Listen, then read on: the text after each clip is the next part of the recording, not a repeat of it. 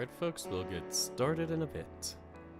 I am scrolling through everything right now and trying to find the proper screens.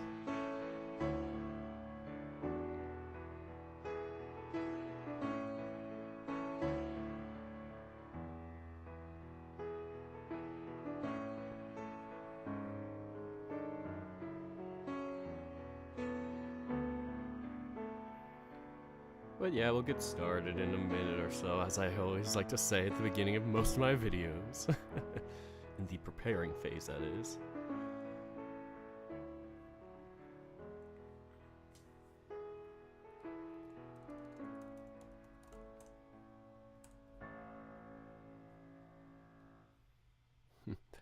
As usual, everybody who is the usual tends to just get summoned here, according to Dragon and Friends. I have been summoned.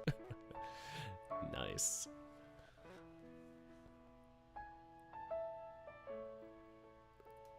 Alright, almost ready.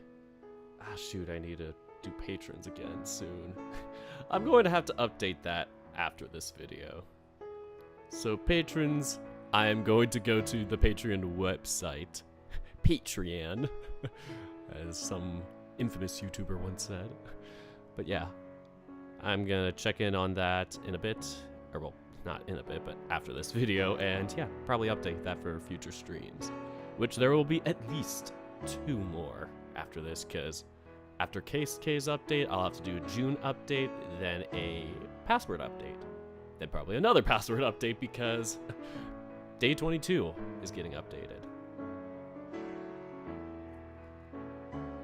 Alright, let's get started then. Hey folks, welcome back. Dirk the Red Panda here with Tennis Ace. Alright, so today we are doing Keisuke's route. This is not the load screen. This is the load screen. Here we go. So it's been a while. Last time we did Shuichi, or Shoichi as I've been told now. It's Shoichi. I've been saying my best boy's name wrong all this time. Then again, Keisuke and Jun are also my best boys. Y'all are best boys. But yeah, when I was doing Shoichi's, it was like since November of last year. November of 2021. It's nearly 6 months since the last time I played this. And then Keisuke's been add another like 3 months to that. 9 months. Almost been a full year since I played with this guy. Don't take that out of context. So, we last got off on day 31, if I'm wrong, right? Whatever I am. We are somewhere around here. I have 3 saves back to back to back. I don't know why, but I guess I just did that, so... I think last time we had the washing machine scene, if y'all remember that. So, good times, good times. And yes, welcome to Inugami, playing Jun's character select day 2, so they are on a trek, a long trek to be, because all these days can be quite long, and there's many a day in the Tennis Ace lore. But yes, I will just pick probably the one on the furthest left so I can progress to the right side of the screen and get started with that. Not much else to talk about. I mean, there have been some like real world events that have been horrible that have been going on, so I'm gonna try not to talk about that as much. I just am absolutely peeved and disappointed with how those things have been handled, so you can check my Twitter out if you really want to see my thoughts on that, but that's not what this channel's about, so that will definitely timestamp this video to a certain period in history. And yeah, so we are going to try and keep things as light as we can, as light as Keisuke's route can be with his own tragedies, so we'll get started, as I always say, we'll get started in a minute. The timestamp man, also known as myself, must keep track of everything.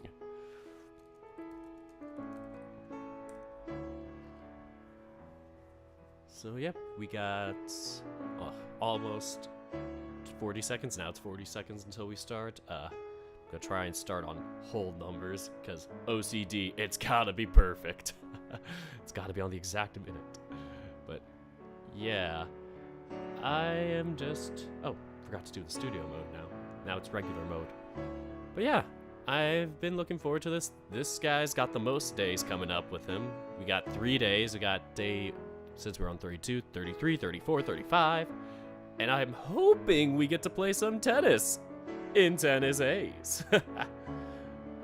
Who knows? Will we get to play tennis today? Find out now.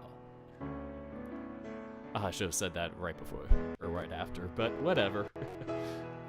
Whoever just popped in the 6-minute mark, go back 10 seconds. Anyway, we start with day 33 and to day 32.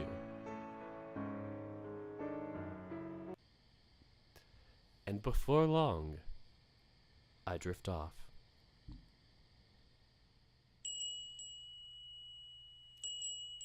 June 25th, exactly 1 month from today. And oof, that beautiful frying sound effect. Once morning finally arrived, I yawned, heading downstairs to the kitchen where I thought I'd be getting started on preparing breakfast for all of us today. Instead, I was welcomed by the sound of active sizzling, as well as the smell of fish and soy sauce wafting inevitably. Instead, I was welcomed by the sound of active sizzling, as well as the smell of fish and soy sauce wafting invitingly through the air. Oh, hi, Mom. Morning. I'm surprised to see you home on a Sunday morning. Oh, good morning, sweetie. I found myself with a little bit of free time and decided to stay home this morning. Now that's rare. Like Christmas in July, or something admitting that they're wrong on the internet. Something, someone, some group. You'd think that seeing one's parent at home during a weekend would be a given, but even I myself am often surprised by just how rare it is. Either way, it's not like it's an unwelcome surprise. It's kinda nice not having to cook breakfast every morning. Oh, yeah, and seeing Mom is cool too. Priorities. Sorry, if I know someone else would be in the kitchen, I'd have gotten dressed before coming downstairs. I was going to get started on breakfast first before I put my uniform on. Have you already bathed at least? It'll only be a few minutes before I'm done cooking. It'd be a shame if you couldn't have your food while it's hot. That's all right. I finished my bath a good half hour ago. I think Aki's the one who's there right now. Oh, and your friend? My boyfriend? Oh, right.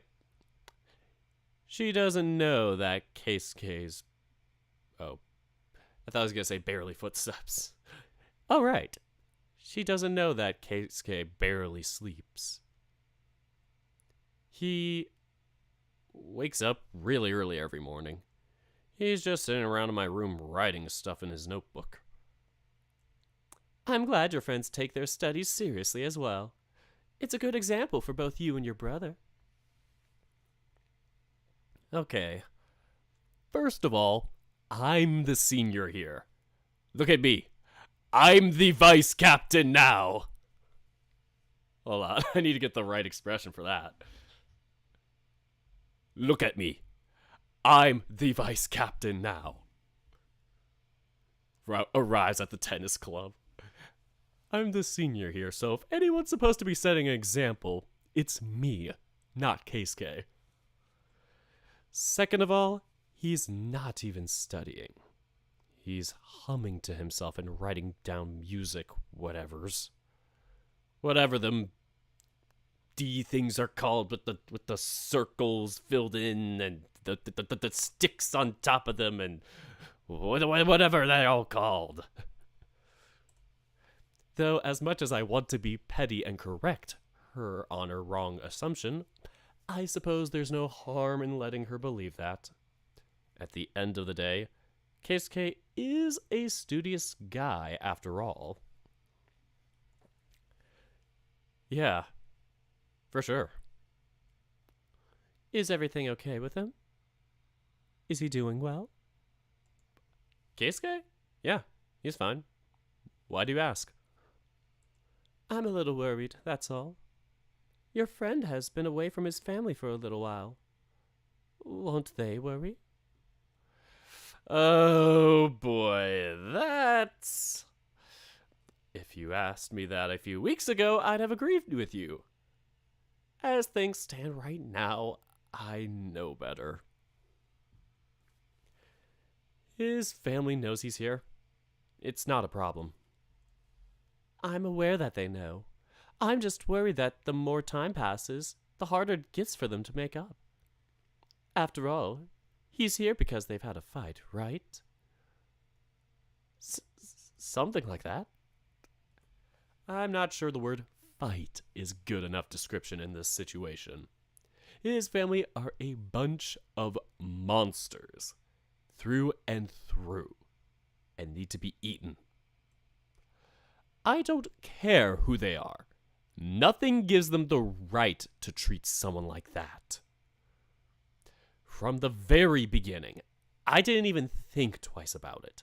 When I heard of the situation, my first thought was to bring Keisuke to my place so I can make sure he's safe and taken care of. Makeup. I seriously doubt something like that would be possible. Just keep in mind, too much kindness can be cruel sometimes. Yeah. Thinking about my situation a little.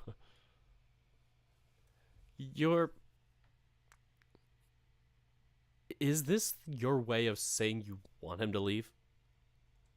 What? No, of course not. I'm barely home in the first place, so I barely even notice his presence. Oh, in fact, I think I've only seen Keisuke-kun once since he started staying over. It's more that... I think the easiest way is to say it would be that I'm concerned with him staying here might make things too difficult in the long term. I don't know that there's even a long term to think about here. I mean, I get it. Keisuke can't stay here forever. It wouldn't be reasonable for me to ask Mom and Aki to put up with that. I know they're really kind and that they want to help out, but that would be taking advantage of their kindness. But still, I hate the idea of not being able to do something about it.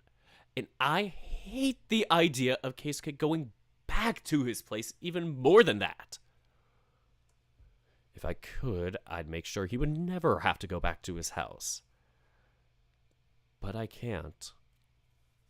I don't have a place of my own or the money to do so. I hate feeling powerless like this. I spent the last few days trying to not think about it, but it's hard to do so when I'm asked directly. Sheesh. Could these two be more similar? Both Mom and Aki asking me about Keisuke's situation just a few days apart from each other? I guess they're both thinking the same thing. Am I the only one that doesn't see it? It's too early in the morning to be spacing out, sweetie. Huh? You have that same look on your face you usually have when you are last in thought. You are last place in thought. Yuichi, you need to catch up. You are dead last. You have that same look on your face you usually have when you're lost in thought. You're standing in the middle of the kitchen without saying anything. Ah, right. Sorry, I was thinking over what you said. I didn't say it to make you freak out about it.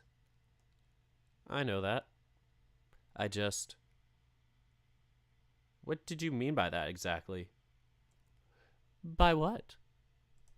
That too much kindness can be cruel? Are you saying that I shouldn't help him out? Not exactly. It's wonderful that you want to help your friend out.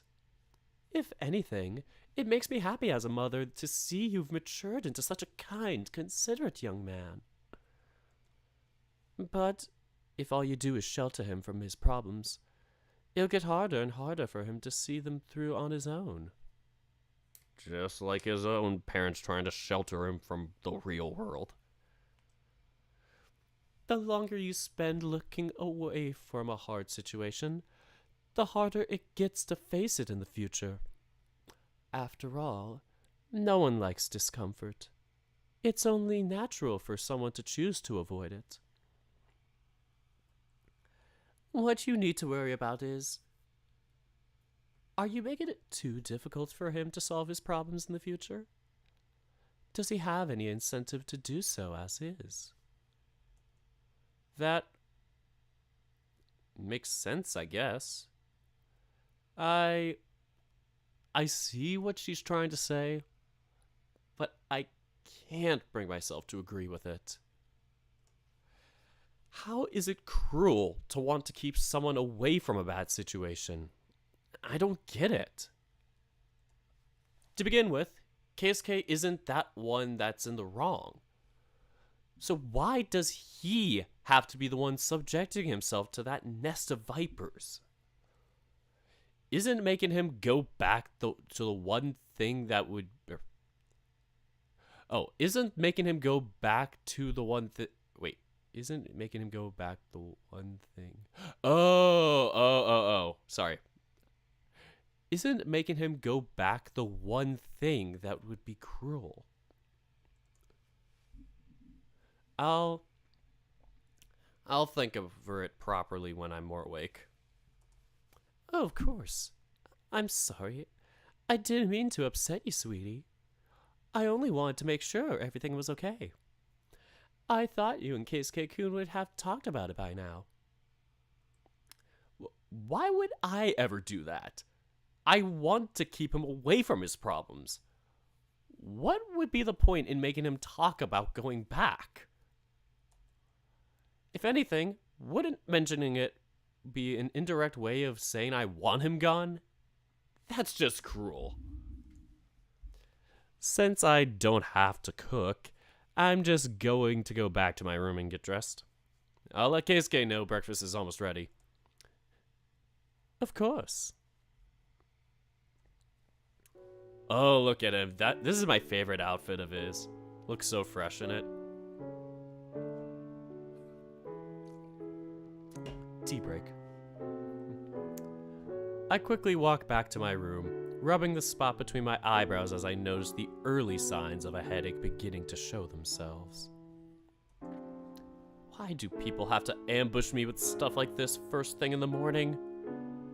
What am I even supposed to do now? You're back real quick. As soon as I walk in, I'm greeted to the sight of a white hare checking himself out in the mirror while fixing the collar of his jacket. Yeah, nice collar. Very good collar. Oh hey, you're dressed already. Oh, I forgot today's Sunday. They don't have school on Sunday. Right? Right? Oh my gosh, and also the chat is purple today. I don't know why that is. I don't know if it's random when it does YouTube. Twitch has a thing, but yeah, YouTube is purple in honor of Keisuke. Oh yes, I was planning on heading downstairs and keeping you company while you make breakfast. Though it looks like I took too long. What? Of course not. Mom was already cooking breakfast when I got downstairs, so I came up here to get dressed. I know you don't know much about cooking, but do you seriously think I'd have managed to whip up breakfast for 3 people in under 5 minutes? She is. Oh, dear. What? Is there a problem? Oh, maybe. I've been here for quite a few days already, but I've barely said 2 words to your mother this entire time. I can't help but feel awkward thinking of having her cook me breakfast all of a sudden. Oh. Yeah, Mom mentioned something like that too. I didn't get the feeling that she minded though. You didn't talk to her because she wasn't home. It's not like you were ignoring her in her own house. I know. But even so, what kind of guest stays at someone's home for a week without even talking to their host? I'm your host. With all due respect, Nico. No. How so? You might live here too and be allowed to have guests over, but it's not like you own the house. It's her house. Technically, yes. You'd be right about that. But my family doesn't operate with this kind of yours and mine mentality. Regardless, at the end of the day, it's still true that she's the owner of the house I've been staying at, and I've failed to even properly greet her in my time here, or introduce myself before staying over for so long. I thought of doing it a few times before, but the only times I knew she was home were when it was already way too late at night, or way too early in the morning. I suppose I could have knocked on her door regardless, but that would have likely been even more obnoxious. I suppose I could have gone downstairs and waited by the door to greet her before she left. The thought only really crossed my mind yesterday, but there's also the risk of coming across as a little creepy if... Oh god, there he goes mumbling to himself. Not only does he seem to have completely forgotten about me standing right here, but he's even reverted to that kind of overly formal language he uses sometimes. Oh god, I could probably stop him, but my mind is too full for that at the moment. I end up deciding to let Keisuke mumble all he wants while getting myself dressed instead. Besides, it's not that difficult to tune someone out when they're speaking quietly. If anything, it makes for some good background noise to keep me from getting too absorbed in my own thoughts. I guess we both have this kind of tendency to overthink things, though I'm nowhere near as loud as a thinker. It's just one of his habits that I've begun to notice a little more as we cohabitated these past few days. I've certainly seen a few sides of Keisuke that I didn't even know existed until now. By the time I finished getting dressed, I turn around to see the hare clutching his head, mumbling even faster than before. It's pretty obnoxious that he's talked himself into a corner. I never thought I'd see someone lose an argument to themselves. Yet, here we are. This sure has been a weird week. Not to ruin your fun, but I'm going to head downstairs to have breakfast. You're welcome to join if you're done arguing with yourself. Yeah, of course. Food would be good. So, in the end, he ran himself in circles so hard that he completely forgot the thing he was even worrying about in the first place. Man, the way his brain works astounds me sometimes. The two of us quickly head downstairs, with Keisuke continuing to mumble to himself every now and then along the way, though at least he's quieted down a fair bit. He fixates on these smallest things sometimes. I'm back. Welcome back, sweetie. Breakfast is almost ready. And hello there, Keisuke-kun. Good morning. Uh, good morning, ma'am. Huh? Is something the matter? Your face is very tense. It's nothing. I'm just... I'm sorry I haven't been a better guest. What? Oh god, not this again. Nico-kun, what did you say to him? I didn't say anything. He got this idea in his head all of his own. Seriously, who starts a conversation like that? Of course she's not going to know what you're talking about, you idiot. Keisuke-kun, what's this about? You've been nothing but a good guest. Told you. I barely interacted with you while staying here, even though this is your house. Is that what this is about? Don't be silly. That's no big deal. But, told you. You don't have to repeat yourself. I am barely ever home in the first place. Of course we wouldn't have many chances to interact. If anything, I should be the one apologizing for not checking up on you ever since you are a guest. What? There's no need to do that, ma'am. I do need to say, you are so polite. That's very rare, especially for a boy your age. I'm happy to see my son has been keeping such good company. I'm not.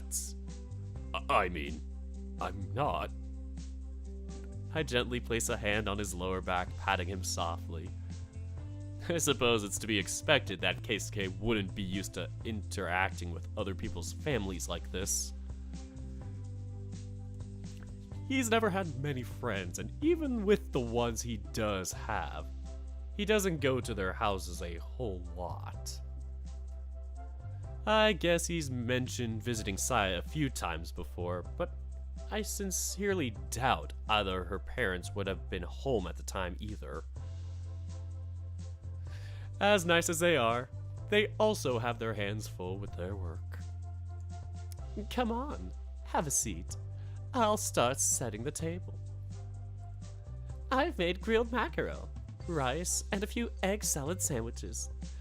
I hope there isn't something you don't eat mixed in. No, it's fine. I'm fine. Thank you very much, ma'am. Is that so? Whew, I'm glad. It didn't even occur to me until I was almost done that I added some cream to the sandwiches. Sorry, I don't like cream. I'm not much of a cream person when it comes to my sandwiches. I really hope you don't have a problem with lactose. Uh-oh. I'm lactose intolerant. I know Sai-chan does. No, ma'am. No such problems for me. I'm glad. Sit.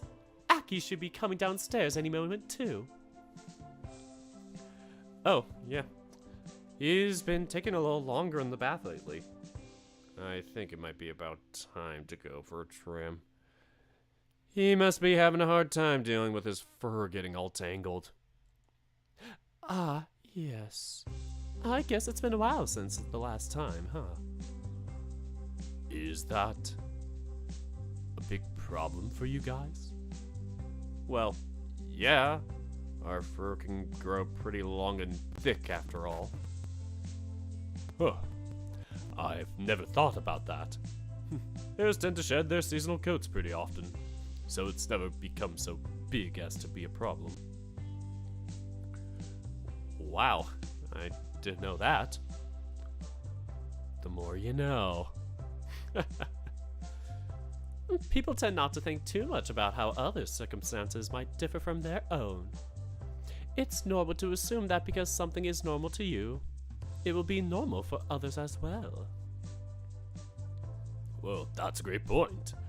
I hadn't thought of it like that. Really? The guy with the most abnormal life I've ever met has never thought that's normal to him might not be normal to others? Wow, shocker. In fact, I'm pretty sure we've talked about that exact topic at least a few times. Keisuke, are you just agreeing with whatever Mom says without thinking about it? Do you boys have any plans for the day? As she's setting up the table, Mom continues to make conversation as if it was all a given.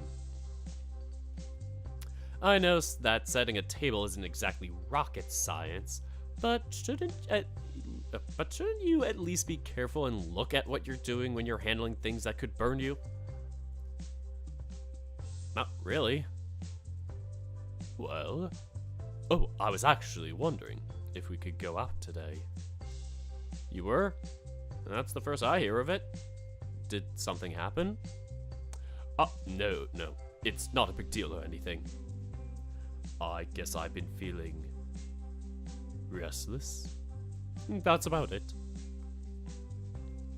Restless? How come? Isn't it obvious?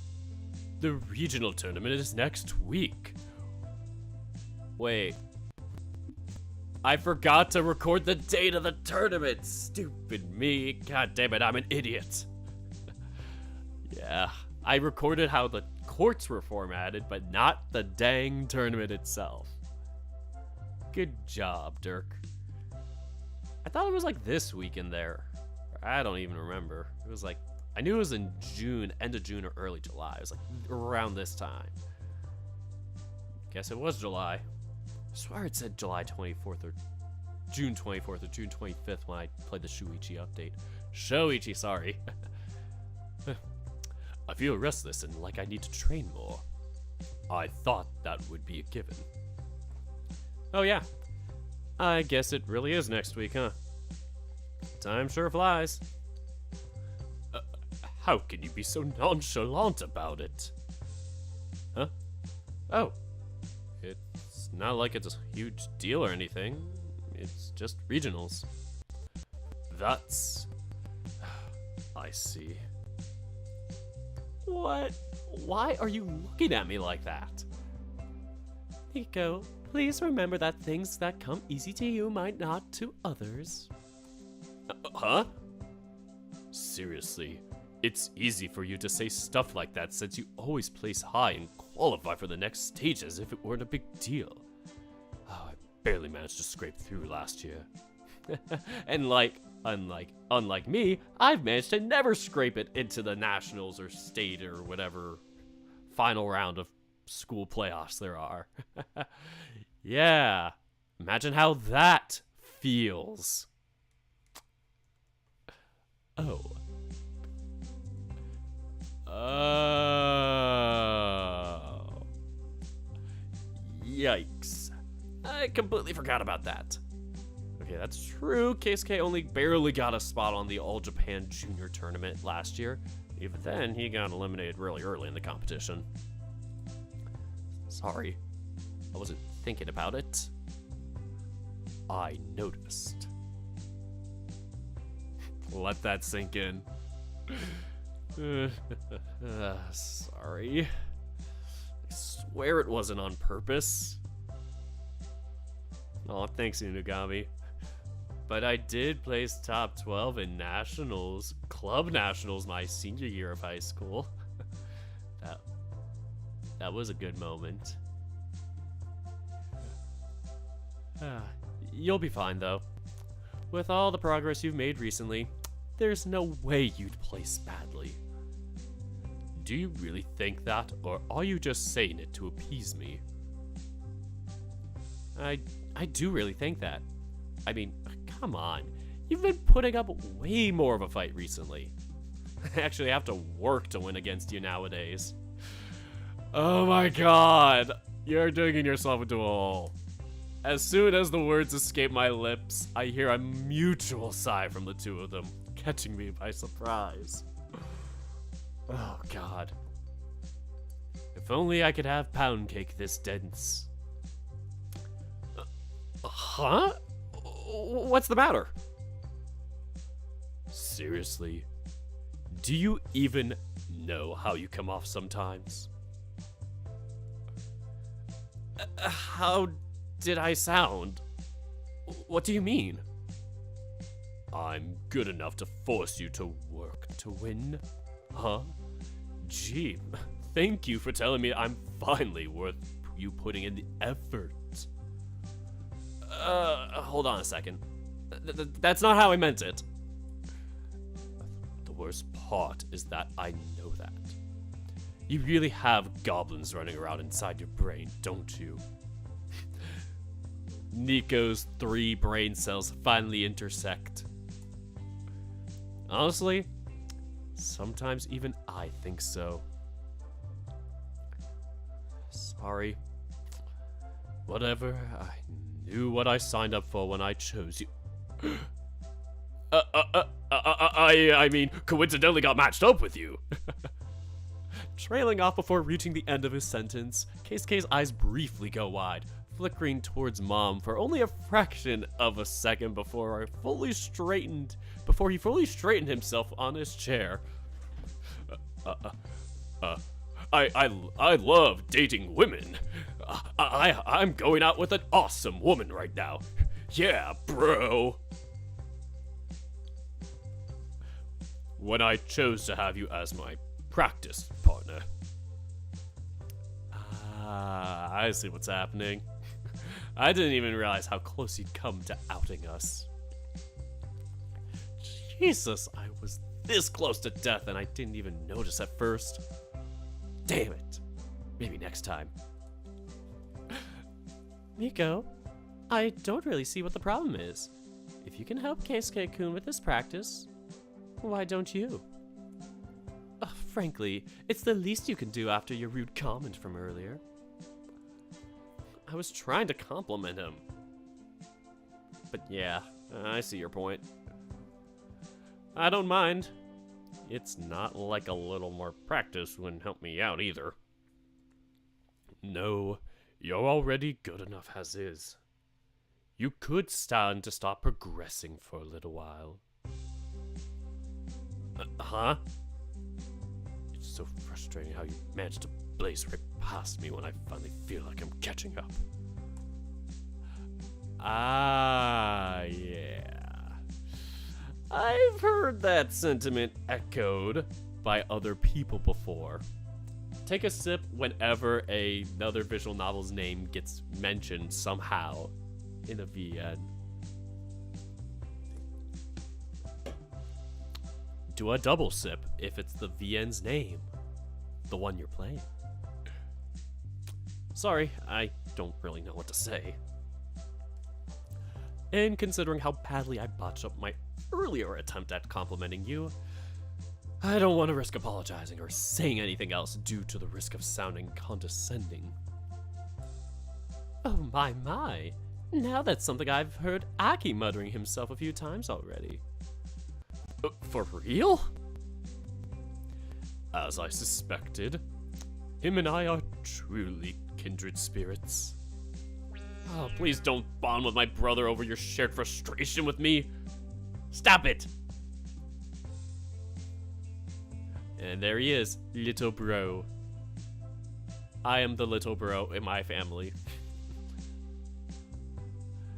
Morning. Finally, I was starting to think you'd never come down. Shush. Sweetie, your fur is looking a bit long. Maybe we should schedule a trim. What? Do we really have to? It would be best. Aren't you having trouble in the bath lately? Yeah. But I still would rather not. Aw, is poor little Aki embarrassed? Nico! I'm not you. Oh, got him. But if that's not the reason, then why don't you want to get your fur trimmed? It takes too long. Do you have any idea how hard it is to stay still for that long? Really? That's your reason? Yes. I don't know, Akiyoshi-kun. There's something profoundly relaxing about the process. The scented candles, the aroma oils, the moisturizing lotions, the soothing music. And don't even get me started on the massage and the $100 bills being thrown on you as you get. Maybe I should not talk about that right now. Keisuke. What? Keisuke-san, we really do come from different worlds, huh? What? What's that supposed to mean? I give the confused hare a pat on the back. Either way, it's good that you came down when you did. Breakfast is pretty much ready. Oh, good. I haven't had your cooking in a while. It hasn't been that long, has it? I think it's been a couple weeks. I really need to work on some more breaks into my schedule. None of us would complain, that's for sure. It'd be really nice. The problem is that it's hard to find a stopping point. Every time I take myself, I'll take a few days off after finishing an important document. I get swamped with lots of other high priority work right before I'm done. That's because your co-workers keep taking time off and you cover for them. Let's file workplace issues. Let's talk to HR about this. Oh. Dirk-san. Ototo, is that Otato or is it Ototo? I think it might be Otato. Otato? Otato? Whatever. Otato is little brother. Thanks. I will struggle to remember that. Our work is important. I can't just let it idle. Your family is important too. Or at least that's what I want to say. But I know it wouldn't solve anything. It's not like Mom doesn't feel bad about it. I'd just be making her feel even guiltier with no actual solution in sight. Ugh. What is it with me and finding a way to surround myself with workaholics? Hi, I'm a workaholic. If it's okay for me to ask, what is it that you do, ma'am? Huh? Has Nico not mentioned it to you before? In vague terms. He told me that you work a lot and are in law. Not much more past that. I gave you all the important information. Hard disagree. Well, I suppose it would be difficult for him to explain. I don't tend to talk about work at all that much when I'm home. I don't want my time with them to be spoiled by it. So I try to enforce strict separation between my work and home life. You mean other than when you're locking yourself in your room to work? Yes, I suppose you're right about that too. Nikki, don't make Mom feel bad. I was joking. Relax. I work for a firm that specializes in criminal defense. We mostly handle appeals from clients that have been let go by their prior attorneys, though I haven't dealt with that particular front for a few years. Whoa. That's a lot heavier than I expected. I don't blame you for distracting yourself from that part. Being a defense attorney is already really difficult over here, and there aren't that many willing to do it. To work on appeals, though. Those rarely ever go anywhere. I don't think I'd be able to handle the pressure either. Wait for it. Well, I don't distance myself from appellate work because of that. Our firm started working with other defense attorneys in the country to attempt to introduce a series of amendments to the Supreme Court in an effort to restructure the judicial system. I've been working on that, so I had to step away from everyday trial law.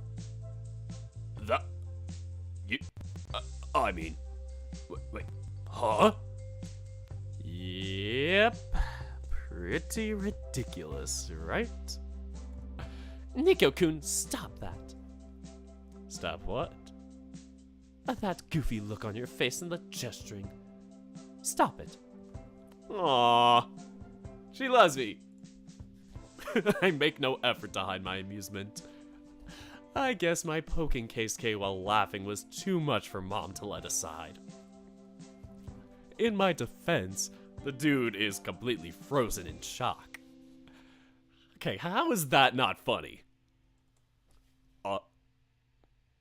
I'm sorry? I can't seem to pick up my jaw up from the floor. You don't need to act surprised. It's not that big of a deal. It's a huge deal. You could completely change the face of the Japanese justice system.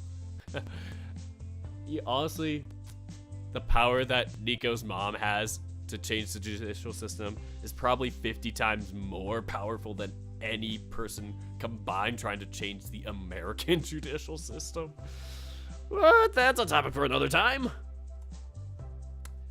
It's a nice sentiment, but any meaningful change is still far off, I'm afraid. We might be laying a foundation of sorts, but motions like these are introduced every now and again, only to get quashed without much resistance. We're just making it a little bit harder to drown them out with every new one that pops up. That's unfortunate. A change such a fundamental aspect of an entire nation doesn't happen overnight. I'm not sure if I'll be still practicing by the time the seeds we've planted bear fruit. Oh. Now you see why I hardly say anything about her being away so often. I mean, sure, I want my mom around the house more often, but it's hard to say, please give me attention at the expense of an entire country. Wait until you see the GOP. I suppose it might be a bit of an exaggeration, but that's about what it feels like. Wait, overworking is common in Japan. In those big companies, you could do an extra 30 to 40 hours of paid overtime. In Japan, you could get a job contract for life.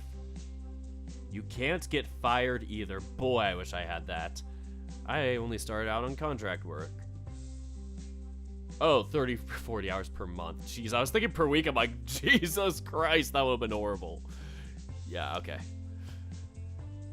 Yeah, justice system and politics are very conservative in bureaucracy. I'm not too surprised about that, but I do know they still have a better, like, public system in terms of, like, you know, transportation, safety.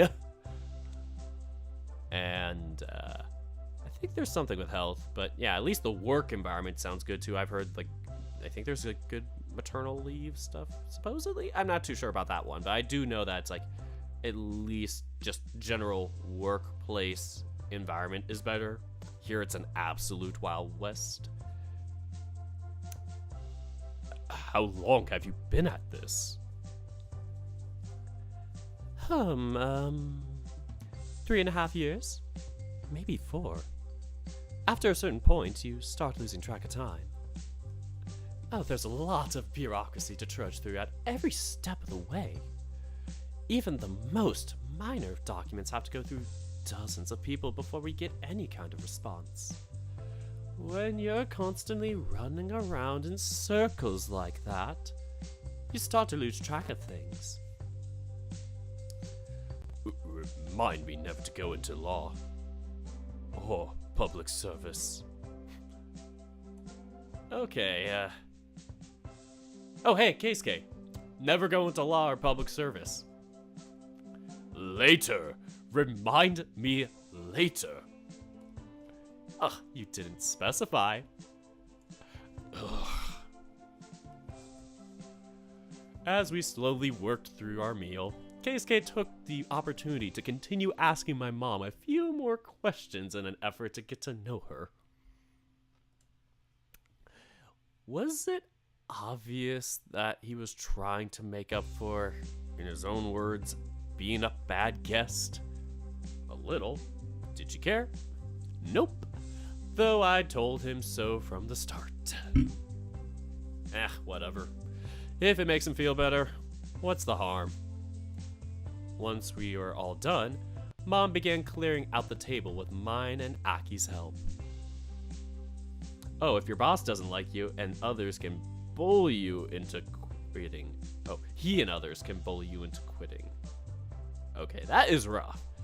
I mean, low-key, there are some politics and big businesses out here, but I've never heard of, at least in my experience, I mean, I've only had like 1 or 2 like actual jobs, but like, or well, 3, technically, 3.5? I don't know.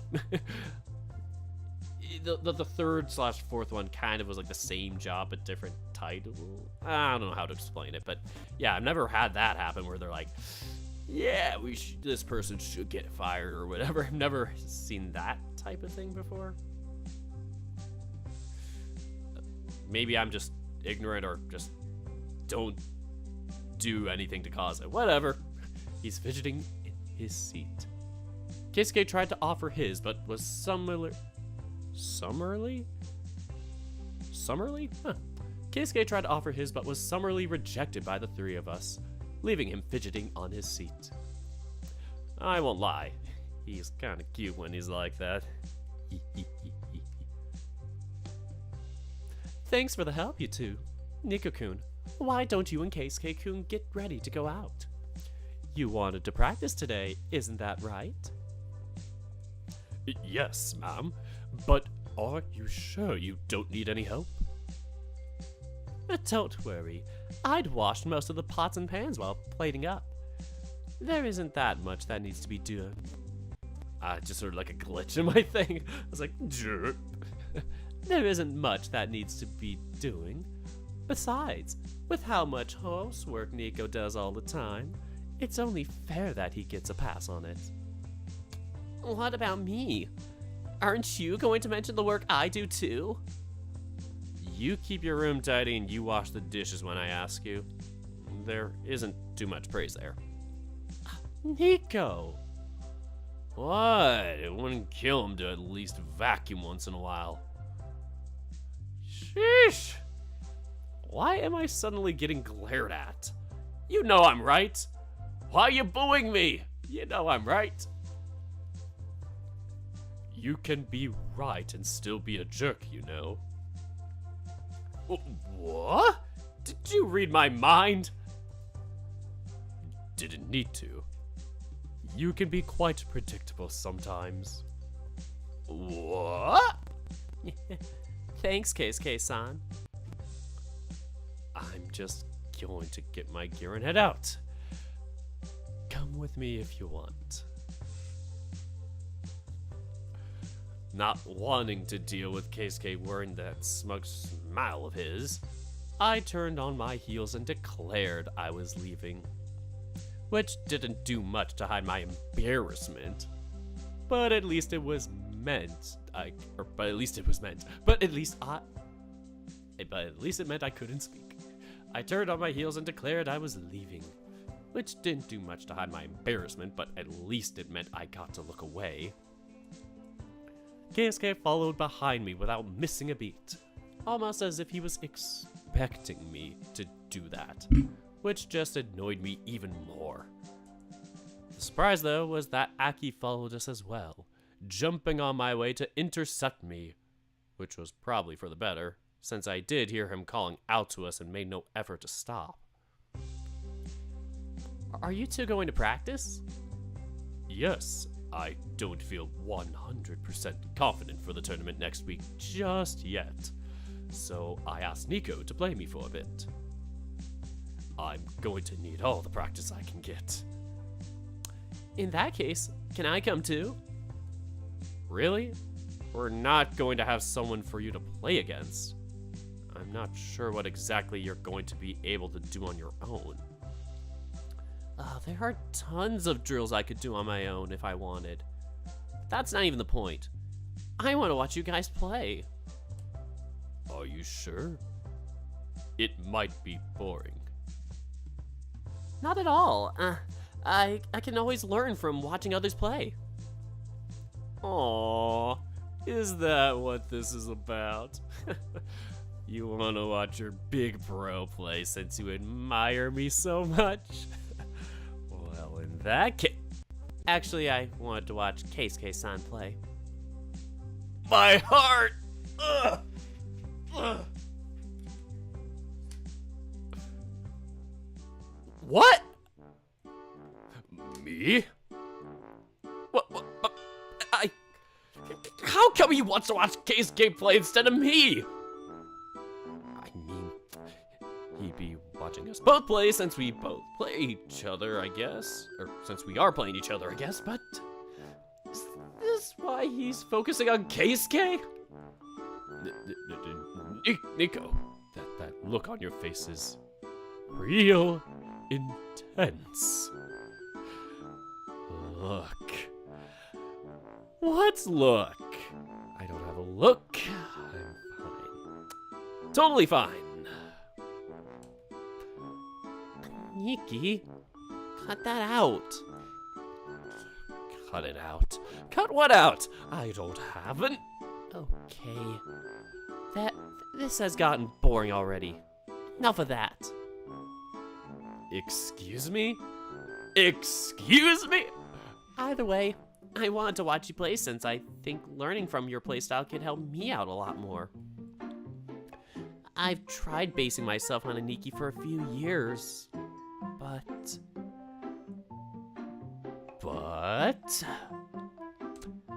I don't have Aniki's physique. It's not like I'm weak, but I'm not particularly strong either. Well, compared to the other kids in my age group, I always score in the lower third in terms of strength.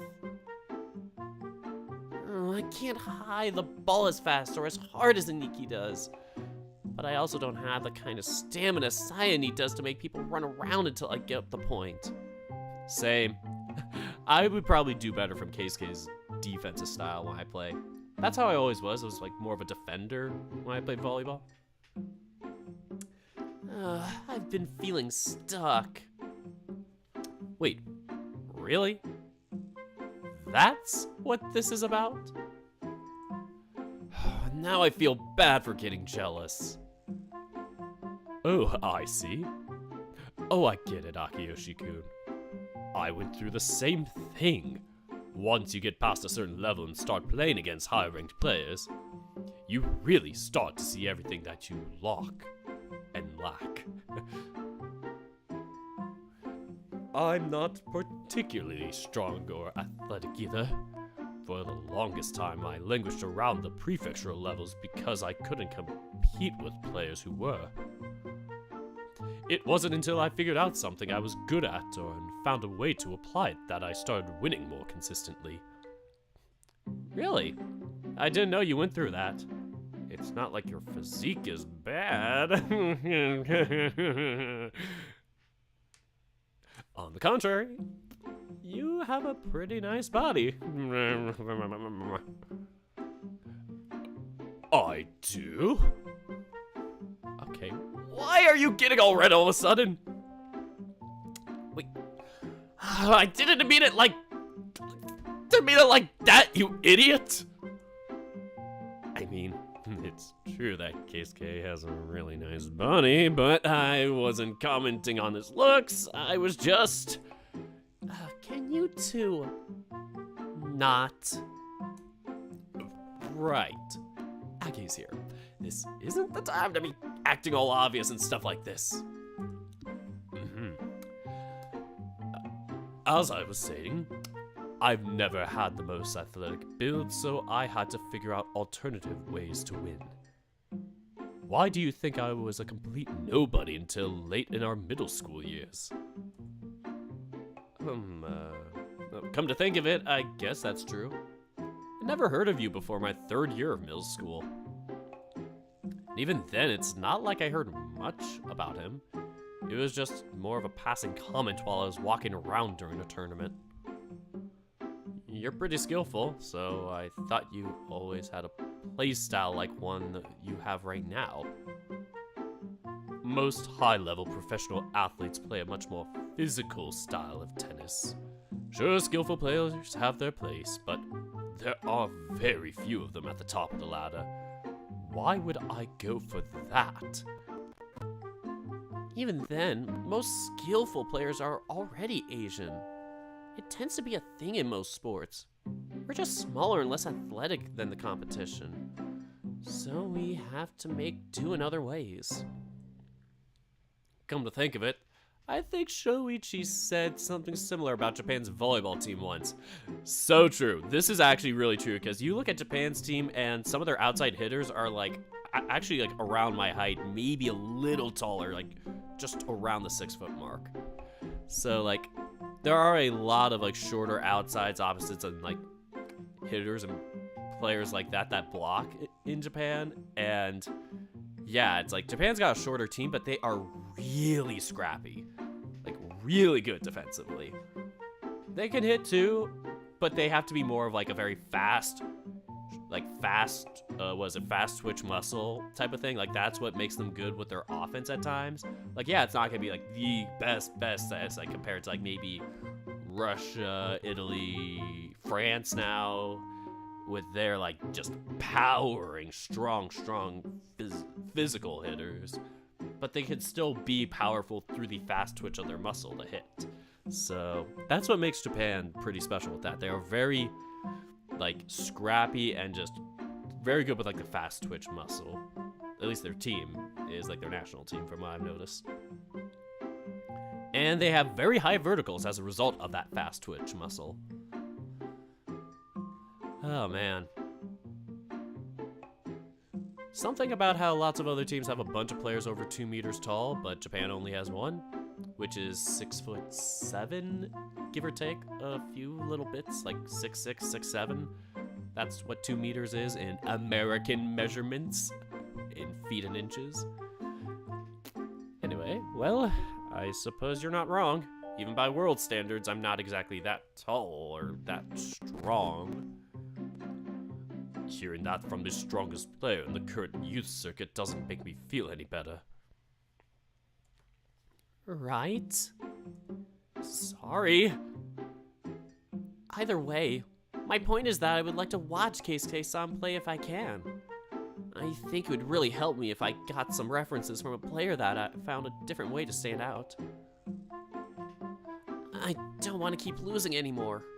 I can barely even graduate past the prefectural stage. Of course. If I can be of help to younger players, then I definitely want to do what I can. Thanks, Keisuke-san. Wow.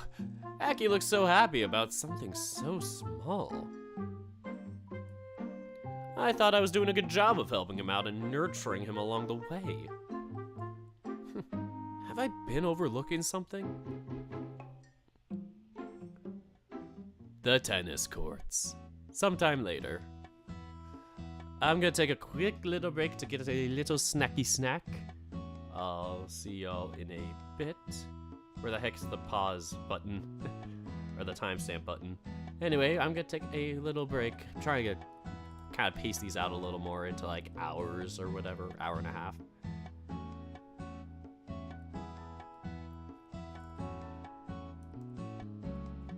Alright, see y'all in a bit.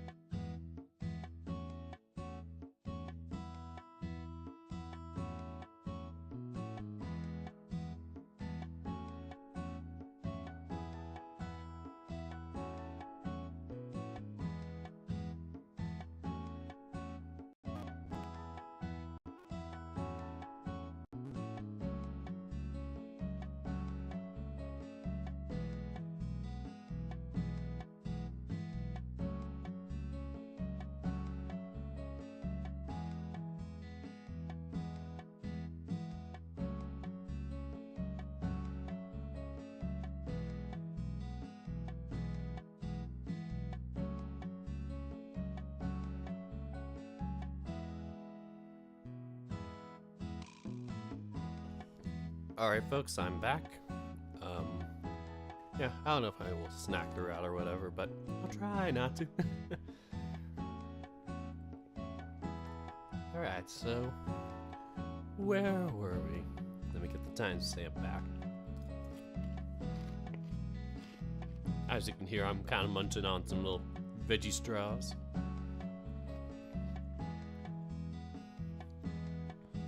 Start in a few seconds then.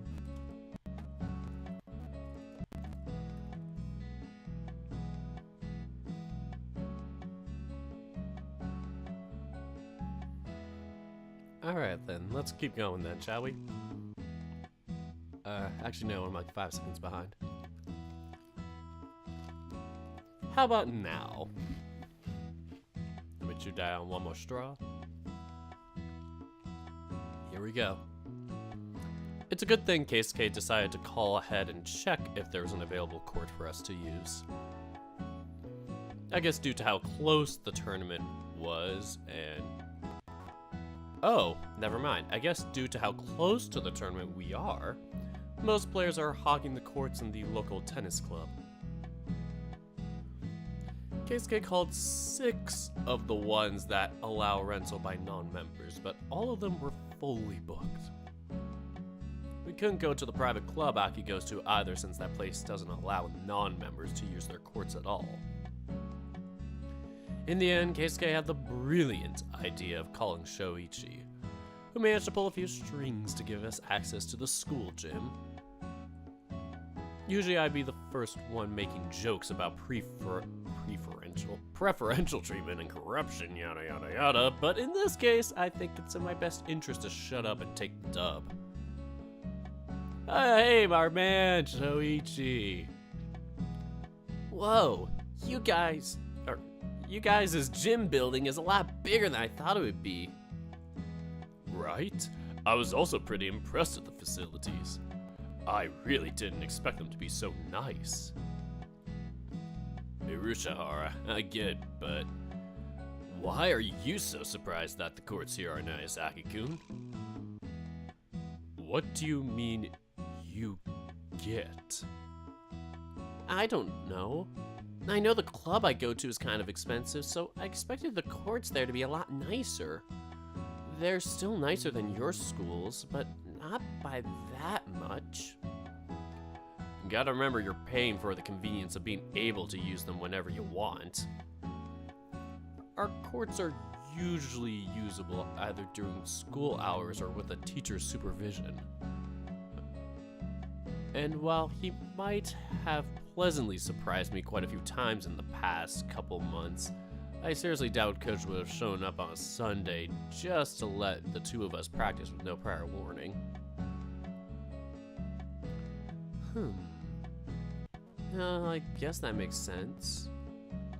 Speaking of supervision, just to make sure I got it right, are you going to be here with us the entire time, Hirata? Is that going to be a problem? Because I can go ahead and lock things back up, you know. I have better things I could be doing on a Sunday morning. Ah, yes. As evidenced by your coming here promptly without a moment's delay. Quite busy indeed. That's... Shut up. Can we please not start? You two have been so good about not bickering. We're not really bickering. Haven't you ever heard of banter, Nico? I'm not even going to pretend like I understand whatever kind of weird friendship you two have.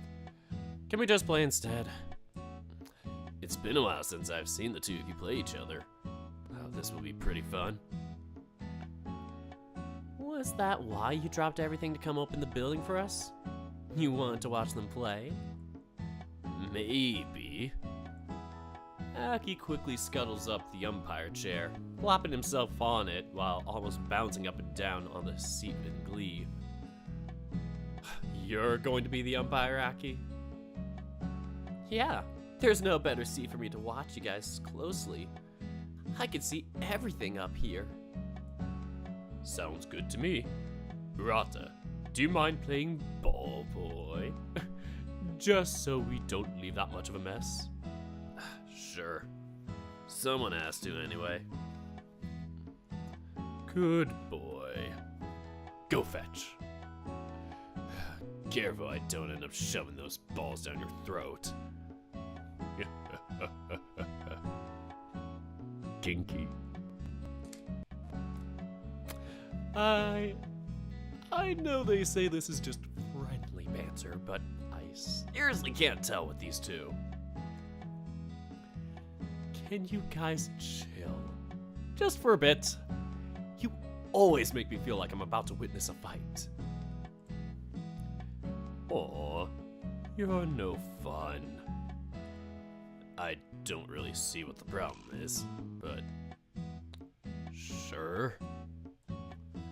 You not seeing what the problem is a good half of the problem. Let's just warm up and get this started, please. The sooner we start playing, the sooner I stop having to deal with this potential ticking time bomb. With a nod, Keisuke and I place our bags on the floor and start a quick warm-up routine. Some stretches, lunges, a few quick sprints to get our blood pumping and ready to play. Once we finish, we play rock, paper, scissors to decide who gets to serve first. Keisuke either predicts that I'm going to play scissors or just throws a rock randomly, but he ultimately gets to decide. You can serve first. In exchange, I get that side of the court. Keisuke points at the far side from the entrance with a smile. I have a certain sense of deja vu from this. Are you sure you want me to serve first? Yeah, it's not a problem. I guess. I seem to recall us having a problem the last time you chose to let me serve. Although he's improved a lot since then, both in his skills and his handling of temper, so I suppose I might be fine. I really don't want to deal with any angry Keisuke, though. Keisuke and I do a few quick drills, hitting the ball back and forth to each other so we can finish our warm-up. At least he seems at ease. That's a huge step up from the first time we played each other. You all good to go? I have to speak up a little for him to hear me from his side of the court, but Keisuke nods and gets into position. Ready whenever you guys are. I take a quick look to the side where I see Aki happily settled into the umpire chair, as well as Shuichi standing around next to it. If I were in his shoes, I'd want to sit down to watch, but I guess he can't do that if he's going to be all her ball boy. Keisuke and I both stand at the ready. Once I see that he's prepared, I begin my own pre-serve routine, grabbing one of the balls I'd stuffed in my pockets and bouncing it a few times. Once I've bounced it my usual number of times, I clutch it tightly in my hand, raising my head to look at the court. I can quickly feel my switch flipping on, and with a quick motion, I toss the ball in the air. I continue to watch as it's funny because I noticed as soon as it changed, I'm like, hey, Shuichi perspective. I continue to watch as Nico and Urashihara hit the ball back and forth, playing at high intensity from the very start of their match. Part of me can't help being a little surprised. The last time I saw Urashihara play was during the last tournament. Compared to that, 40-30. I'm not just imagining things, am I? Not only Urashihara, but Nico as well. Both of them got a lot better. If I were to just compare their progress based on the gap between them, it would look like they haven't changed that much. But yeah, that's not it at way. They've both improved a ton. Especially Urashihara. Well, he's not holding his own so much as he's hanging on by the skin of his teeth. He's still putting actual pressure on Nico. Risha I knew before could never do that. Sure, he managed to do it a little bit when I saw them play at the private club back in April, but that was more of a fluke than anything. Nico wasn't playing anywhere near his best, and the whole match was frustrating to watch. This time, I can't make any kinds of excuses like that. He's genuinely laying on the pressure. Game. Aniki. 5-2.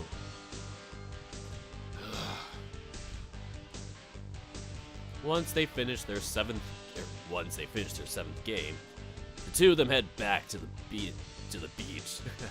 Once they finish their seventh game, the two of them head back to the bench to take a quick break. Rushihara slumps onto his seat, grabbing his towel and covering his head with it. On the other hand, stands next to me. Nico, on the other hand, stands next to me, merely grabbing the towel I hand out to him and wiping his face. Rushihara's gone way better, huh? I mean, yeah, but it's been months since you last saw him play. I don't think that quite explains it. This is way too big of an improvement to come that naturally. Well, we've been playing against each other pretty often, so isn't it normal that he got better? Good practice partners make all the difference. Then how did you improve that much in this short amount of time? I don't want to be rude, but, well, you might be a great partner for Rushihara to train. The inverse isn't exactly true. Although I should probably refrain from saying that. I wouldn't want to risk Rushihara overhearing and throwing him off his game. If you say so. This still feels like a huge jump compared to where he was a few months ago. Keisuke was always good. He just needed the experience to keep his cool when things aren't going well. He's a pretty smart guy. If he stays calm, he'll eventually find an opening. It sucks for me, but he's gotten way more annoying to play against than before. Not to mention that his sharp angle shots are pretty killer. If he goads me into an unfavorable position, he can really make me suffer. What? Nothing. Since when have these two gotten so chummy? I remember Nico hating the very idea of playing with Urushihara not too long ago. Now, he seems to have paid so much attention to the guy that he can notice all these tiny details. The Nico I know doesn't care about any other players. I doubt he could describe Saya-chan's play style as well as he does with Urushihara. Damn it, why am I feeling annoyed all of a sudden? Time's up.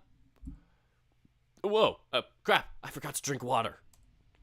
Nico tosses his towel back on the bench, grabbing his water bottle and quickly downing a few sips before returning back to the court. Oh shit, wrong voice. Nico tosses his towel back on the bench, grabbing his water bottle and quickly downing a few sips before returning back to the court. Despite having lost during his last serve game, Rushihara shows no signs of being nervous or rattled in any way. Confidently serving the ball at a really nasty spot, with Nico barely managing to tap it back. Seems like his shot placement is also getting sharper as the game goes on. At this rate, I'm not sure if Nico will be able to break on his serve again. He'll probably still win this set, but it will remain to be seen whether that will be the case for the next ones. Man, is Rushihara actually going to manage to drag a set into a tiebreak today? While these thoughts continue to run through my head, I also notice this strange sense of unease bubbling just below the surface every time those two talk or gesture at each other after a point. Why is that?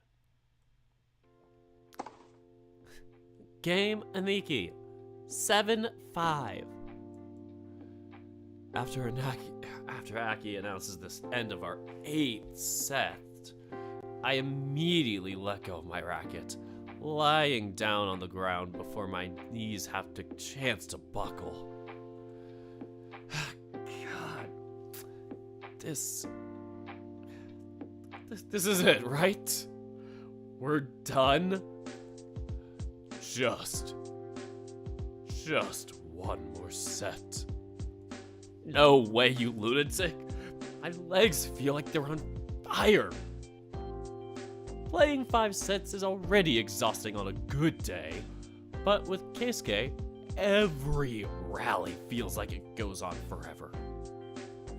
My body is so heavy. It's like I played 3 full set matches all in one. You can't even stand anymore, Rishihara. Give it up. Sure I can. Despite it feeling like a huge hurdle, I managed to raise my head just enough to see Keisuke struggling to get back on his feet. Keisuke-san, you look like a newborn deer. To put it mildly. Ugh. Keisuke collapses to the floor once again, devolving into a mess of gasping and sweat. Not that I'm all that different at the moment. God, I didn't win a single set. You've gotten way better, though. You almost won the last 2 sets. Doesn't really count. I have way more stamina than you. I was just trying to outlast you at that point. You're not wrong, but still. I'm not lying when I say he's improved a lot. His backhand has become a lot more consistent, so there aren't any obvious weaknesses to explore. His footwork's improved, his control is also improved. I feel like every single aspect of his game has gone up a few levels. I mean, even Shoichi was shocked, and he's not exactly the kindest judge when it comes to Keisuke. I force myself back on my feet, even though a little part of me feels like death right now. That little part would be my legs, the soles of my feet, my lungs, my arms, pretty much all of me. Can we please go home? I can't wait to be out of these clothes. Okay. Oh, that's fair. Having climbed down from the umpire chair, Aki and Shoichi quickly make their way to Keisuke, with both of them helping him get back on his feet. My feet will not be happy with me tomorrow. You're an idiot for going that hard just days before your competition. What would have happened if one of you ended up getting injured from overworking? Idiots. You're the last person that gets to say that to me. Even I'm more reasonable than that. It's been almost 8 hours. I'm starving. I guess it's true that we've been at it for a while. I won't lie. I'm hungry too. Sorry, Akiyoshi-kun. Only the adults get to eat. It's okay. I got to learn a lot from watching you. Well, I suppose if there's someone to serve as a template for you, Rishihara really would be the best bet. I thought so too.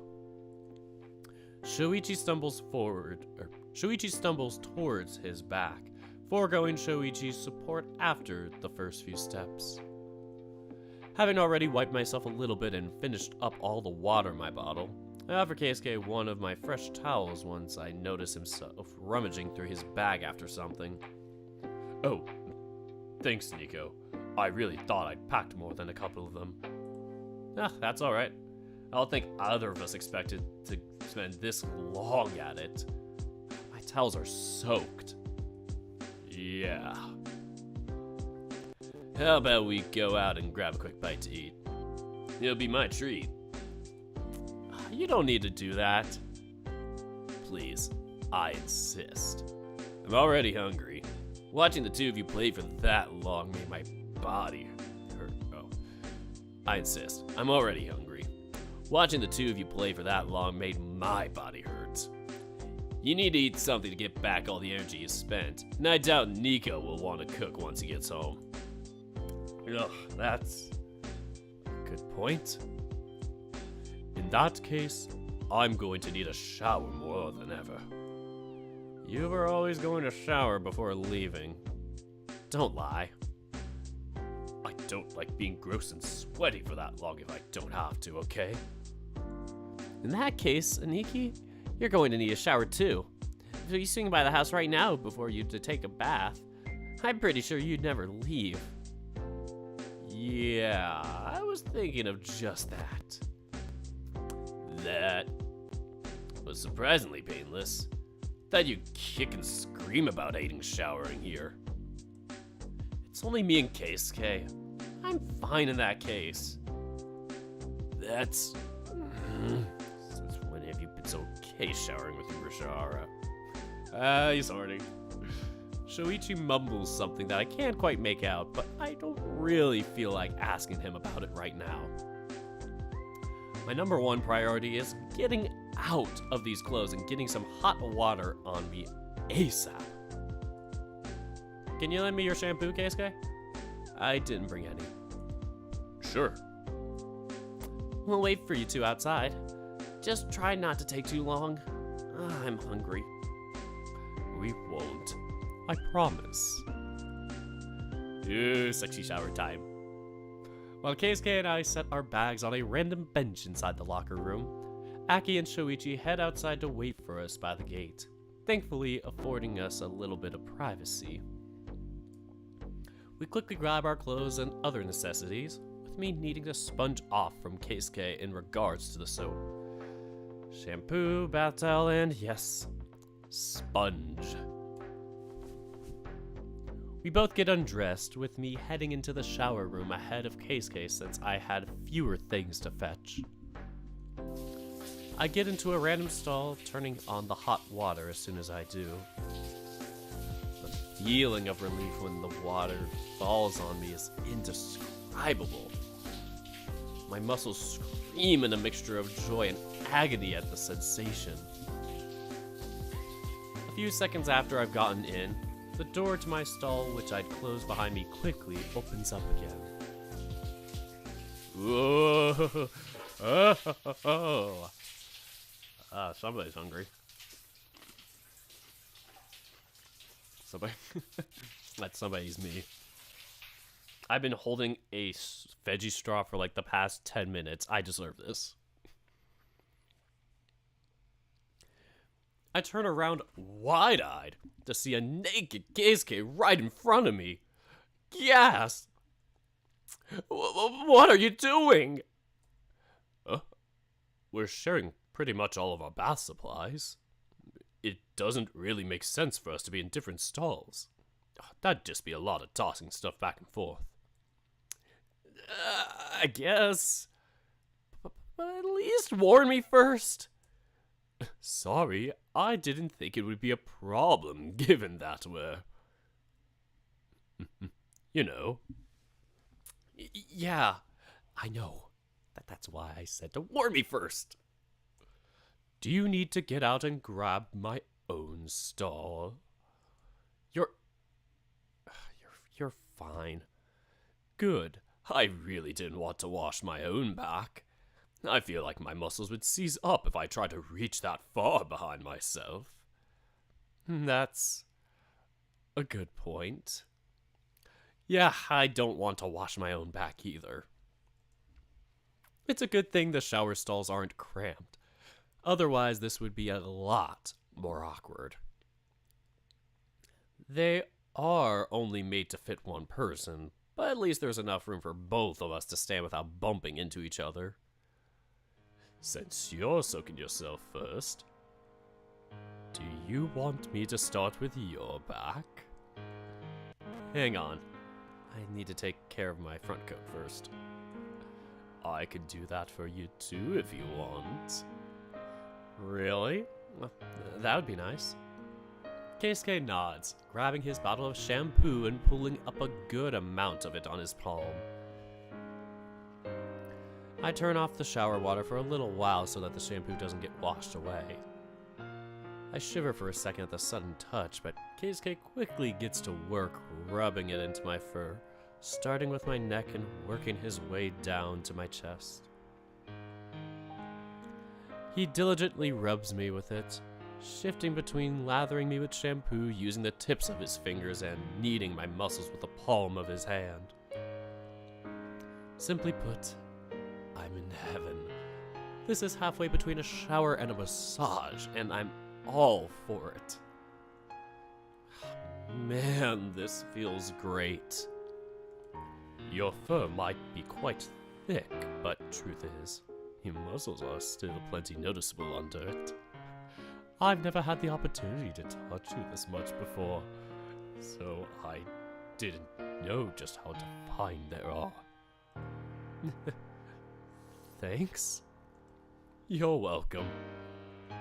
Keisuke reaches the area right between my navel and my groin, leaving my neck, chest, stomach, and arms fully coated in a layer of citrusy smelling bubbles. With a quick groan, Keisuke gets on his knees, continuing to spread the shampoo on my thighs and legs. Seeing him get down like that makes my heart involuntarily skip a beat, and before I notice it, my member starts reacting. And here I thought you were completely out of energy. Shut up! Look at the position you're in. Of course I get like that. Oh, I'm flattered that I can make you react like that. Once he's finished soaping me up all the way to my feet, Keisuke squeezes one more scoop of shampoo into his hands and, without warning, wraps it around my half-erect dick.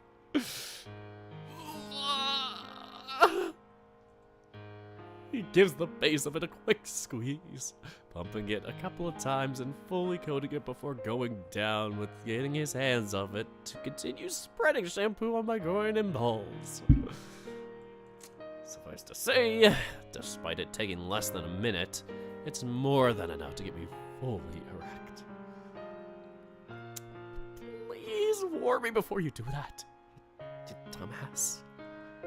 Relax, it's nothing I haven't done before. Besides, that's one of the areas that smells the strongest if you don't wash it properly. God, I know that, but a warning should still be appreciated. I'll think about it. Now come on, turn around so I can take care of the other side, big guy. Keisuke playfully taps the side of my waist, leaving me in a mix of embarrassment, annoyance, and disappointment that he didn't take the opportunity to take care of me. Not that I would say that out loud, especially with Aki and Shuichi waiting outside for us. God forbid them walking in just to ask why they're taking so long and seeing something they shouldn't. I'll just stand around awkwardly and try not to be too mortified being naked and boned up in front of Keisuke. Since he's already on his knees, Keisuke finishes lathering up any spots that he's missed on the back of my legs before making his way up, not being coy about getting a handful of my ass while he's at it. Yelping at the sudden feeling of his hands rubbing between my cheeks was not enough.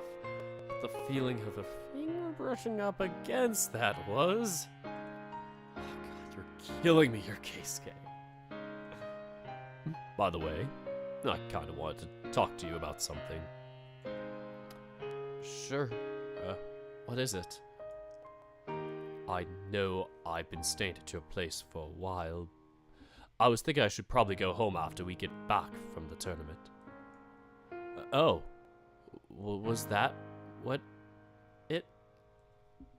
Now? Oh, you want to talk about that now? You just scrubbed my ass and rubbed my hole, and you want to talk about that? Jesus fucking Christ, I can't. This is way too much. Never had boob whiplash quite this bad. I don't want to take advantage of you and your family's hospitality. Besides, the longer I stay away from your home, the less I want to go back. I feel like I need to get back before I chicken out entirely. Things won't be pretty if my grandmother ends up sending someone to retrieve me. Sure, that makes sense. I don't even know what to say. I don't think I'm in the right situation to have this conversation. Still, really grateful for all your help so far. I don't know what I would have done without you. I'm sure you would have been fine regardless. Maybe if I'd gone to stay with Alex. But that would have put both of us in an awkward situation. Given that I'm his boss and everything, it'd feel like a weird imposition. Weirder than this? Man, your shoulders are really tense. You okay? I don't even know anymore! Ah! I'm fine. If you say so. Okay, I'm all done. You can turn the shower back on the rinse. Thanks. I do as he says, not turning around for the whole time, thinking he was taking care of my back since I didn't want to see the look on my face. Or I didn't want him to see it. Keisuke, your sense of timing is ridiculous. At least the hot water helps a little bit. I don't ever want to get out. You'll have to eventually. I need to shower too, you know. I know. Just give me a second. I want to say just give me until this thing goes down, but I think we'd end up waiting around for too long if I did that. I end up turning around and stepping out from under the shower once I notice it's about halfway down. That's probably the best I'm going to get in this situation. Keisuke quickly takes my place under the water, exhaling as soon as he feels the warmth hitting him. His fur compacting and clinging tightly to his body as it gets progressively more soaked. Ah, this feels great. Told you. Keisuke rubs his face a few times while he lets the water fully soak his front. He eventually turns around so it can do the same to his back, which is when I notice that his dick is also acting up. Hey, you did all that teasing, but yours is also hard. Oh, what are you talking about? Of course it's hard. You think I'd manage to get through rubbing my boyfriend's body like that without reacting? That... you didn't even seem like it at all. Why am I the only one getting flustered then? Well, it's only at a semi right now. It's settled down a bit. I feel cheated. What do you mean? Don't worry about it. Oh, what? I ignore Keisuke's confusion, grabbing the bottle of shampoo and reaching around him to turn off the water once again. Come on, it's your turn. Oh, by all means. Thanks. I try to do the same as Keisuke, spraying the shampoo on his fur while doing my best to massage him in the process. Just like he said, now that I'm touching Keisuke like this for the first time, I also notice how much muscle definition he has. I can't help from comparing it to myself. His doesn't feel quite as hard or defined as mine, but they're still really nice. I technically let it slip by accident earlier today, but I was right. Keisuke does have a nice body. Although I am nowhere near as suave as he is as it comes to rubbing, that I still notice Keisuke's dick stiffening up when I start rubbing his stomach. After a few seconds of hesitation, I eventually say to hell with it in my head and do as Keisuke did, rubbing his cock and balls with a shampoo before continuing my way down as if nothing had happened. It's kind of fun to touch them, not gonna lie. The way it reacts and throbs in my hand made me feel a little giddy. Man, I'm really getting turned on. If I wasn't painfully aware of the fact that those two are waiting for us outside, I'd probably keep rubbing it. With the words caught in my throat, I can only let out a grunt and tap Keisuke's waist when it's time for him to turn around. Thankfully, he doesn't take the opportunity to tease me and does so without a problem, letting me continue to wash him up. His backside feels even more firmer than his front, if that's at all possible. The muscles around his shoulders are developed in all the right places. I can tell just how much effort he's put into training from this alone. You're pretty impressive. What do you mean? You said all of that about not having a good physique, but your body isn't bad at all. You've got definition everywhere that counts, and you don't have any excess muscle in the wrong places. It's really easy to develop the wrong muscle groups if you're not careful, and that can end up hindering your flexibility and making it more difficult to play. You don't seem to have that problem. Oh, thanks. Truth be told, I had guidance from a private coach when I was younger. It's thanks to him that I didn't fall into that trap. I'm guessing you went through the same. You don't have excess definition either, despite your strength. In fact, it's pretty shocking how limber you are. Me?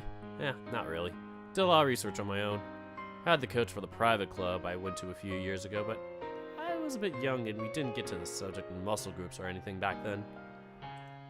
I just like looking into this sort of thing, so I read up and watch videos on it a bunch. Whoa, I'm surprised you managed to learn all of that on your own. There's a lot of conflicting information on the subject.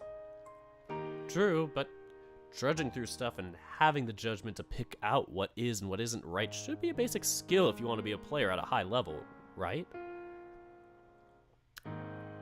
I think that you underestimate your own hand on the matter. Not surprising, though. Okay, what do you mean? Nothing important. Don't worry about it. Keisuke turns the shower back on, rinsing off the soap until his fur is completely clean. We swap places a few times and join the hot water while we still can before we both agree that we've been at it long enough. Keisuke goes out and dries himself up first.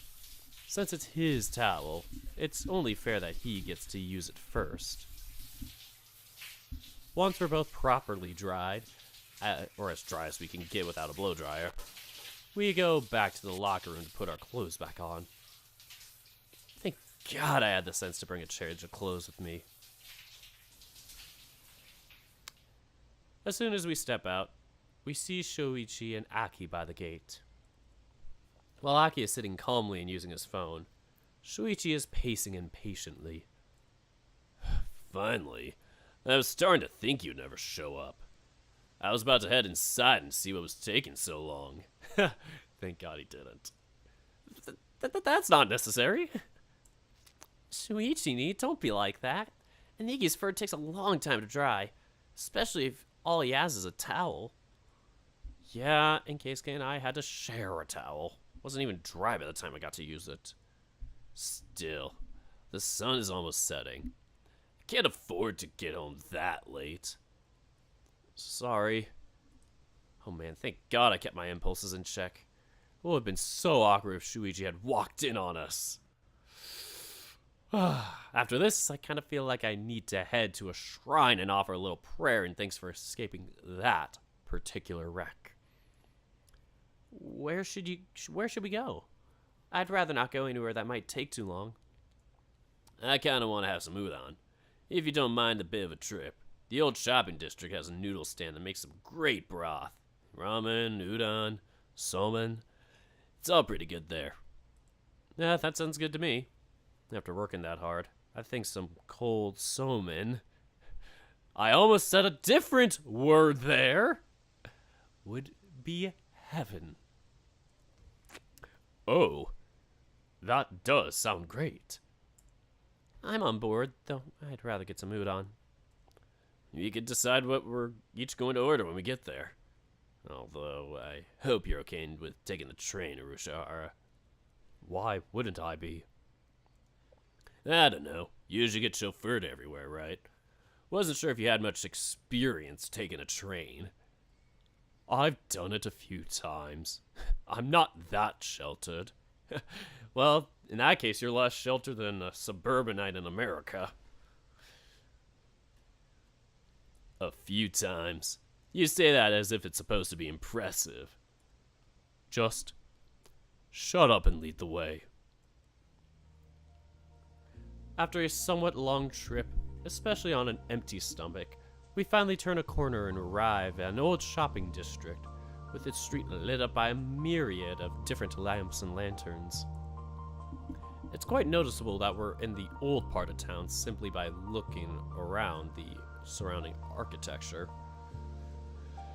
If anything, I'm shocked this place has held up for as long as it did. I thought I knew most of the city by now, but I don't remember ever seeing a place like this. Whoa. It's like stepping on a portal to the past. Dude, it's just a shopping district. What are you talking about? Oh, come on. You don't see places like this everywhere anymore. That is true. I've never been to a place quite like this before. It reminds me of something I see in old, worn-out pictures. That's to be expected from you, though. You're Mr. Sheltered. Care to run that by me again? Easy there, you two. Let's not get on each other's throats. We're here to have a good time. Are we? I don't know about you, but I'm here to eat. Second. Oh, come on, Aki. A little bit more help would be appreciated. Why are you looking at me for help? I'm a kid. Oh, now you're a kid. I've always been a kid. Funny how you're only a kid when it suits you, huh? I'll remember this. Nico, you're arguing with a 12-year-old. And losing. He just thinks he's so smart. Nuh-uh. I've never said anything like that. The point isn't whether you're winning or losing, you twit. The point is, why are you arguing with a 12-year-old? See, Keisuke, you've fallen for his Willy little scheme too. He pretends to be all sweet and innocent and childlike, but when you least expect it, he strikes. He's evil, Keisuke. Evil! Wake up! Why are you looking at me like that? Huh? Me? No reason. I think Nico's starting to lose the plot. Get back on the plot, Nico! Uh-oh. Would you guys stop mocking me? We're not doing anything. Aki and Shuichi fist bump each other in a not at all obvious fashion. Not even a little bit. Totally conspicuous. All I can do is stare at them with disapprovingly while Keisuke looks at me in sighs and exasperation. Either way, let's not stand around too long. Not only are we blocking the flow of traffic, but not getting any less hungry. Fair. This is a somewhat cramped street. To the noodle stand. Follow me, citizens. Shuichi puffs his chest, making a whole show of posturing and pointing forward while calling for us to follow him in a silly voice. For someone usually so concerned about others' opinions on him, he sure does seem to drop his guard at the weirdest of times. Not that any of the people around us seem to notice. Maybe they're used to weirdos by now. That It doesn't sound too great for them. Either way, we make our way through the brightly lit street and the small crowd that has formed in it. On our way, I notice lots of stalls set up or stores with their windows open and selling directly to passerbys through them. In them, I see kinds of goods that I'd come to associate with either convenience stores or bogey little sweet shops. Teriyakis, dango, ramune, takoyaki, yakisoba, karage. It's like walking through a miniature festival, and all the delicious smells are definitely not good for my stomach right now. Jeez, this place really smells amazing when you're hungry. I think it smells amazing all the time. You just happen to be hungry. Is that stand you mentioned far? Nah, it's right over there. Shuichi points to a dainty little cart parked in the street in the middle of a row of other similarly sized food carts. The only thing that really makes it stand out is the big, partly black bear standing behind it, who seems to be easily half the size of his cart. Shuichi says a quick word of greeting, grabbing the bear's attention, to which he smiles widely. Ah, Ratakun. Good evening. It's been a while. It really has. School's been pretty cozy. Not cozy. School's been pretty crazy lately. I haven't had much time to myself. No kidding. I was starting to think something had happened to you. Damn, how frequent of a customer are you? Shuichi scratches his chin, mumbling to himself for a few seconds before answering. I don't know. Really depends. When I'm free, I think I come here around like 2 to 3 times a week. It's not uncommon for me to not show up for a few weeks at a time either. The bear laughs, nodding along to Shoichi's words. Ratakun is certainly a big help during the slow months. It might only be a handful of times a month, but it does end up making a difference. Yeah, I'm glad to help. Well, the guy sure does seem nice enough. His cart seems to be a bit old. The lettering on the tarp is a bit faded and the wood is chipped in places. But it looks completely spotless. And I'm not going to lie, it smells amazing too. I'm suddenly very hungry and can't wait to eat whatever it is put in front of me. So, are you boys just passing by, or are you here to eat? I brought them here specifically because of you, Hanazono-san. Really? Oh, I'm flattered. What do you kids want to eat? We quickly check to see what we all want. Keisuke and I both stick to our initial idea of ordering some somen with the most basic broth they have. I know it's usually accepted that athletes eat a lot after a workout, but I'm so hot and tired that I just want something fresh and easy to digest. Shoichi ends up ordering udon, with Aki also following suit. After we pick out our toppings, our order is complete in record time. The fact that all 3 of these jerks make sure to tease me about. Okay, I'm hungry, okay? I don't have the energy to agonize over a bunch of choices. I just want the easiest thing to eat. In just a couple of minutes, our food is ready and served right in front of us. The stall is a bit cramped for the 4 of us to sit together, and we end up counting our blessings that we had only had a couple of stragglers as customers when we arrived. Still, despite its simplicity, the food is absolutely delicious. I'm finally gonna eat this damn veggie straw in my hand. It was very good. No. This is what eating somen is like, I swear. Totally.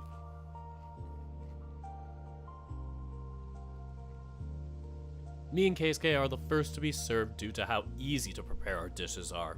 And by the time Shoichi starts talking, I realize I've already wolfed down half of my food. I really need to pace myself here. by the way, are you still staying at Nico's place, Rashara? Oh, yes. Though we've already talked about me going back home. Oh, you have? That's news to me. Well, to summarize, I checked in with Nico very briefly while you two were waiting for us at the school gates. I'd already decided to head back home once we got back from the tournament next week. I see. That makes sense. No real point in going back home just to get off the road and spend days in a hotel right after. My point exactly. I was just starting to get used to having you around, Keisuke-san. I'll miss having someone I could talk about tennis with. Excuse me? I'm right here, you know. Yeah, I know. It's just not the same. Oh, come on! It's okay. I can give you my phone number so we can message about it if you want. Oh, that would be nice. I feel completely ignored here. There. Shoichi reaches around behind Aki and gives me a few quick pats on the back that do nothing to ease the annoyance I'm feeling right now. Getting back to the subject at hand, though, I really feel like I've been away from the estate long enough. While I would certainly like nothing more than to go away and not return, I know that the longer I stay away, the worse my problems will get. If I don't deal with this soon, I'll just be making things more complicated for me down the line. Yeah, that's a fair point.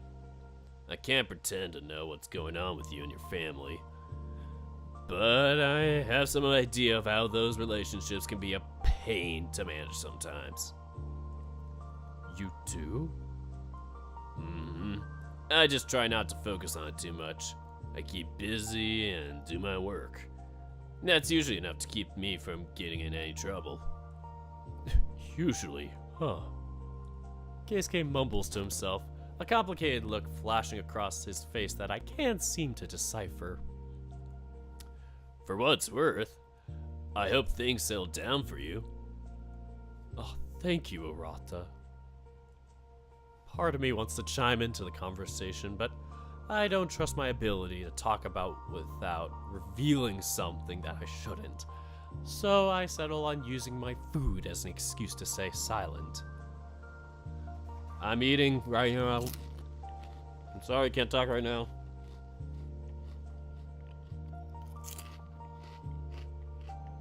Bit busy right now. I know Keisuke values his privacy quite a bit, so I'd rather not do anything to mess with it. By the time we all finish eating, it hits me that we've been out of the house for almost 10 hours. Gasp! The sun had already set by the time we got to the shopping district, but now the moon is really fully out. I really wasn't expecting it to be out for this long when Keisuke first said he wanted to practice a little bit. Or, wait, did he actually even say that? I'm struggling to remember his exact words. Ugh, I really have to start paying a little more attention to what people say around me. What? What just happened? I eventually blinked and I'm back home. We eventually left the shopping district and took the train back to our station, walking half the way together before wishing Shuichi good night and splitting up. By the time we finally get home, my body feels as heavy as lead. The very idea of getting up tomorrow morning is horrifying to me, but I still manage to check if Mom is home, put our clothes through a wash and dry cycle, and trudge my way upstairs to my room. As soon as the door closes behind me, I waste no time in chucking away my clothes and falling face first onto the soft, comfy bed. Oh, heaven.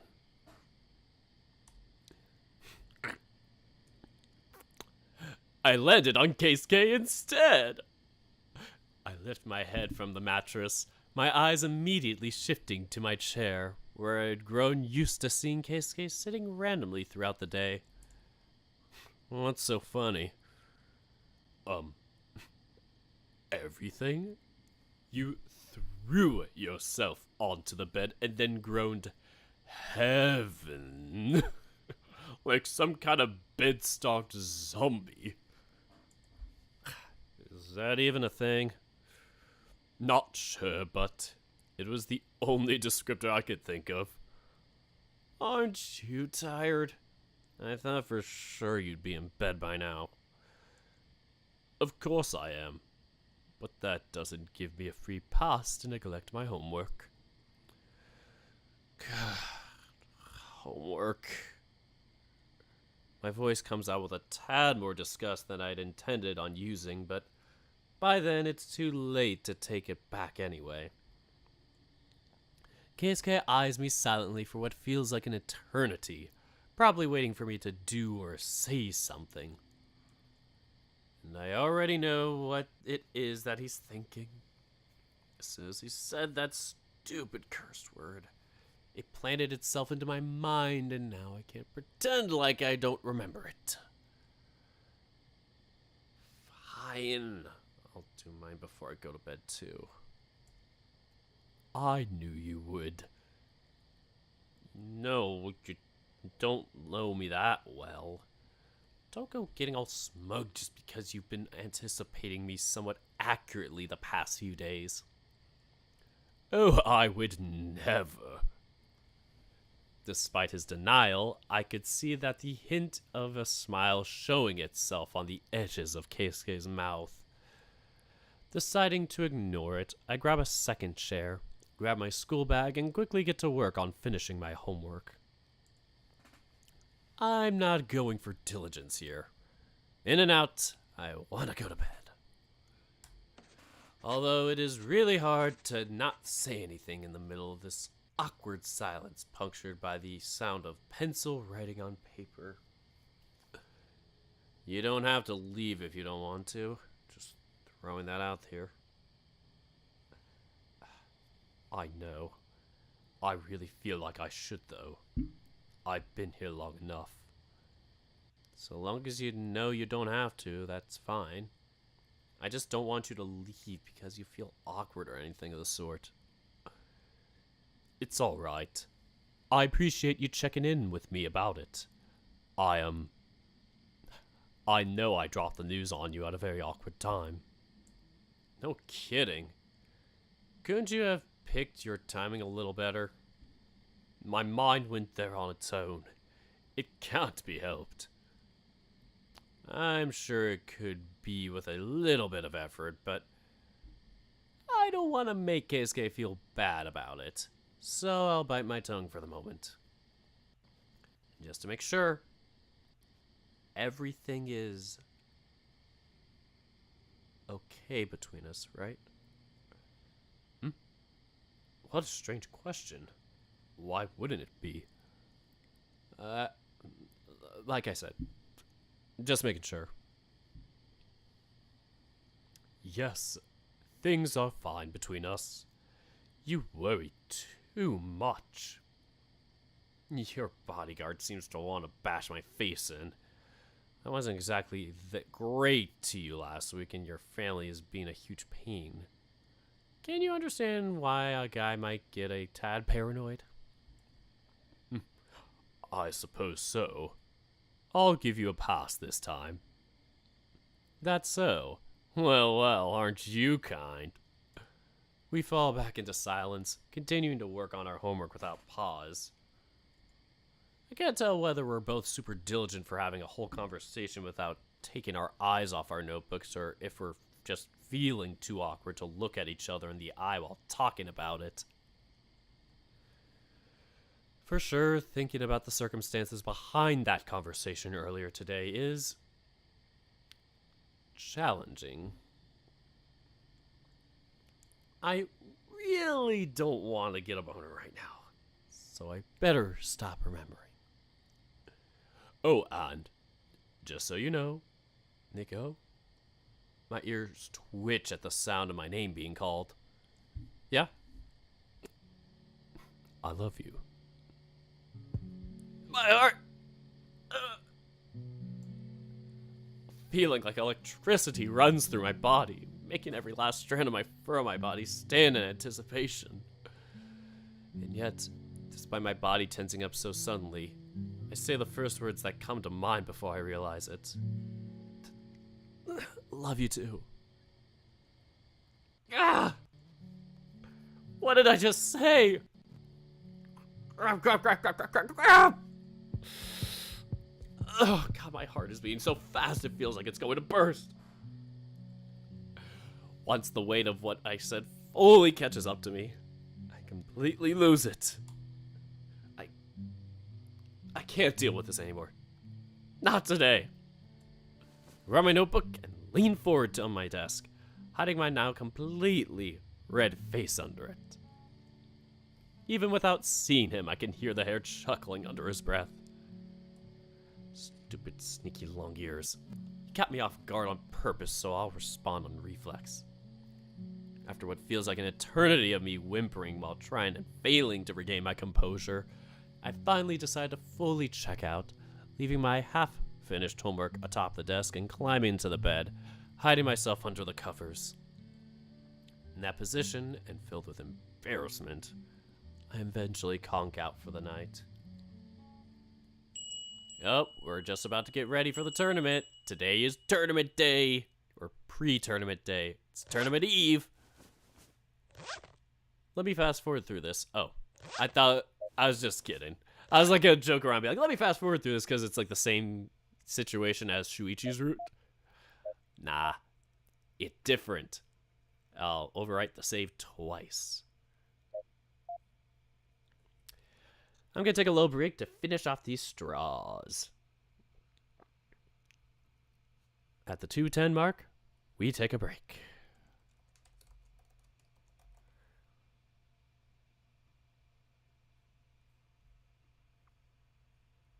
We'll be right back.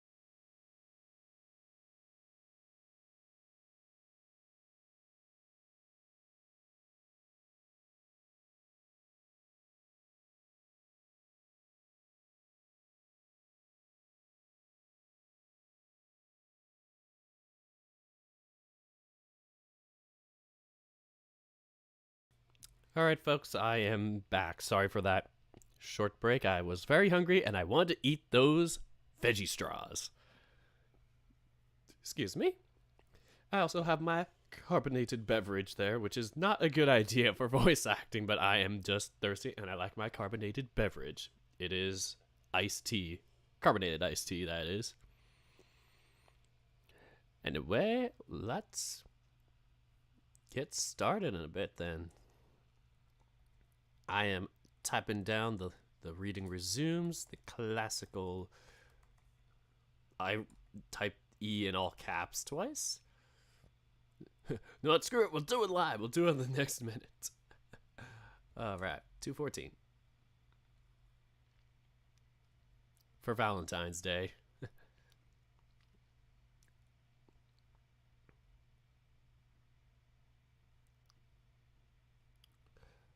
All right.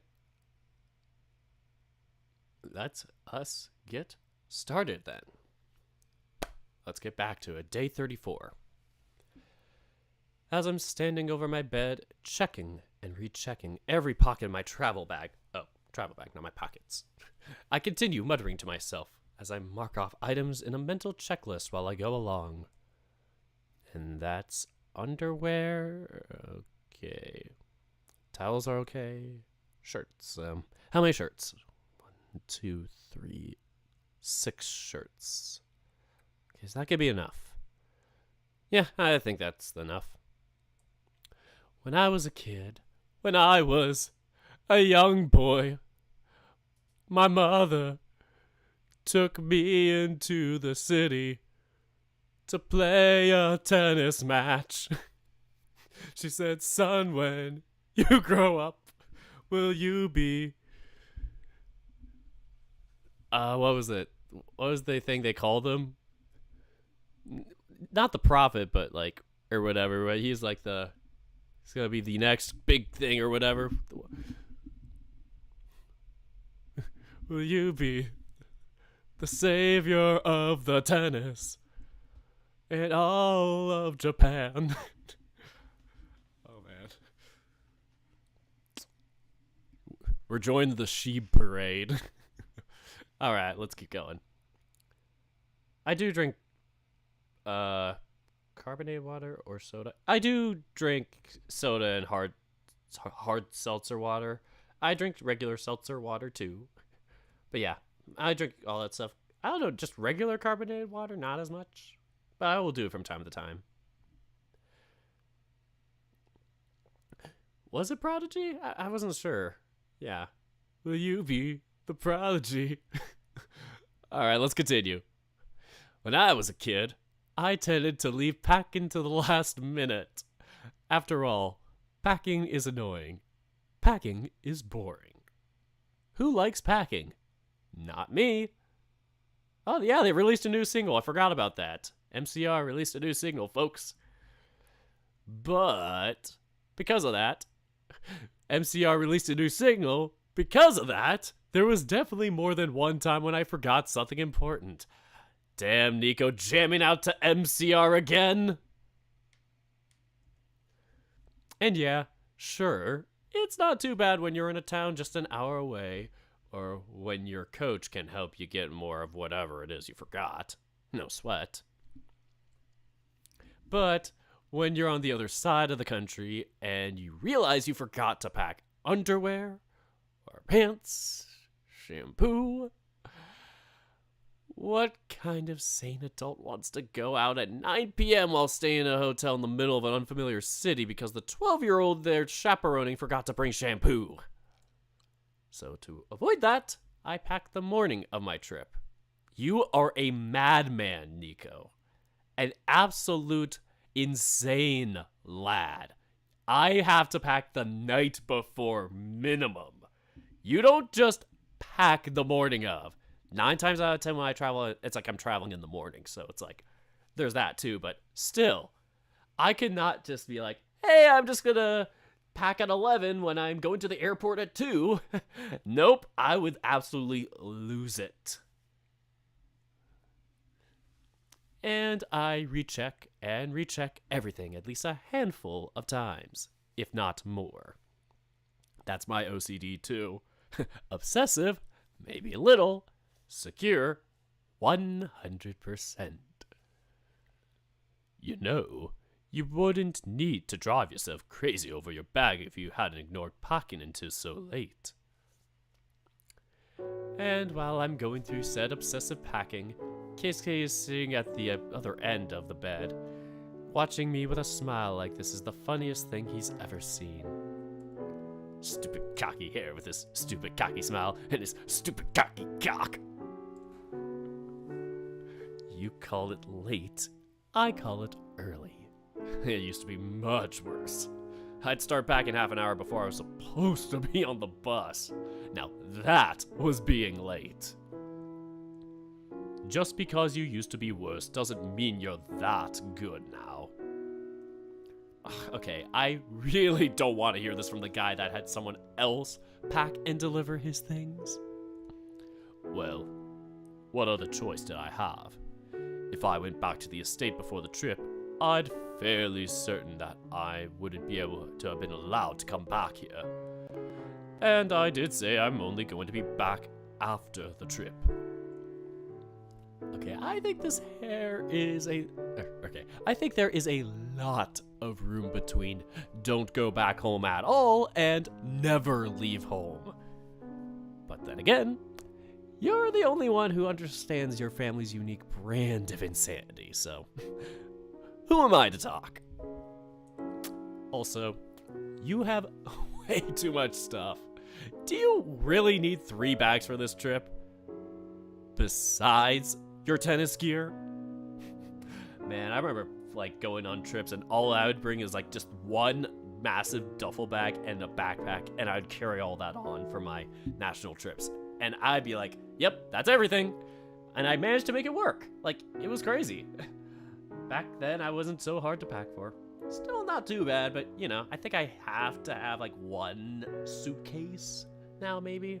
And that same duffel bag is getting old and worn. But yeah, not too bad for me. I tend to pack relatively light. It's what I always pack with me. Makes it 100% sure that I won't miss or forget anything. Man, my back hurts just looking at all that stuff. I don't even want to imagine being the one lugging all of it around. Just so long as you don't ask me to carry it for you. I won't. Don't worry. That pretty little head of yours so much. I'm still not used to being complimented like this. God, it's so embarrassing. Grr. Don't talk about my head. Well, I can give you some. I mean, you're cute. And very easy to fluster, it seems. I'll throw a pillow under you, I swear to God. Yeah. Heaven forfend. Not a... Heaven forfend. Keisuke 2022. Heaven forfend. Not a pillow. It's my only weakness. You're such a dick sometimes. And aren't you the lucky one? You're the only person that gets to see me be this much of a dick. Oh, what a prize. Okay. I'm pretty sure that's everything I need. I have shirts, pants, shorts, underwear, fur care products, towels. I should be good to go. You said that 5 minutes ago. Don't you have something better to do than watch me pack while criticizing? I could leave, but wouldn't you miss me then? Not from this far away. What do... You actually threw a pillow at me! You did say it was your only weakness. Aren't you hilarious? You know it. And you have the gall to say that I'm a dick. Between the two of us, you're definitely the bigger one. I'm not too sure about that. Yours definitely seemed bigger. But then again, it's been a little while.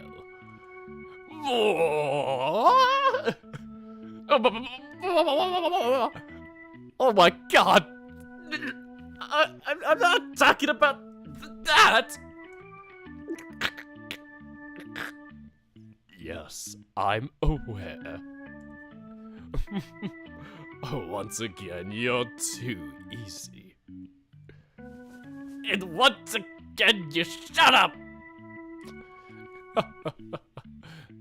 Stop throwing pillows at me. Then stop being a wise ass.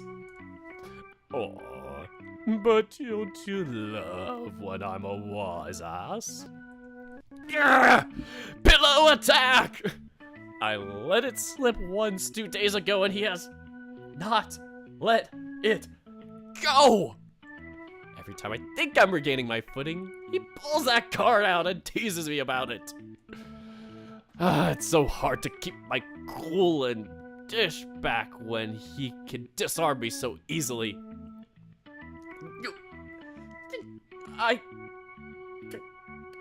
Shut up! Duly noted. I'll stop for now. If only because you seem like your head is about to explode. You are aware that you can just not say these things, right?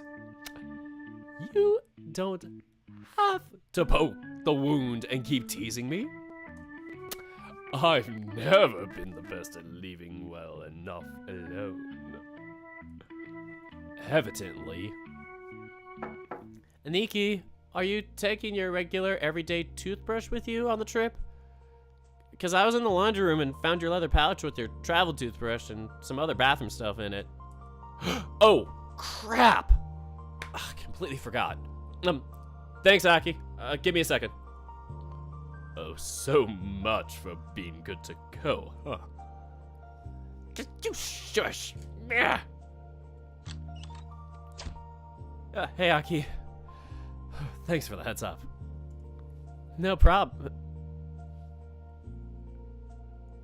Aki cocks his head to the side, looking past me at my bed. A lot less messy than last time. Good job. Good job? Why are you my boss? I'm just saying you're doing good. Okay, that doesn't help your point at all. By the way, will you be going to watch the competition, Akiyoshi-kun? Yeah, our coach was talking about organizing a bus for us to go, since we have a few players from my club competing as well. Oh, I didn't know that. So your club has players in the same age bracket as us? Basket was like, hey, Dirk doesn't realize that some of Aki's club mates are also in high school. How can we properly explain this to him? It's a private club, so they have players of all ages. Elementary school, high school, adults, elderly, a little bit beyond elderly. Anyone who wants to join is allowed in, basically. So long as they can play. So long as they can pay, you mean? Well, yeah, of course. What about you, Keisuke-san? Nikki never says much about it, but how do you feel? Are you nervous? A little bit. Unlike Nico, my prospects are nowhere near as rosy. I'm trying to be a little optimistic, but... Come on, you'll do fine. You've improved so much since the prefectural competition. I barely even recognize you as the same player. Thanks. Nico. Baka. It'll be nice to get to watch you play again. It's been a while. Yeah, yesterday. That it has. And what about your clubmates? Anyone good that I should look out for?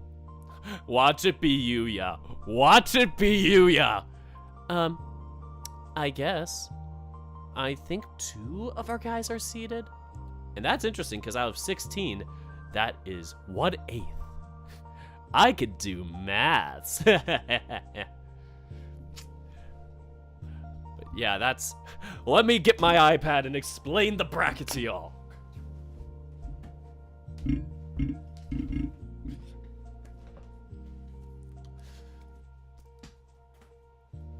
Alright. So, the bracket has 64 competitors in it.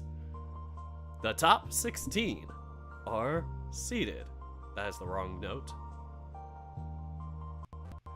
Template.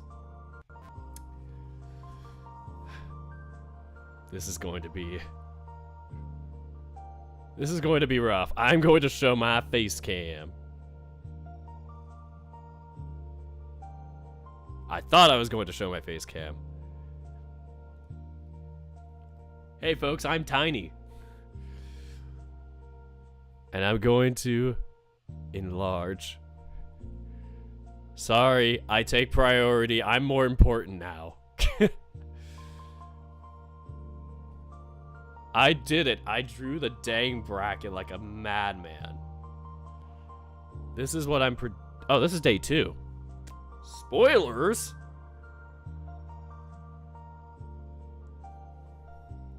This is the bracket for day 1. This is the assignment. There are going to be spoilers. 10 courts. 6 in the main building, 4 in the other. And yes, the top 16 are seated. I have to draw the bracket next time. That's going to be fun. But yeah, last episode you saw me go nuts and start drawing it midstream. Or well, heard me draw it. And I was like slowing down the reading. Just like I am right now. And you're wondering, oh shoot, the shirt. I actually made a shirt for my, one of my friends who also streams on Twitch. His name is Capture Reviews. Anybody want to check him out? Talked to me a while back. Yeah, he's like, I want a shirt. And I made him a shirt. Anyway, that's why I have this shirt with this catchphrase. Anyway, bye! Alright, where were we?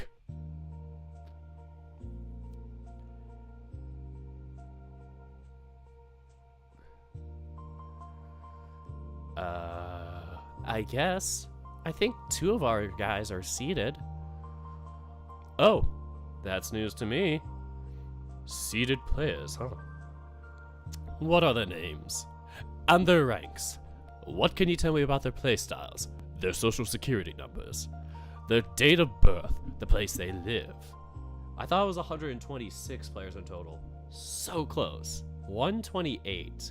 And the reason it's that is because it's 64 per sex.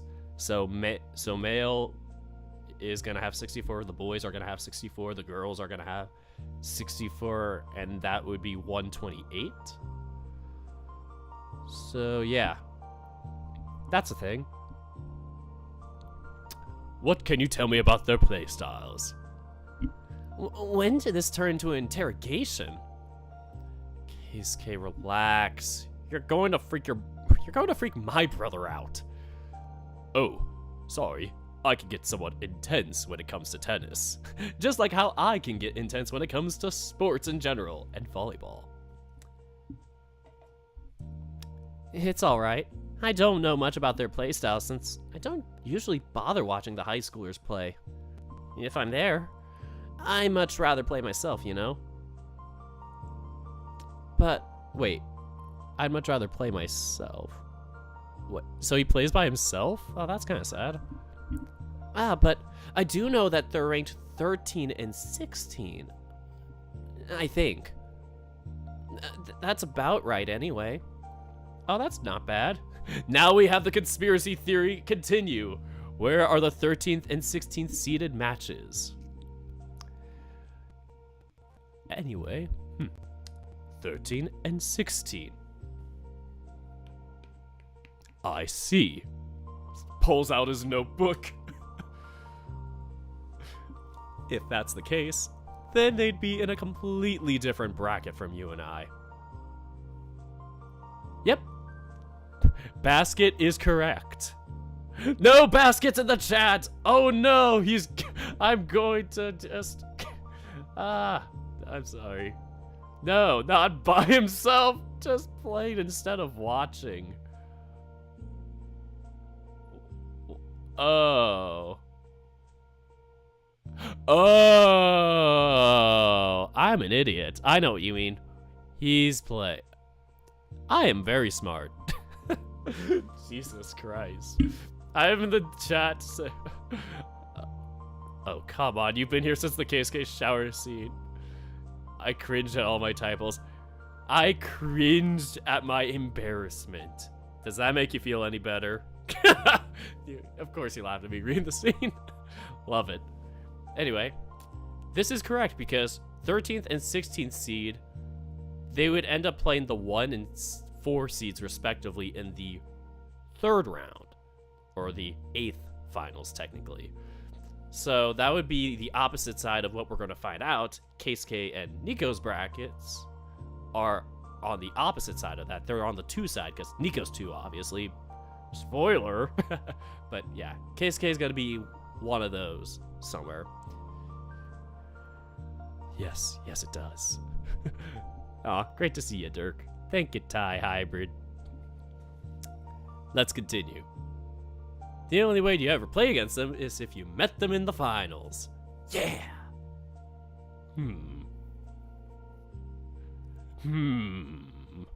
Conspiracy theory time. And there he goes, getting lost in thought. It doesn't happen all that often, but when it does, it's harder to snap him out of it than it is June when he spaces out. He's up in space, man. Keisuke-san? Leave him. He'll probably be stuck like that for a while.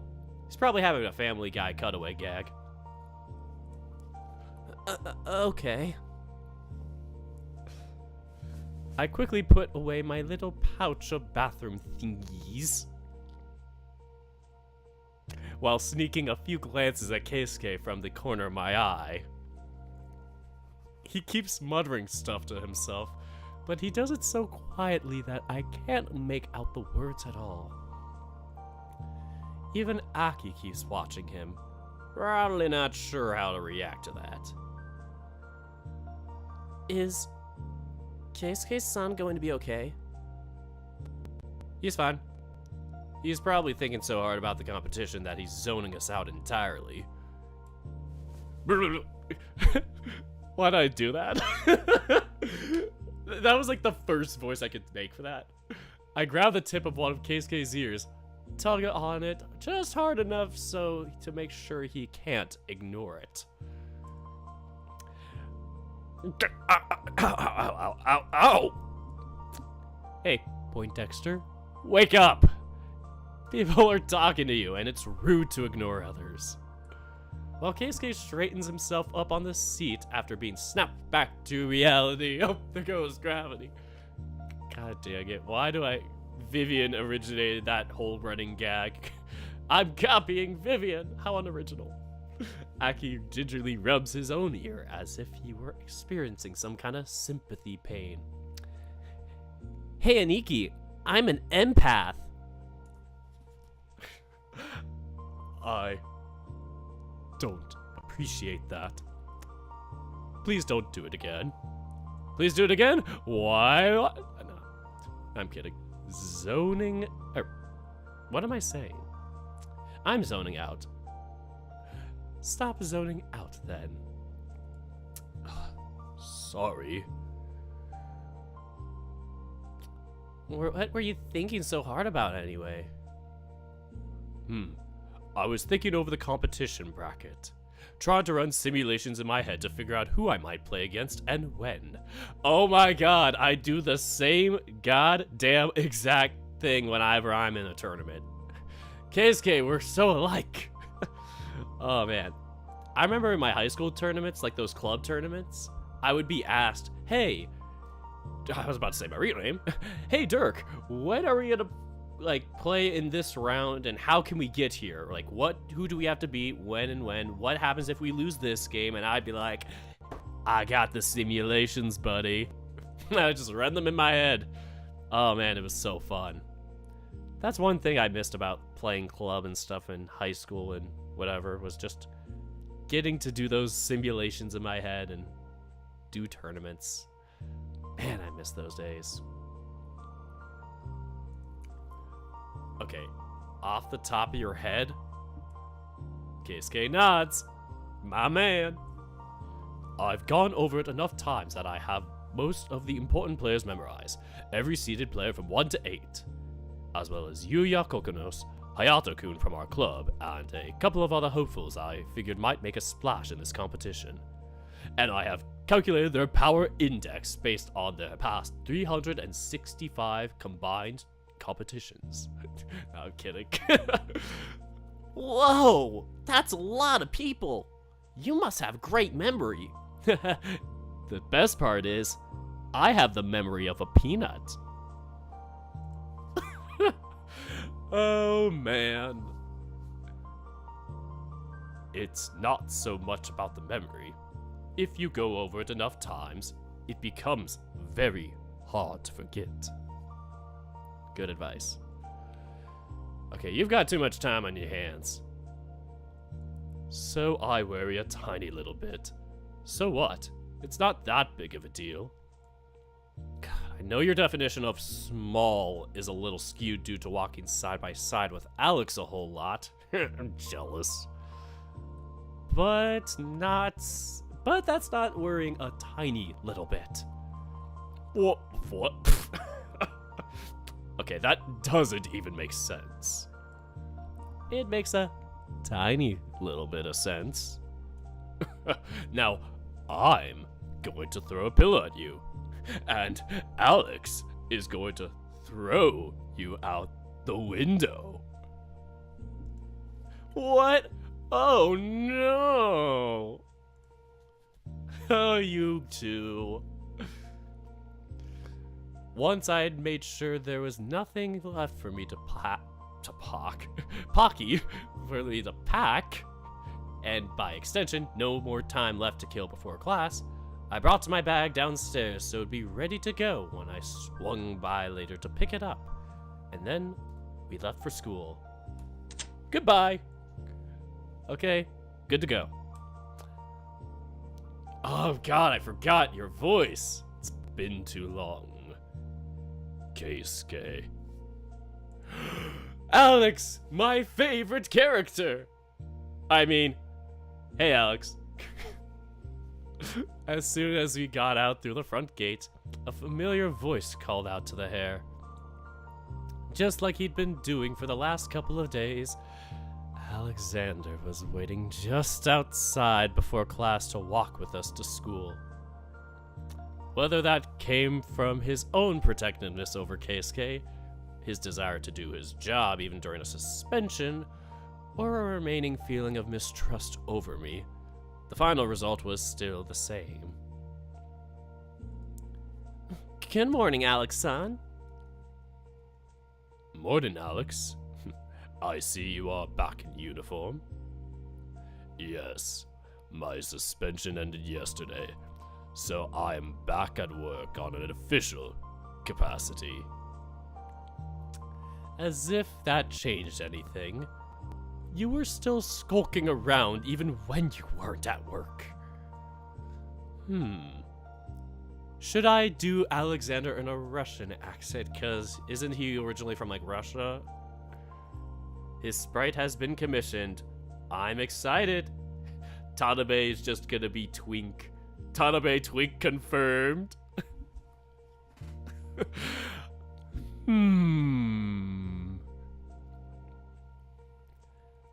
Alex peers down at me, ever so slightly raising an eyebrow upon hearing the noise I'd made. I think I'm finally getting the hang of reading this guy's facial expressions. Is something the matter? Nothing important. I was just thinking to myself that it's good to see you in your uniform again, and not throwing me out the window. For some reason, the idea of you in casual clothes just doesn't seem right to me. It seems right to me. What? There's nothing wrong with Alex being in his everyday clothes. They look good on him. I helped pick some of them and everything. You even dress your workers up when they're off work? Damn, a fashionista at heart. Alex doesn't have an accent. Damn it. He speaks fluently. Well, I tried. Damn, Keisuke, he's your bodyguard, not your dress-up doll. Actually, for once, I believe you and I are in agreement. We are? Oh, that grin. My heart! Wait, for once? For once? It feels, oh, so good to be back in my uniform again. Dear God, first the refusal to stop working even after being suspended, and now this unbridled joy at being back on the job? You're an even worse workaholic than Shoichi and Keisuke combined! And yeah, that look on his face is unbridled joy. Or at least the closest to it that I've ever seen him get, at least. Shall we be on our way? You don't want to be late for class, do you?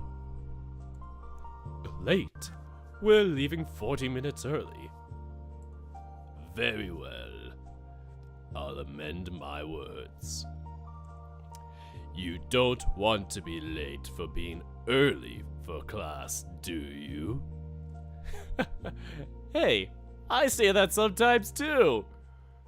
Truly. Interesting. Just walk. I love these guys. I hope he looks different. Maybe something unique like a lizard or a frog. Interesting.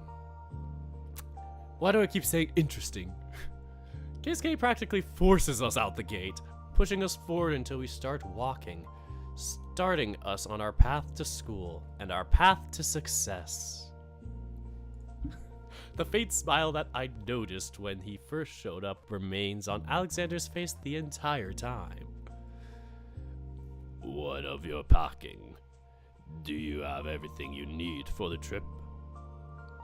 Oh wait, I thought he was shocked. You brought him 3 bags full of stuff. That should be more than enough. Is that so? Will that be enough? I think so. At least as far as clothing and necessities are concerned. Although I might need some new insoles for my shoes. Insoles? Yes, I was going to replace my shoes entirely before. Well, you know what happened. Because of that, it didn't bother me much that the insoles were getting too worn. But the shoes I use aren't the kind I can buy anymore. Oh. That is true. In which case, new insoles should suffice. The shoes themselves are fine. The only problem is that the insoles are wearing unevenly. Oh, poor you.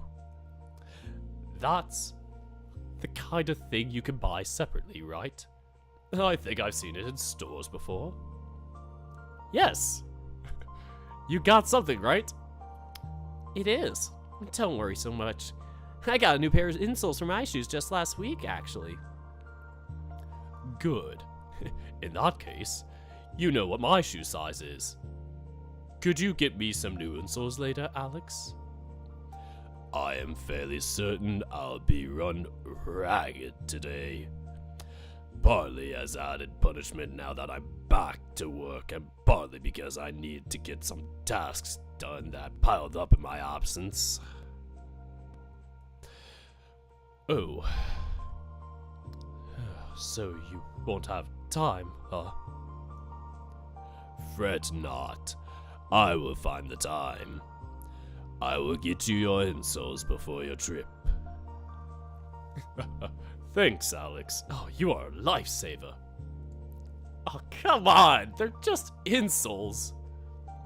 Even if yours are wearing unevenly, how bad can they really be? You're the guy that used to buy new socks after using a pair once. Just how worn out could your shoes have really gotten? And by the way, Alex, Just Alex is fine. I am well aware of how strange my foreign name sounds when paired with your language's honorifics. Besides, as I am merely a servant, I am one of the lowest rank and import in this group. You don't need to show me so much deference. That is such a weird thing to say. Before I have a chance to say them, Keisuke practically rips the words out of my mouth. Except that his voice is weirdly high-pitched and funny when he says that. That is such a weird thing to say. It is? Talk like a normal person for the love of everything that is holy. Everything that is holy, huh? I didn't know your time away from home turned you religious. Stop being so literal. You're only doing this to annoy me. Oh? And what leads you to believe that? I know you. So you lack evidentiary support. You're not a lawyer. You say you know he's only doing this to screw with you, but you keep letting him. It's not my fault. Except that it kinda is. There's no one else involved in this outside of the two of you. Changing the subject a little, but will you be going to Keisuke-san's competition too? Sadly, no. The writer decided not to write me in the Shoichi update, so I have to stay consistent with the plot. I mean, Keisuke doesn't tend to like it when I tag along to such events. aw, how come? It'd be such fan service. It's hard enough to avoid standing out as it is once people hear my last name. I don't need a bodyguard following me around, especially one that calls so much attention to himself. I will have to disagree with you on that. I don't call that much attention to myself. Have you looked at yourself in the mirror recently? I have. Not only do you look super foreign, you're also huge. I could hunch over and to try to make myself look shorter. Oh, sure. But because that wouldn't make you look weird at all. Very well. I will stay away after all. Not to be annoying or anything, but isn't it a bit unsafe for someone like you to be going all the way out of town on your own? You know, I'm all for you having your freedom, but that just sounds like a prime time to target you. Just because Alex isn't going with me doesn't mean I won't be unsupervised. It doesn't? The company would simply utilize other assets to make sure Keisuke's safety is guaranteed. Assets? Okay, that sounds ominous.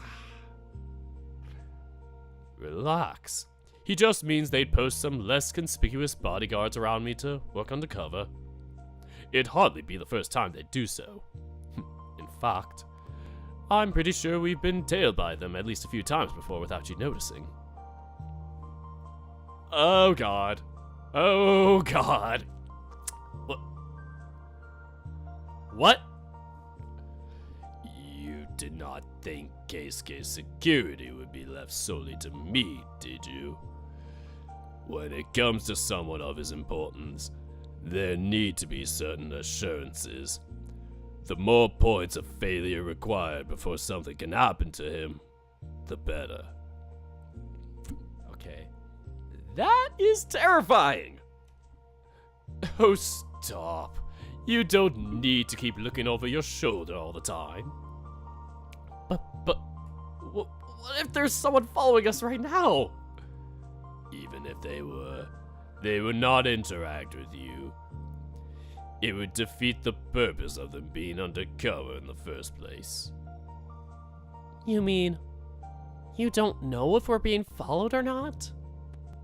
I am not informed of the presence or absence of other bodyguards. However, I do have it on good authority that we are not currently being followed. At least not closely, anyway. How do you know?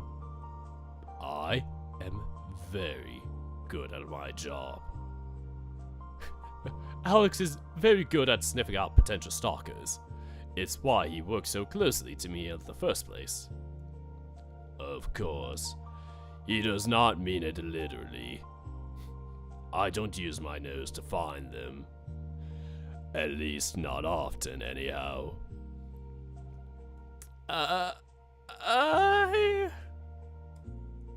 Please tell me you're not screwing with me. Or please tell me you are screwing with me. Would you feel better if I did? Yes. He is screwing with you. Take a sip to that.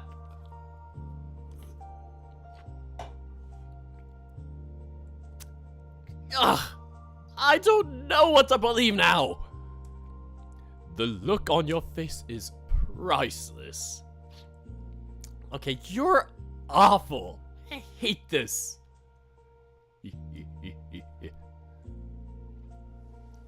I keep glancing over my shoulder, noticing there's a slight tear in Alexander's vest. Interesting. I keep glancing over my shoulder the entire rest of the way to school. Now that I have one more reason to be paranoid, oh boy, this isn't great for my sanity. We have arrived. As usual, I shall leave you be free. As usual, I shall leave you be from here on out. I hope you have a good day too, Alex. Yeah. Have a good day. Now, shall we get you to school, little one? Of course. Oh, the fun of having a bodyguard. Alexander and Aki turn around after waving us goodbye, continuing on their way down the street. Ever since the first time Aki had been walked to school by him, he'd been insisting that Alexander keep doing it every single day after dropping us off. Do you think you can give me a piggyback ride? Are you not a little old for that sort of thing? But I want to see what it's like to see the world from that high up. I shall consider it. Yay! Man, that guy is surprisingly good with kids. Does Alexander have children at all? Nope. He came to work for us when he was about our age, and as far as I know, he hasn't had the time for something like that. Doesn't that mean your answer is more, I don't know? Can you really say that he doesn't? Categorically? I guess not. But I doubt we've known each other this long without it coming up. If you say so, he's just suspiciously good with kids. He wasn't always. He tended to get flustered a lot more often. He did. Alex started working for us when I was a child, and that transition was anything but seamless. We both had to know how to get along with each other. Huh. So you're saying he learned how to deal with kids from dealing with you? Oh, something to that effect, yes. I suppose that makes sense. Did he ever give you a piggyback ride? Yes. And? You got your answer? What? You can't just say yes and not tell me more? Can't I? Just watch. Keisuke turns around and promptly walks off, leaving me frozen in place trying to comprehend everything that just happened for a second. Keisuke, wait up! A few minutes later, after saying farewell to each other, Keisuke headed to his classroom while I headed to mine. Once I settle in, I start riffing through my notebooks, making sure I don't forget to do any work while checking my notes before the start of class. Being a good student is kinda boring. At first, it would feel like a chore having so much stuff to catch up on, having to make more thorough notes, being careful and timely with my homework, etc. But now that I'm caught up on everything, it feels like there's nothing left to do. I give my notes a cursory read and find myself that I have the words memorized for pretty much all of them. I know I've always been good at learning new things, but this feels like a bit much, doesn't it? Okay, what the hell am I supposed to do for the next 20 or so minutes before class starts? I consider going on my phone trying to find some kind of distraction, but I wondered what. I guess I could bug Shoichi and Saya for a bit. They're both early risers, so I'm sure they've been here for even longer than I have. Hey, it's Shoichi. You at school yet? Well, is that student council meeting? SC? Student council? Oh, fuck, is this a bad time? Language? Offended. Yeah, it's fine. I wouldn't be texting if I were still in the meeting. Oh, so it's all good? Yeah, you don't need anything? Or you need anything? I'm bored! Was he gonna be typing? Wow, modern technology sure is amazing. I can practically hear you sighing through text. Our classes are right next to each other. Not afraid to go slap some sense into you. When you do, could you bring me a soda? Have you finished packing for the trip? Yeah, this morning. Are you coming over tomorrow to cheer for us? Sorry, you can't. I have some late homework I need to finish. Dad says I can't go on a trip until I do. Sorry. Oh, that makes me so sad. Hey, it's no SWAT. You've been to every competition of mine since 6th grade. It's fine. That's not how you write sweat. Priorities!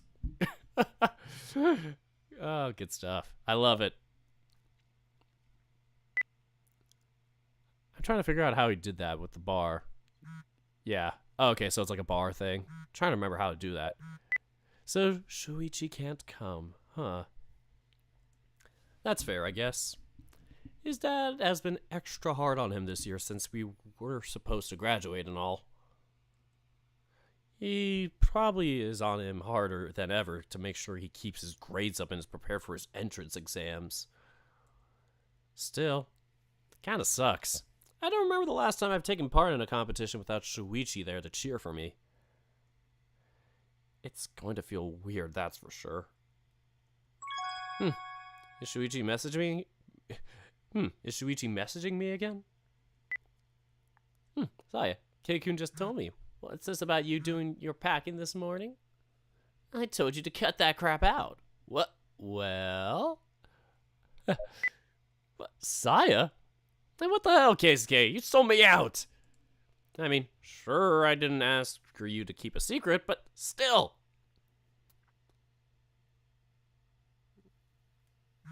It's fine. I got all my stuff packed just fine. He said you forgot your toothbrush. I didn't! Boy, don't test me. I'm not sharing towels or toothbrushes with you ever again. You hear me? No one asked you. Get off my back! What about you, misprepared? Did you get everything done in time? Yeah, finished packing last night. Okay, how was that better? Don't you yell at me. Then stop being annoying. You're not my mother. Fine.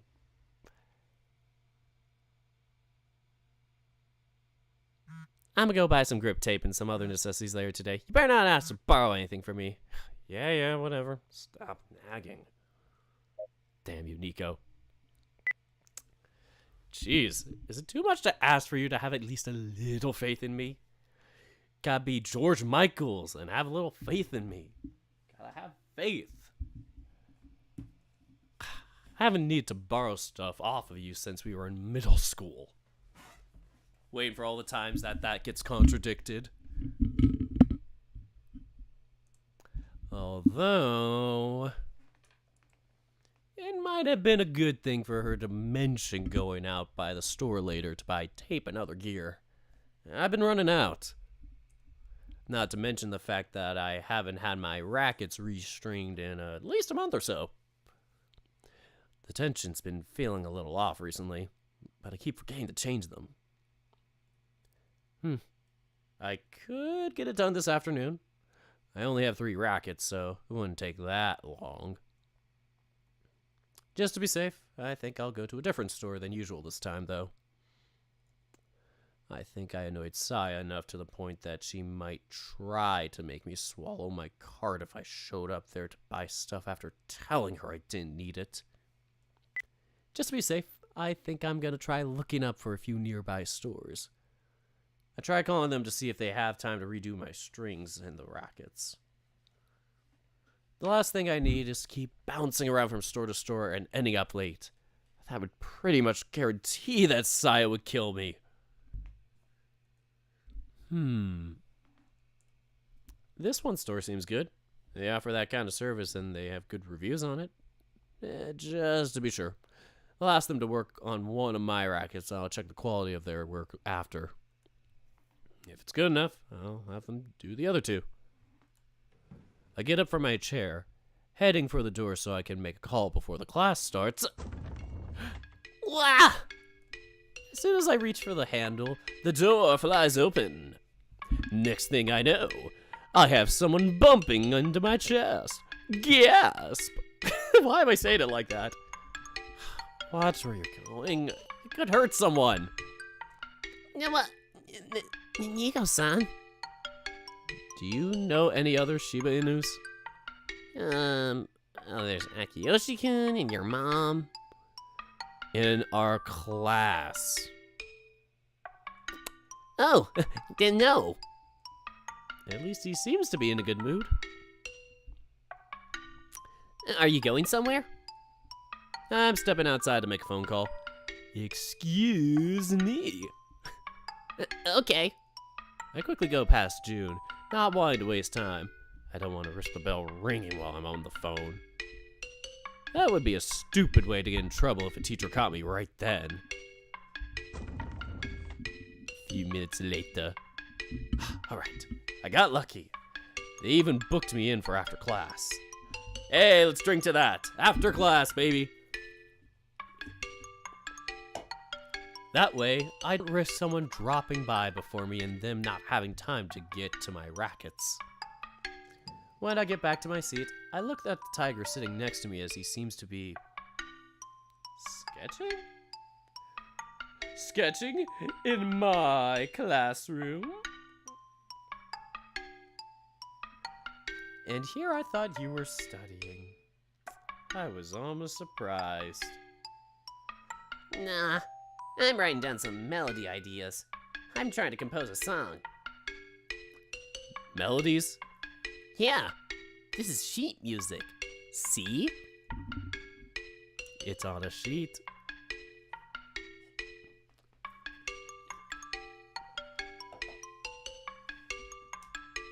those chicken scratches are sheet music. From where I stand, it looks more like a bunch of goofy-eyed flying things or whatever. That's interesting. Actually, I have 3 different melodic lines so far. Could you tell me which one you think sounds better? Oh, he just starts singing them. Sure. June starts humming a few different melodies. Each one of them is no more than 30 or so seconds long. But they all seem somewhat different. Truth be told, while they sound different, I have no clue what to even say about them. They're so short. How do I even pick one? Am I gonna have to pick one? They all sound pretty good to me. You don't have a favorite? Not really. They're different from each other, but they all have similar vibe, at least to me. That's kind of the point. What kind of song is this supposed to be anyway? A piano song. I'm gonna need a little more than that to go on. That's... It's supposed to be a sad song. Holy mother of descriptions, your vocabulary is frightening. Yeah, that doesn't help either. Can't you, I don't know, actually describe it in a way that makes sense? It's not my fault that you don't know musical terms. I'm trying to dumb it down so you can understand. There's a difference between dumbing it down and butchering. Whatever it is you're trying to do, it ain't working. Sorry, I don't think I can help you with this. Yeah, fine. I'll try asking Keisuke-san later instead. Actually, yeah. Why are you asking me about this kind of technical music stuff? Probably for the best. You could probably try asking him after class. I think he'll stick around for a while to square away some stuff with his band, so he won't be heading home together. I guess. But wait, what will you be doing then? I'm gonna head to a sporting goods store to pick up some last-minute stuff I might need. Do some maintenance on my rackets. They're the ones I called when I stepped out of the room a few minutes ago. Oh, I guess that makes sense. By the way, can you tell me what time you guys' matches start tomorrow? I need to know when to get up so I can make the train. Well, let me tell you, Jude, I have the schedule right here. That schedule I showed you earlier? Well, according to my schedule, Keisuke starts at 10 a.m., the first possible match time of the tournament.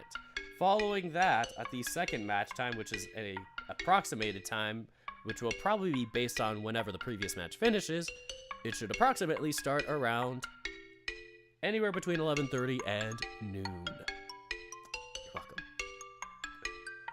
After Class is a visual novel. Look it up. It's by Andy Peng, I think it is. Andehpeng. Anyway, I need to know so when I get up so I can make the train. you sure? You don't have to come. I know it's a school day and everything. Psh, like that would stop me from going. I know that you're not that focused on your studies, but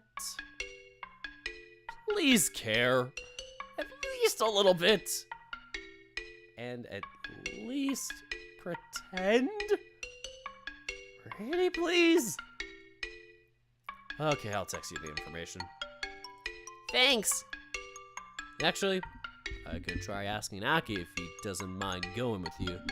I know he mentioned possibly going with some of his clubmates on their bus, but I'm sure he wouldn't mind going with you. Are you sure? I wouldn't want to be a bother.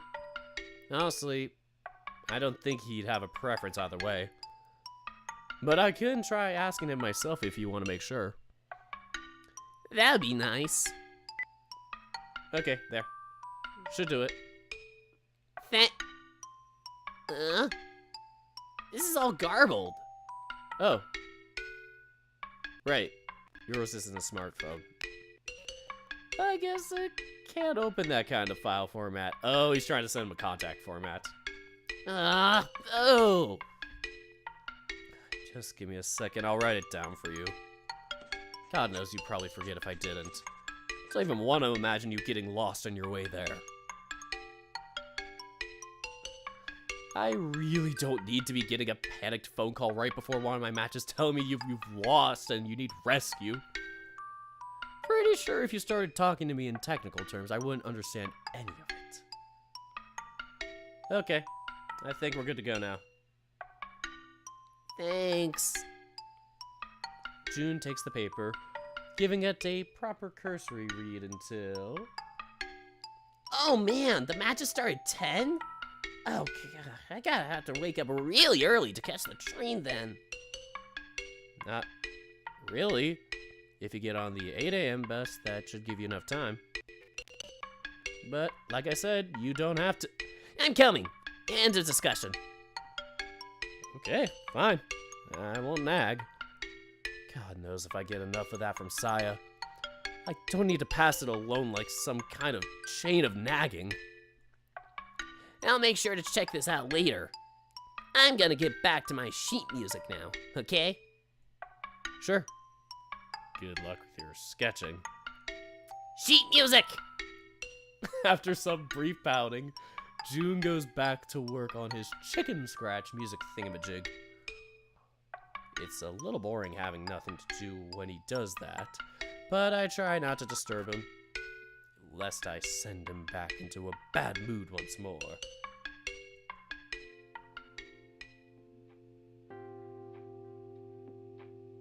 Okay, I've made it here a little earlier than I initially planned. Means I have some time to kill. I might as well browse for a bit.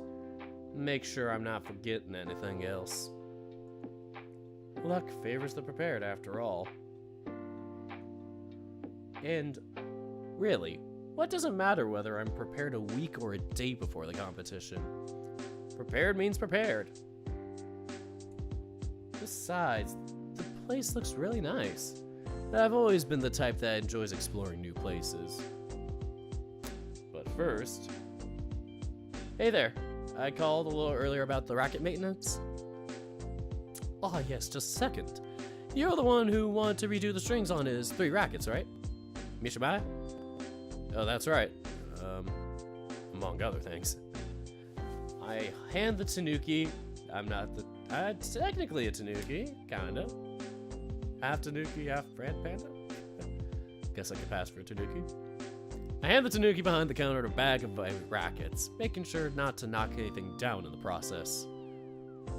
I know it's kind of a weird request, but could you work on this one first and bring it back to me once it's done? I just want to double check to make sure it fits my expectations. Of course. I quickly point out the racket I use least often. That way, if they botch the service, at least I won't have damaged my more important rackets. The clerk quickly actually takes it to the back. I can hear him talking to someone else back there for a little while before coming back around. Probably hand it to someone who works with this kind of thing. Can't leave the front counter unattended for the time it takes to perform the service, after all. In the meantime, I decide to go around the different aisles to check out that I have everything I needed. When I head into the shoe aisle, for some reason other than that... when I head to the shoe aisle, for no reason other than I have love to check into... What am I saying? What am I saying? When I head into the shoe aisle, for no other reason other than I love to check out new shoes, I spot a familiar figure. At first I doubt myself, but after double and triple checking, I realize that it really is you! When I finally recognize him, I freeze in complete horror at the sight of him here. We're gonna fight. process, I accidentally knocked down a shoe off its stand. While it doesn't make any kind of mess, the noise is enough to rouse the fox's attention. Ah, young Mishimaya. It's been a while since we've met. Yeah. Holy crap. Fuck! Why do I have to run into one of them here?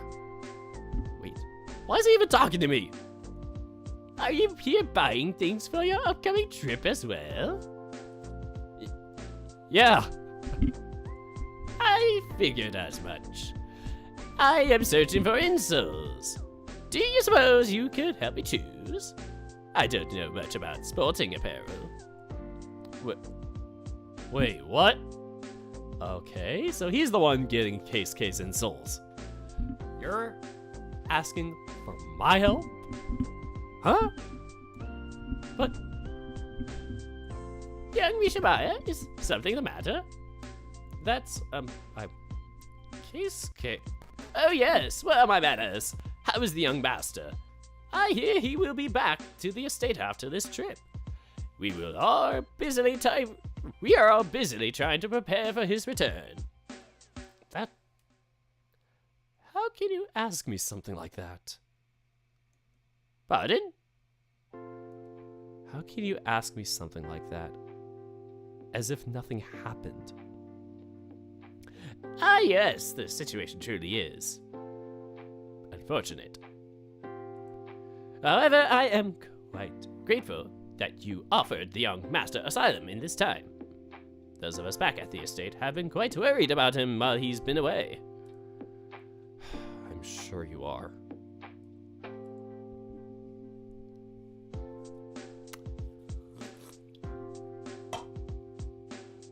The fox's eyes scan my face in search of something.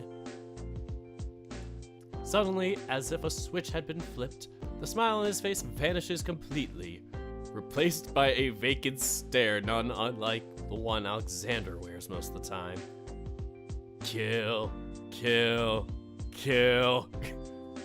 Oh!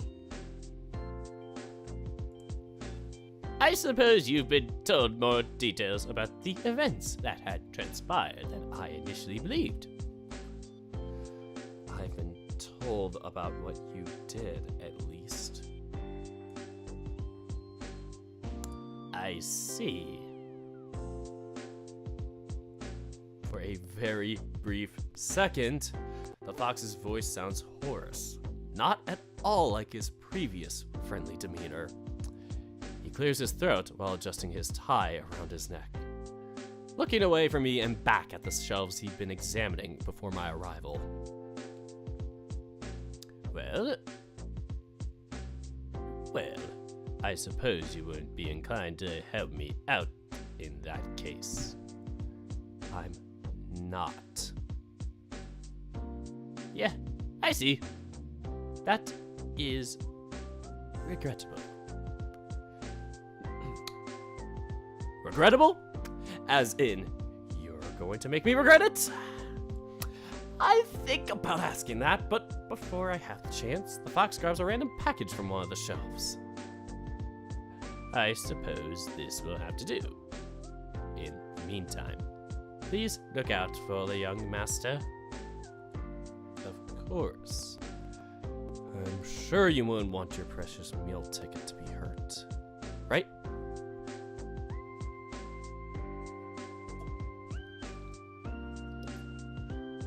We are really sipping the tea here. Without another word, the fox turns around and walks back to the cash registers. Come back here, I am not done with you. Once he's gone, I take a second breath in and recompose myself.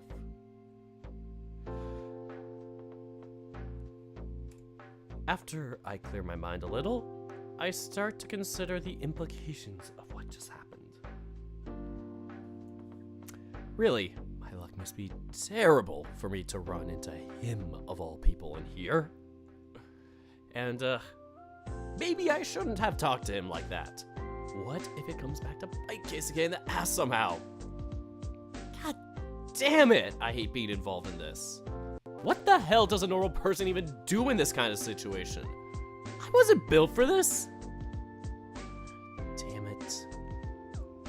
For the time being, I lean back against a wall and take the time to center myself.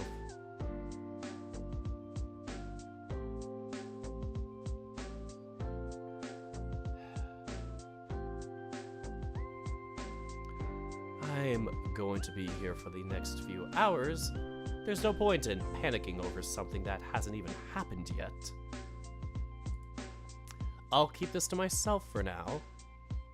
I don't want to risk rallying Keisuke by telling him about it. What if it gets to him and messes with his game tomorrow? Yeah, I'll keep my mouth shut for now and we'll pray for things to work out. After making my mind up about it, I find a chair and decide to sit and wait quietly until the maintenance on my gear is done. Once they've finished, I quickly pay them and go on my way, wanting to get back home and take some time to myself before the trip later tonight.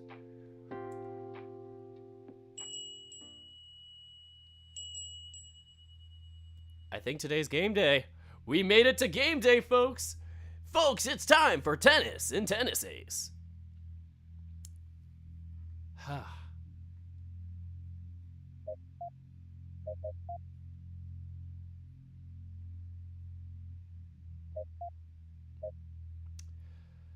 Alright, I'm gonna take a little quick break for a bit.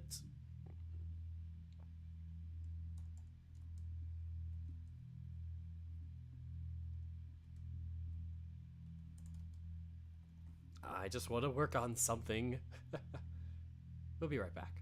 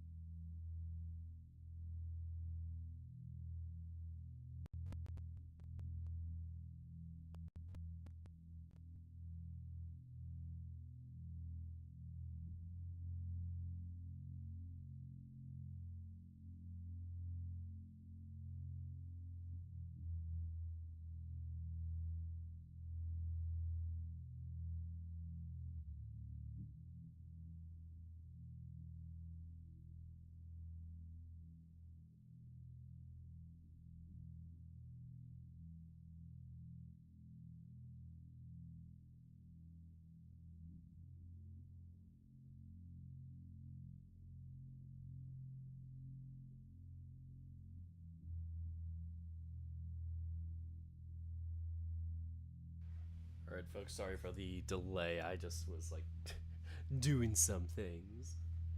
Making that bracket.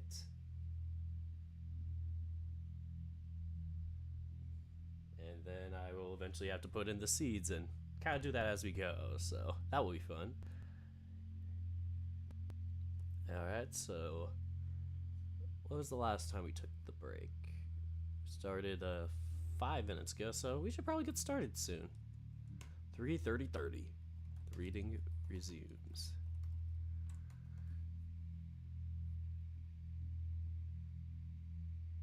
Alright, so we'll get back into it. Are you all ready for this? Today is Tennis Ace Thursday. Even though today is only Wednesday, but it's Tennis Ace Thursday in World. Let's get started.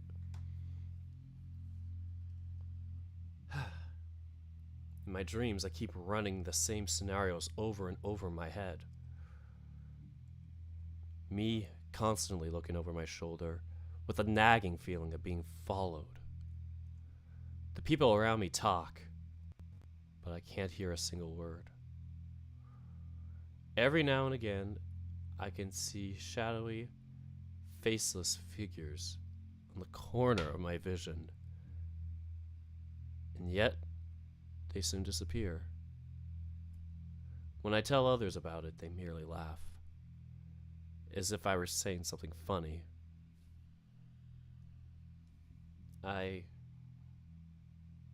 What do I do? Am I going crazy? Why won't anyone believe me?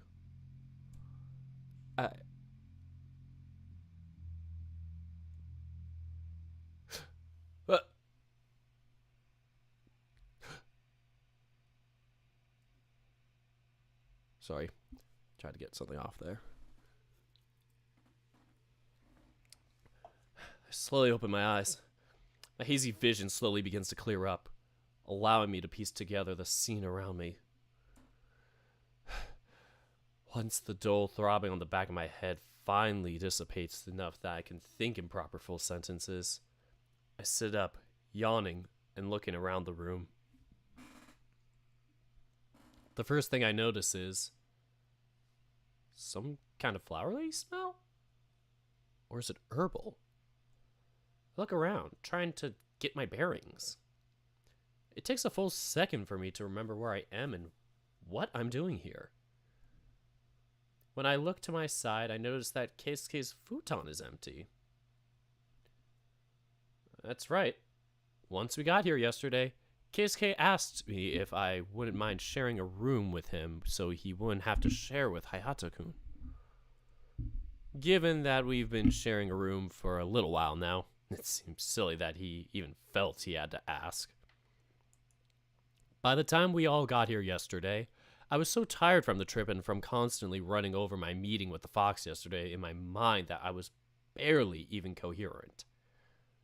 I ended up rushing through dinner and coming to our room to pass out, only waking up briefly when Keisuke slid into the futon next to me and hugged me from behind.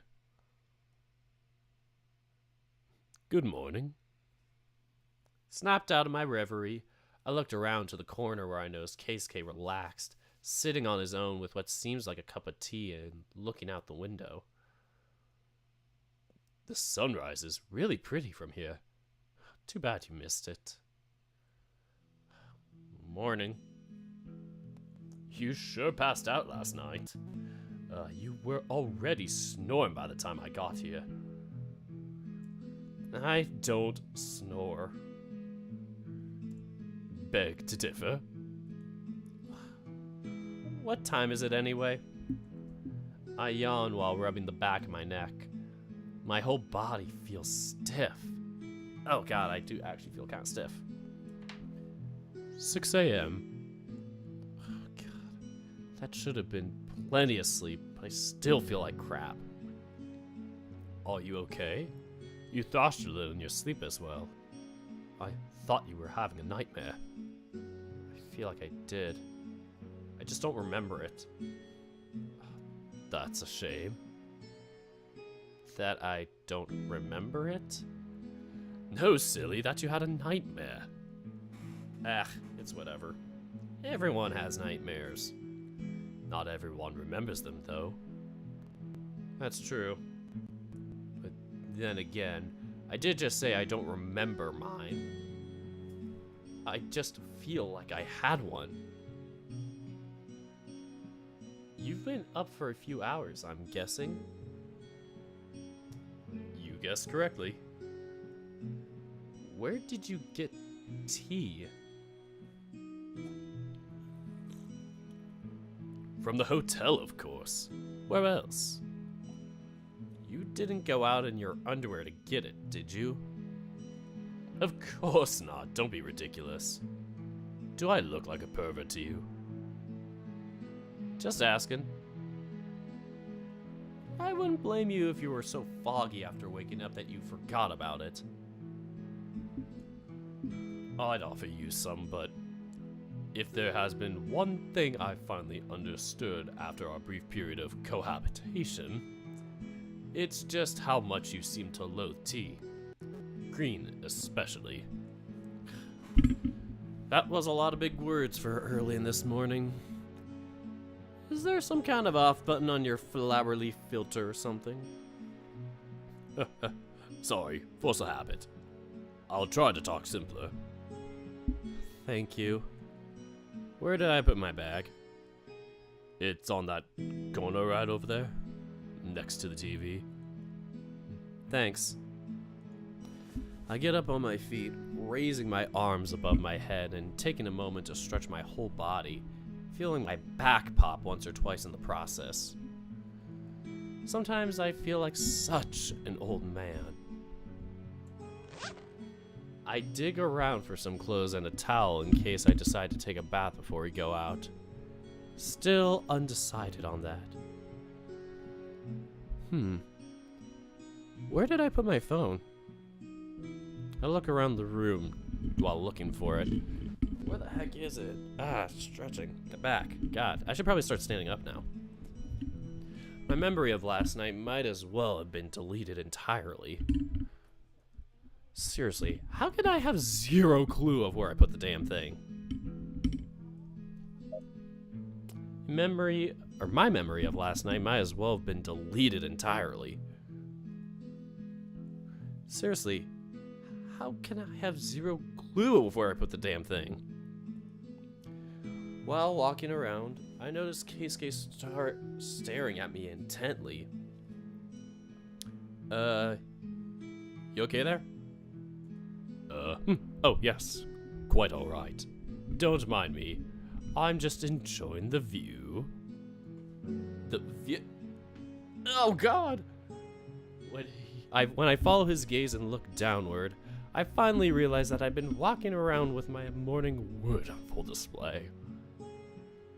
While the feeling of embarrassment hits for a brief second, at this point, I'm already so used to it that I barely even care anymore. Instead, I look back at the hair, noticing just how fixated he is on it.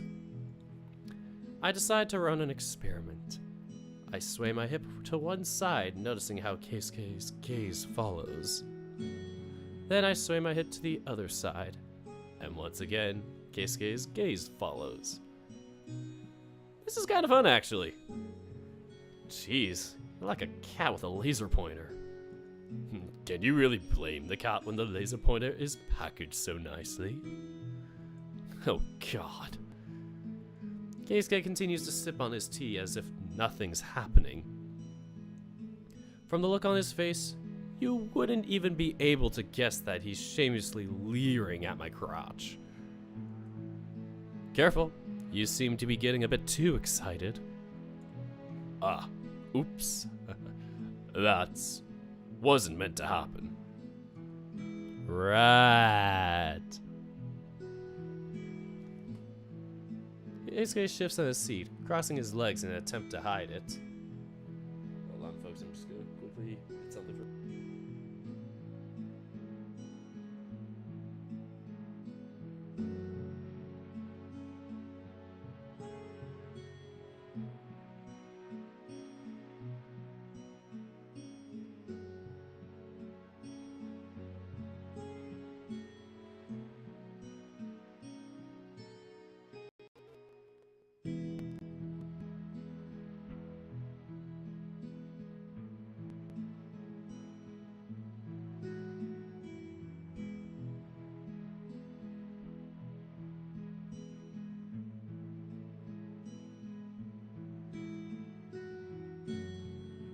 Sorry about that.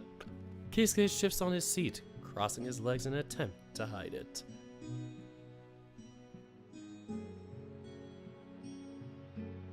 Oh, there we go. Keisuke shifts on his seat, crossing his legs in an attempt to hide it. A part of me wants to point out how unfair it is for him to cover himself up while continuing to stare at me, but eh. Maybe I'm too tired to properly think through what I'm doing, but I decided to fuck with him some more since I've been graciously offered the opportunity. Oh, damn. I just grabbed a new pair of underwear. Where did I put them again? I slip out of my underwear, letting my guy hang freely while I walk around the room pretending to have lost my undies. Keisuke pretends to look away, but I can tell his eyes are still following me around. Maybe you put them back there. He points to a random spot behind me. Having fully guessed his intent, I still follow along, pretending like I don't know what's going on. Here, It's kinda messy. I bend over and fiddle around with the stuff on the ground while acting like I'm looking for my underwear. Having to make a conscious effort to get my tail to stop wagging, I raise it a bit to give Keisuke a better view of the process. Oh, silly me. I held in my hands my whole time. Silly indeed. Now that I've made sure Keisuke is raging completely inside its hiding place, I decide to cut our little game short and start properly dressing myself. Keisuke doesn't complain, seemingly content with the short private show he got. You know, it's such a shame I'm going back to the estate after the trip. I could certainly get used to this. What was that? Or what was that you just asked me a while ago? Do I look like a pervert? Very well. I deserve that. Keisuke sets his teacup to the side, getting up from his seat and stretching his own back, not bothering to hide his tent anymore. All jokes aside, I think it's time I get dressed as well. There isn't much time until we have to leave, and I think we should spend at least some of it waiting in the lobby. True. Don't know when Coach will want us to leave. The hare grabs one of his bags, grabbing a change of clothes from inside and beginning to change. Unlike me, he wears everybody's least favorite outfit. He's not trying to put on a show, so his underwear doesn't drop like mine did. Instead, he very quickly puts some new clothes on, standing up next to me to fully get dressed. Standing up next to me to fully get dressed not a minute later. There we go. Much better. You sure? Is your little guy not getting squeezed to death down there? Shut up. Keisuke gives me a friendly push on the shoulder while otherwise stifling his laughter. He can be very cute when he lets his guard down like this. Before we go, we should organize our futon. Don't want to leave it lying around here like that. I'm kinda shocked you didn't do yours as soon as you woke up. Ordinarily I would have, but as you were lying down halfway between my futon and yours, I didn't want to risk waking you up in the process. Fair enough. Here, let me help you. Folding up your own futon isn't helping, you know. It is if I had no intention of doing it initially. That's just being lazy. Keisuke and I do a short work of organizing everything. Before long, the futon, pillows, and sheets are all folded up neatly on the corner of the room. Ready for us to when we come back here at the end of the day. We then reach for our tennis bags, making sure that all of our gear is in place before heading downstairs. This isn't downstairs. This is the tennis courts. We finally got to it. Just give me a second before I go bracket mode.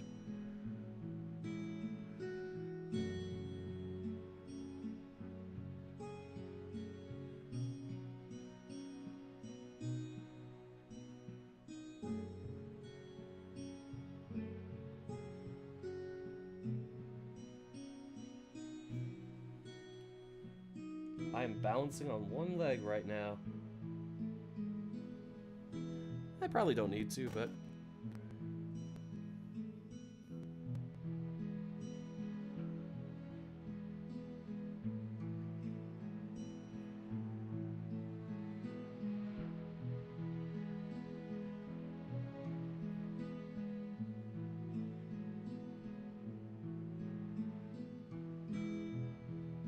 Very peaceful music indeed.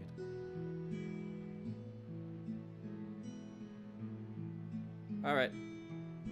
Y'all ready for this? After a brief period of waiting, everyone gathered at the hotel lobby with their own gear. Amusingly enough, Coach was the last one to show up, having gone out to the nearby store or something. We step out of the bus, getting hit immediately by the hot and dry air outside. Welcome to California, baby! Oh no, this is just Tokyo. It's so bad that I almost want to get back onto the bus. Hey everyone, gather up. I know this isn't your first time here for some of you. Try to help out your clubmates that don't have experience with this place. It's pretty big in here, so it's easy to get lost. If I remember correctly, only 2 of the people in here are newbies to this competition. Everyone else has been here at least once. First things first. Let's head to the registration area, make sure everyone's squared out. Then we'll head into the locker room so y'all get changed before the opening ceremony. It makes one wonder why we didn't just get into our plain clothes before heading out here. Speak for yourself. I don't want to be walking around in a polo for any longer than I have to. If you hate polos so much, why don't you play in a regular t-shirt? The polos look so much nicer though. Much more tennis-y. Oh, Tennessee. He's an idiot. How are you even surprised? Excuse me? Can't I even make a joke anymore? You say it's a joke, but I know for a fact that that's your real reason for wearing a polo when you play. Maybe. Maybe not. What's it to ya? You can't prove anything? No squabbling, you 3. Oh, great. We've only just arrived and we're already getting chewed out. And whose fault do you think it is? How about we split the difference and all agree to blame Saya? Hey! I suppose I can agree to that. Don't encourage him! The 8 of us, the 8 of us, led by Coach, form a line on our way to the information desk. To the information desk we go! Every time I come here, I'm always blown away by how well maintained this place is. I played in this venue at least 5 times in my life over the last 6 years, even though I've only been in high school for 3 years. And every time I come here, the place is always sparkling clean and looking brand new. It's not like the tennis clubs in Saitama are badly maintained or anything, but this is another level entirely. We're here to register the players from the Hold on. Too many cigarettes. We're here to register the players from the Minamikawa High School Tennis Club. Yes, all 7 of them. Yeah. That is correct. Coach starts talking to the man at the front desk, showing him our student identities that he'd gathered before we left. Show me your student identity. One by one, we are called to the front desk to sign some documents, get our player identification, our registration number, register our phone number with the officials, among other things. Don't forget the social security number. I swear, with every passing year, it feels like the process gets longer and longer. It takes almost a full 5 minutes per person. This is kind of ridiculous. Bracket Mayus for Dirkson, indeed. Good. No problems this time. I was afraid we would get a rerun of last year when someone forgot their documents at the hotel and held up the registration line. I'm sure everyone would expect that someone to be me. Honestly, even I would normally assume that I'm the person in question here. And yet, it's gonna be Saya. Sorry again. I called it! Woo! Yep. It was Saya. Shocking, I know. Yes, don't sweat it too much. It's all in the past. Yikes. Even your laugh is so loud. And besides, she had no reason to sweat it so much if you didn't bring it up in the first place. Does everyone know when the first matches take place? I do. I believe at least 2 of you will be in the first batch of matches. Who's gonna be in the first batch of matches? Yeah, that would be Kei-kun and me. Nico-kun will be playing during the second batch of matches. Hayata-kun and Ayane-chan will be playing in the third batch. Then there will be a pause for lunch, and Kana-chan and Himekawa-chan will play during the afternoon matches. Yes, ma'am. Okay, 1, 2. Okay, so that's gonna be 2, 3. Okay, we're the only ones playing during the second match. No wonder. I was like, there's 7 of us. Okay, and so third. Okay, there is a pause during lunch. Lunch pause confirmed. There is more lore being created. I am into lore. Everybody shut up and pause. We are doing the important stuff.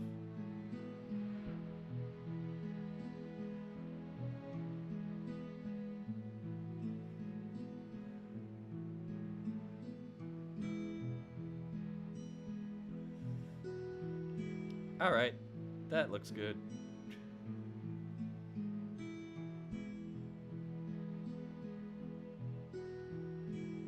We are doing some circling.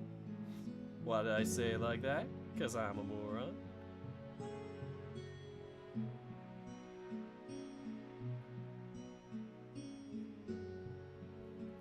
All right.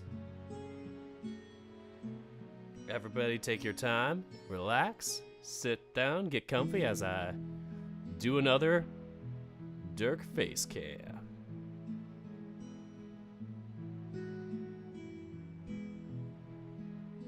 Once again, this is the format. There is supposedly a lunch break. I'm assuming the matches only last 1 hour. If that is the case, either that or we are going to have hour and 20-minute matches. That is the maximum I'm going to give them.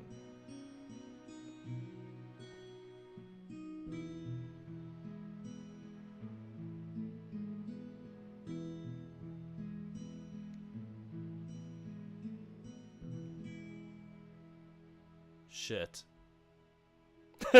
Well, shit. I think the lunch starts at 1 because if the matches start at 10, are we gonna have 2 p.m. lunches? I am very confused by this format.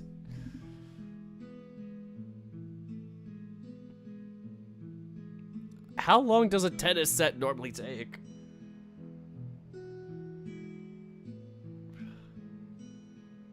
My brain is hurt. Okay, I'm giving a max hour 15.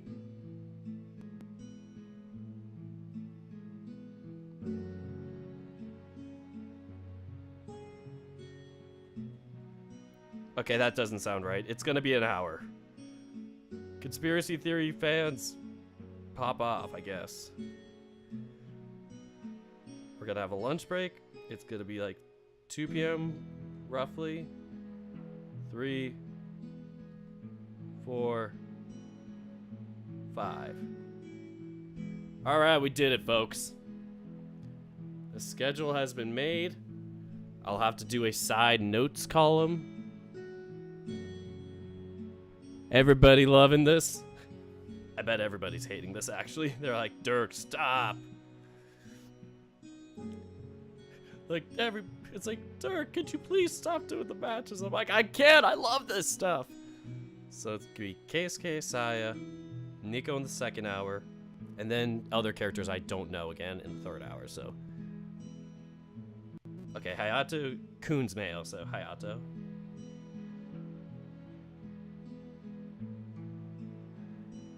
Hayato, followed by Ayane. And then the lunch break.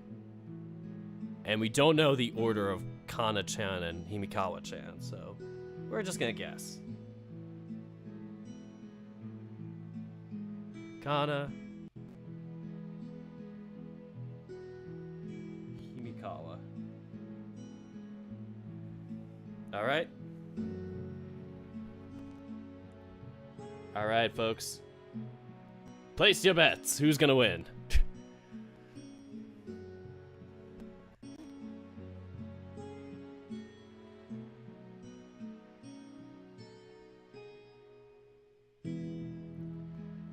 Alright, once again, reminder everybody.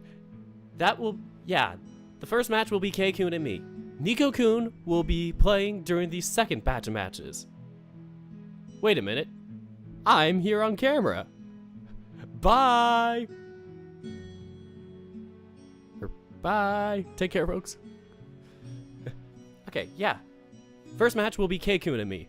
Nico-kun will play during the second batch of matches. Hayato-kun and Ayane-chan will play during the third batch. Then there will be a pause for lunch. And Kana-chan and Himikawa-chan will play during the afternoon matches. Batches 5 and 6, if I remember correctly. Damn it, I got it wrong! Yes, you are correct. Very good, Sayatan. Damn it, I have to correct something. I put them both in the fourth batch. L, folks. Can I get some L's in chat for me?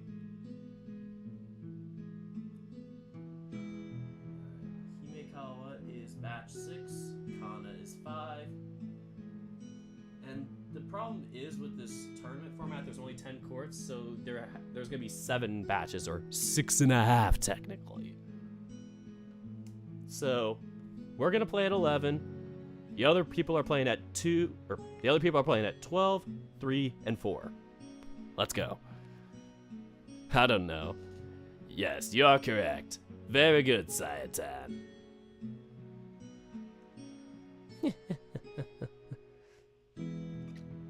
Damn, she really did memorize everyone's schedules. Just like me. Man, I am relatable. I told you that back at the hotel. How are you still surprised? With 64 games to be played for the first round alone, the first day of the competition is entirely dedicated to running those. Makes sense. Kinda like the first round of American Idol. You get all the embarrassing auditions first.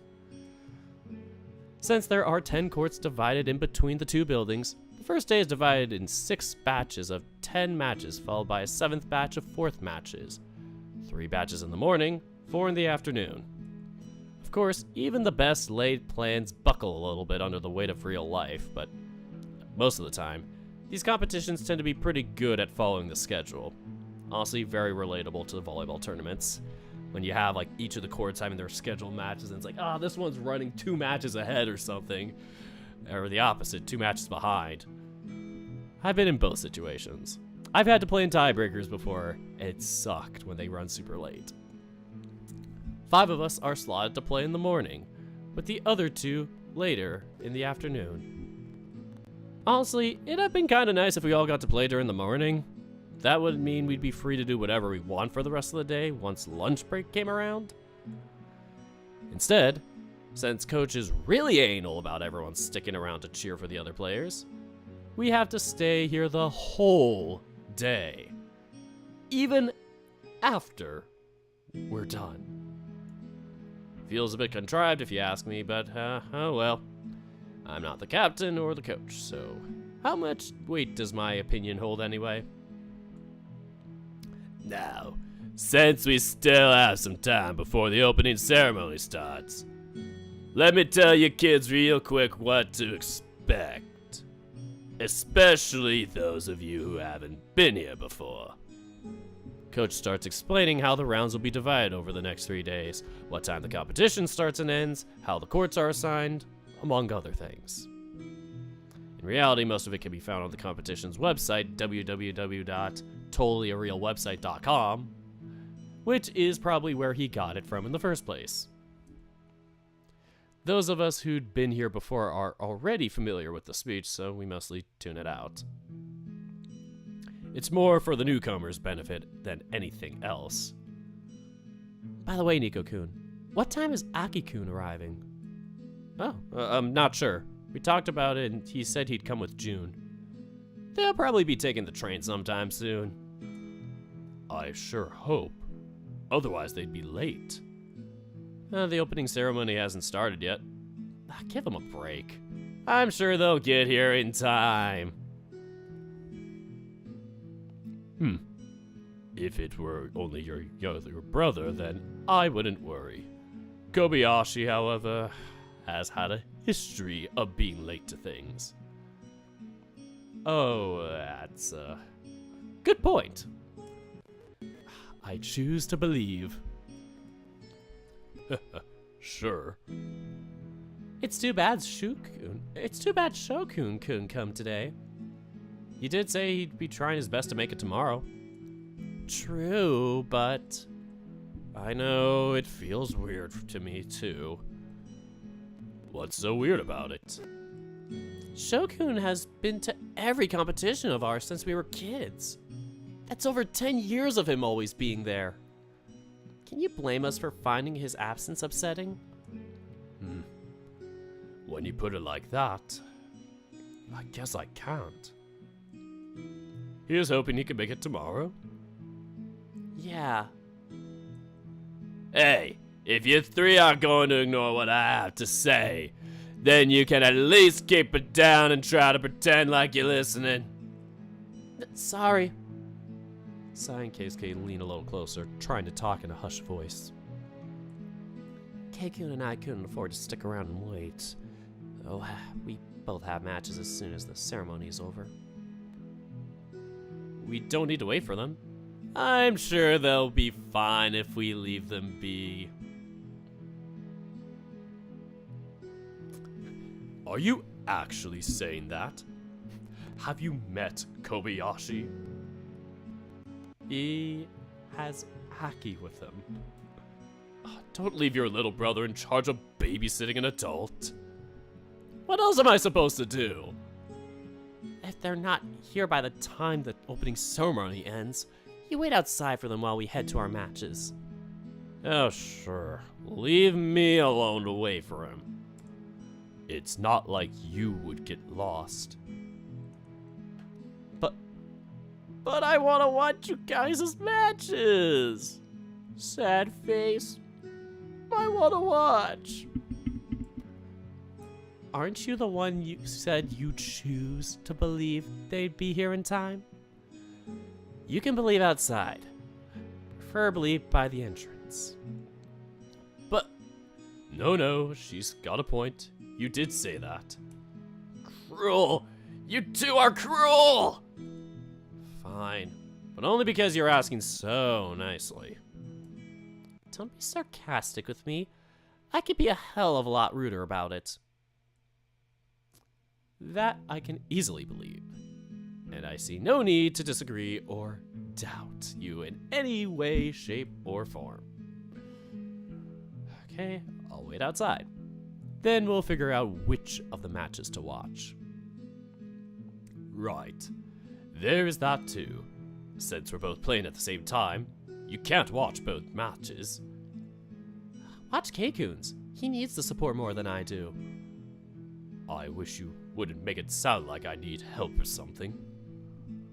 Not help. Support. Same difference. Boy, you two are testing me today. You keep picking a fight over every little thing. Has it ever occurred to you that maybe you're just particularly lacking in tact today? Maybe. Wow. You actually agreed with me? What? Are you sick or something? Do you have a fever? Whatever you guys decide, it's fine by me. Seriously, don't come to my match just because you think I need it. Pick whichever match you want to watch. I'll try asking them when they arrive. Okay, Gudge is probably going to be done with his speech anytime now. We better pretend like we're listening. Good point. The three of us slowly pull away from each other, trying our best to act like we weren't whispering amongst ourselves the whole time. Luckily, we have no more issues. It is tennis ace match time! Not yet, actually. I lied. When the time is finally upon us, we all head to the locker rooms, switching into our playing clothes and preparing for our opening ceremony to start. Thankfully, these don't tend to drag anywhere as long as they do with other sports. I mean, to be honest, our volleyball tournaments, all we would have maybe on the first day of, like, a regular tournament and the morning of every nationals was the national anthem, and that was just about it. He'd be like, oh, so-and-so does the national anthem, and one of the players does the national anthem, and it's like, yeah, cool. Now let's start playing. I know that with the opening ceremonies for Shoichi's competitions, I sometimes felt like I might fall asleep before they were over. Man, I didn't know Japan's competitions were so different than ours. Oh, no, wait, we did have our little, like, but, you know, they weren't club tournaments like for the regular high school things, but we would have, like, a little, here's the starting lineup, blah, blah, blah, and now the national anthem, like that stuff, but, yeah, I can see why you get bored. Once we were done, and after finding no sign of Aki or June, I accept my fate as the one that has to wait outside and alone for them to get here. I swear to God, if those two end up being alone, I'm going to knock some heads. Today is not the day for people to be arriving late. Sometime later. Having finished his match, June and I watch as Keisuke walks off the court, calling out to him as he notices us. I don't know what I was even trying to say there.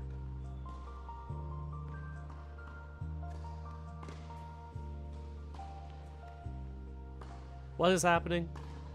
I don't know. In the meantime, Aki is Aki is at the other building watching Saya-chan's match while sending us live updates via text message. Which, by the way, was his idea in the first place. Ah, so you guys came to watch today after all. So you guys have come to watch my match after all. Why wouldn't we? I wouldn't have blamed you if you want to watch Mizuguchi-san play. That's all. You did really well, Keisuke-san. That actually went by a lot faster than I thought it would. So you say. But I can't help but feel like I could have done better. You did great. Are you kidding? I was feeling sorry for your opponent the entire time. You absolutely smacked him. Oh, is that so? Yeah, your poor opponent must have just been miserable the whole time. Yeah, you've improved so much over the last few months. Seriously, I was blown away. I felt just out of breath just watching. Oh, I'll be damned. That's a huge compliment coming from you. It is. Truth be told, I cannot take my eyes off of you. Oink. You took my breath away in ways more than one. How long have you been here anyway? Did you watch the whole thing? Yeah, those two arrived just in time. We managed to get here just as you guys were finishing your warm-ups. Lucky me. What about Mizuguchi-san? I don't see Akiyoshi-kun here, so I'm assuming he's with her. Yeah, he came up with the idea of going to Saya's match and us sending you updates. Or, well, he came up with the idea of going to Saya's match and us sending updates on your guys' match to each other. Oh, that's smart. How's the match going anyway? Saya just broke her opponent's serve. Score is 3-1 in the second set. Oh, and Saya just won her first set, 6-3. Well, maybe not just, but you know what I mean, Keisuke. 6-3, huh? Man, her opponent must be at least decent to have won 3 whole games on her during the first set. Or Saya hasn't found her game yet? Also a possibility. Albeit a boring one. Not everything has to be full of excitement. Sure, whatever. But where's the fun in that? Yeah? Don't mind him. He is just riding a high from his first victory. Everything went just as he envisioned. His body felt light and moved even better than he was used to. His mind was clear so that he could see what his opponent was about to do before it happened. His shots were much sharper than normal. How did you know? Because it happens to me all the time. Or used to, at least. Oh, I see. No wonder you love tennis so much. Oh, that feeling. You've never had it before. You know of it? Yeah, I feel something similar when I'm playing the piano. It's kind of like the whole world around me slows down. There's only me and the piano. I can feel the weight of every keystroke at my fingertips. I can feel the music resonating in my body. It's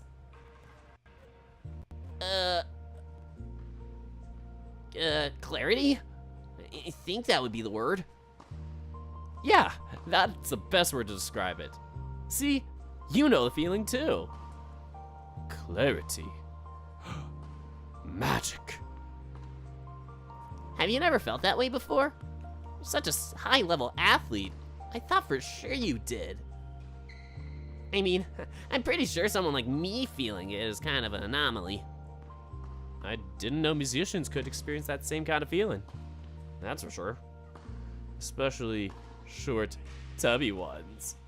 Oh, come on, Nico. Hey, that's rude. I have? Huh?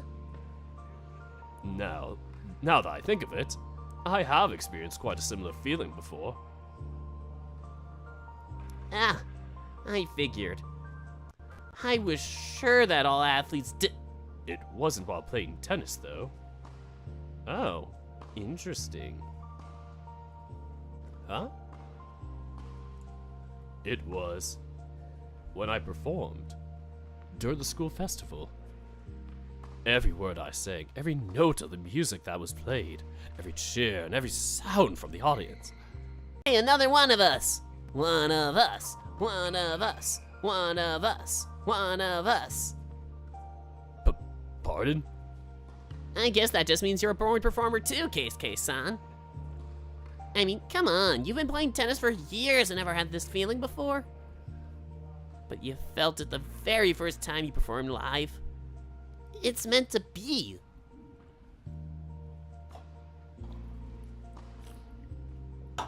What? Baka? Whoa, what's with that look on Keisuke's face?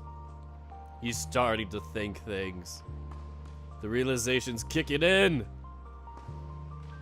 eyes are so sparkly and full of life. Wait, did he just zone out now? Not again! Keisuke? Still there? I'm here. Oh, okay then. Well, in that case, we should probably get going. We don't want to miss the end of Saya's match. I just got a message from Aki saying she won her 4th game. Alright. Are you sure you're still there? You definitely sound like you're zoned out. Come on, stop spacing out or I'll have to drag you. What, Nico? Since he's being so slow, I decided to grab Keisuke by the hand and pull him along, not listening to any of his complaints or objections. This is what you get for being so slow, bird brain. Oh wait, can you even use that expression on someone that isn't a bird? Nah, harebrained. I get it. I get it. Please stop pulling me by the hand in public.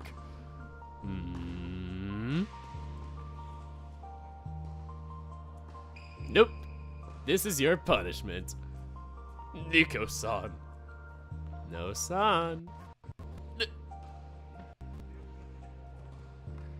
Nico-san. Oh god, it's him again. It's gonna happen again. Oh no, I think I got bad internet connection for a second. I think it's still working now. It got reconnected, supposedly, according to my OBS. Is it doing better now? Oh, from somewhere behind us, of course it's him. I hear what sounds like my name being called. I immediately let go of Keisuke's hand, turning to look to whoever it was that was calling me. And I expected some kind of lecture or admonishment from a staff member for being a disturbance. But instead, you know who it is. Here we go.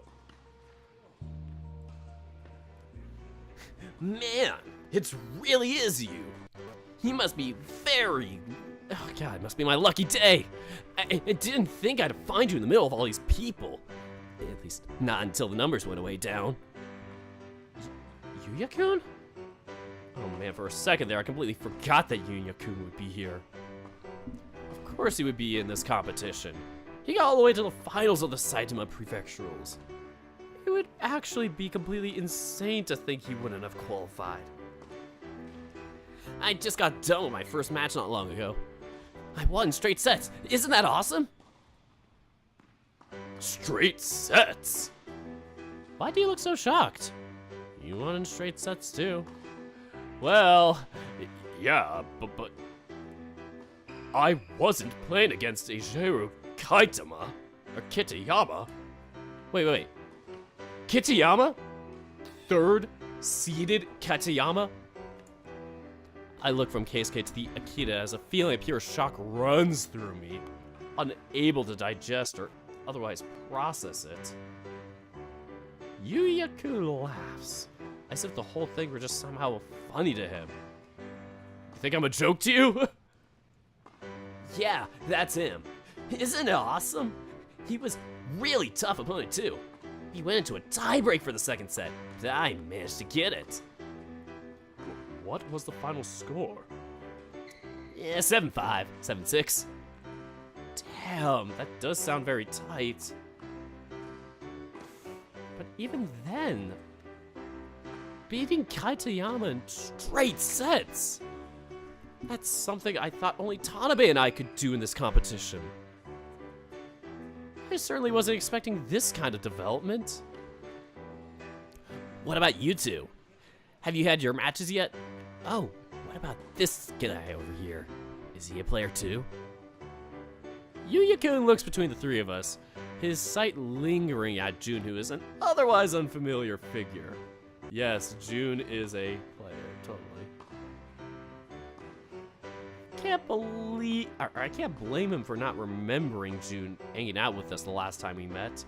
They never talked, after all. Kobayashi? Oh, you must be joking.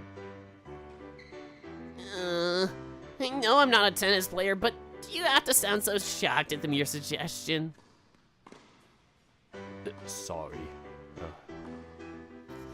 I haven't had my match yet. I haven't had my match yet. Keikun just beat his opponent. Ah, that's fair. Must have been easy one after all, right? Aren't you, what, 5th seed? You must have faced some unranked player after all. This coming from the unranked player that just beat the 3rd seed? I was going to be the 5th seed. I mean, I was going to be the 5th seed. Then I lost to you. That dropped me down to 7th. Oh. I didn't know our match affected your ranking. Sorry about that. Why on earth would you apologize? I'm with Keikun here. This guy follows no conventional rules of logic whatsoever. Still, how lucky am I to get to play against you again? I had a lot of fun when we played against each other last time. Oh, I'm looking forward to playing against you again. That's, oh, okay. I appreciate it. I'm looking forward to it as well. Of course. I'm looking forward to playing against the both of you. The both of us? Yeah, after I face you in the quarterfinals, I get to play Nico-san in the semis. Did you not look at the bracket? Okay, this is kind of an unconventional thing because 7th seeded Keisuke is gonna be placing against, well, technically 3rd seed now, Yuya. I think his last name's Kokonos, but yeah, Yuya Kokonos. I probably just mentioned it, but they would face each other in semis. The first place they would meet, or well, the first place they should meet. The only way they should meet technically is if Keisuke was the 6th seed. This is my little thing, because it'd be 3 versus 6 and 2 versus 7. So it should have been Nico versus Keisuke in the quarters. Anyway, that's my little logic brain thing that I'm doing. Anyway, keep going. What were you gonna say? You're just assuming you're going to beat me? Yuya-kun's looks a little... What? Yuya-kun looks like a little kid that just got the best news of the day. Honestly, he looks like he's innocently happy. Like he didn't have an ulterior motive in the world. And yet... Yuya-kun, just so you know, you just got me very ticked off. Do you have any idea how unbelievably rude that was? You basically just said that you'd expect to beat Keisuke like it was nothing. That is the kind of thing you're supposed to think but never say. Did no one ever teach you that? Seriously, even if you're riding high from your win right now, where do you as an unranked player get off saying that kind of thing to not only one of your seniors, but also a player much higher ranked than you? Nico? I'm sorry. I didn't say that on purpose. I wasn't thinking. You sure weren't. I just remembered. I promised my friends I'd hang out with them after match. See y'all later. See ya. Wait. Got him. Woo! Absolutely destroyed. Keisuke tries to stop Yuya-kun from leaving, but the Akita damn near bolts before he has a chance to. Back off, bitch. He's mine. What just happened? I think Nico-san scared him off. Oh, did I? Oh, oops. What a shame. Nico? Yes?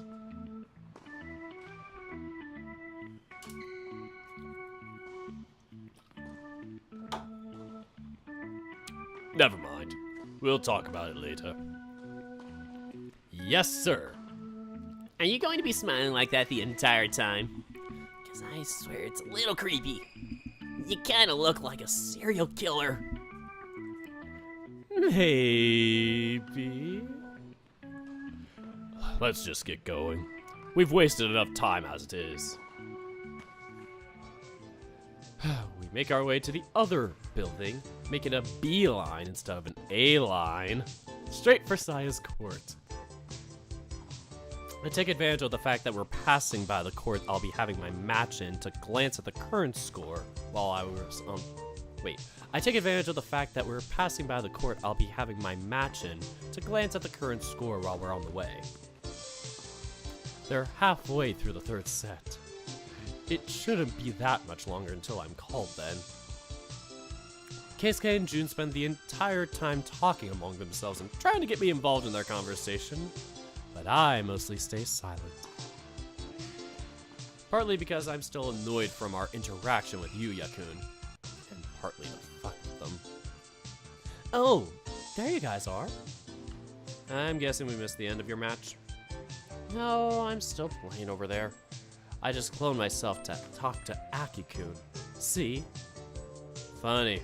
You're a funny one, aren't you? I try.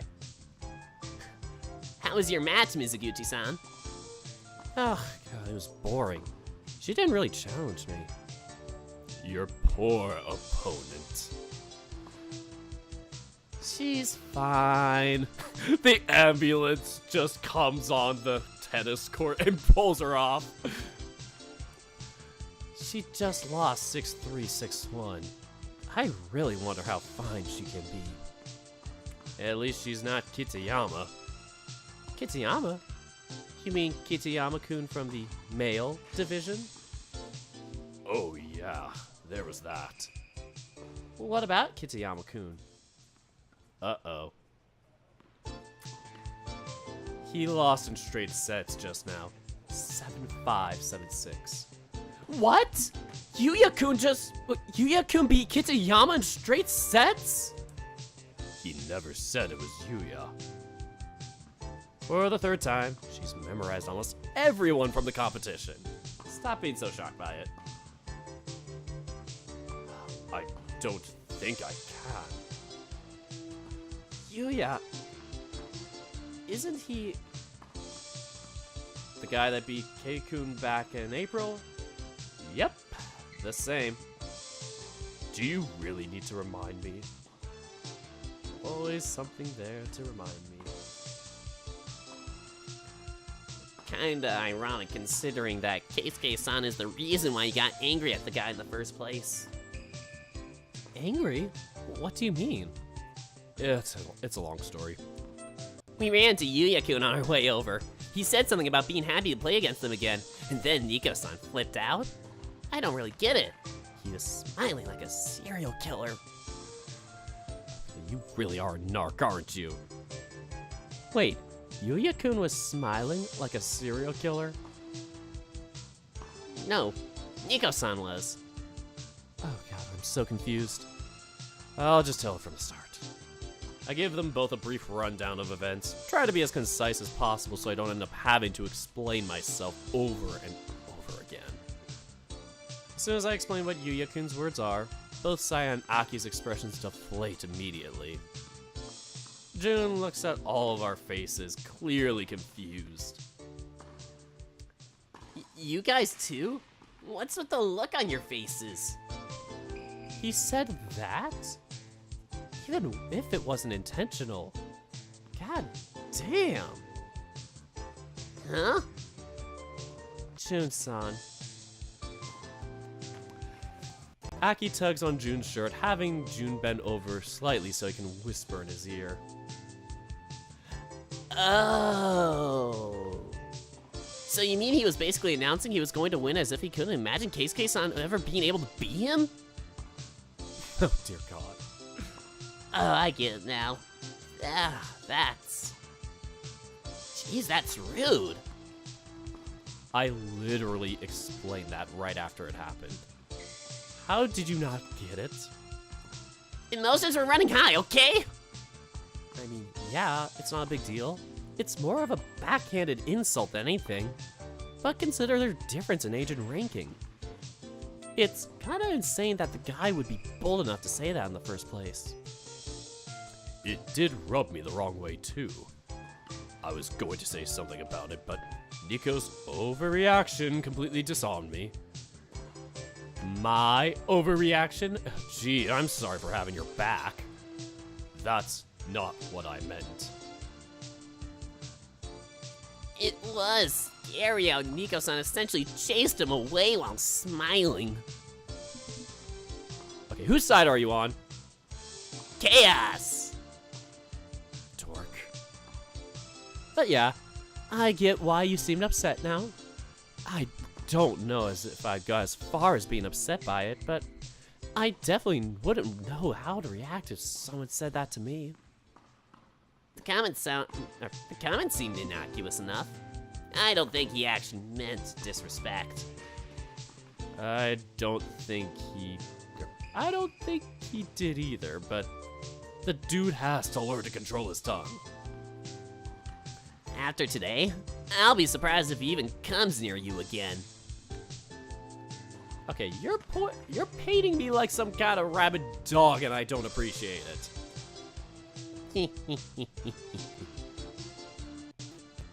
I do appreciate the impulse to help me out. Though I do feel the need to point out that I don't need you to fight my battles for me. You do know that, I hope. Yeah. Good. Now, Mizuguchi-san, we should probably head to the front desk to report the results of our matches. Since we made a beeline straight here, I didn't go there myself yet. Oh yeah, good point. We'll be right back, guys. If you call before we get the chance to come back, just look for us in the audience. I'll make sure we get a spot where you can see us, even if I have to elbow everyone else around me out of my way. Don't get yourself in any trouble. It's no trouble. I briefly stand around and watch as those two head out, seeing Keisuke gesturing with his hand as him and Saya start talking about something I can't hear, until they eventually get lost in the crowd and disappear from my sight. Can we head to my court? I might get called at any moment, so might as well wait there. Sure. Luckily, the court I've been assigned to is right nearby, so it doesn't even take me 2 minutes to get there. We hadn't yet stopped walking when I heard my phone going off in my pocket.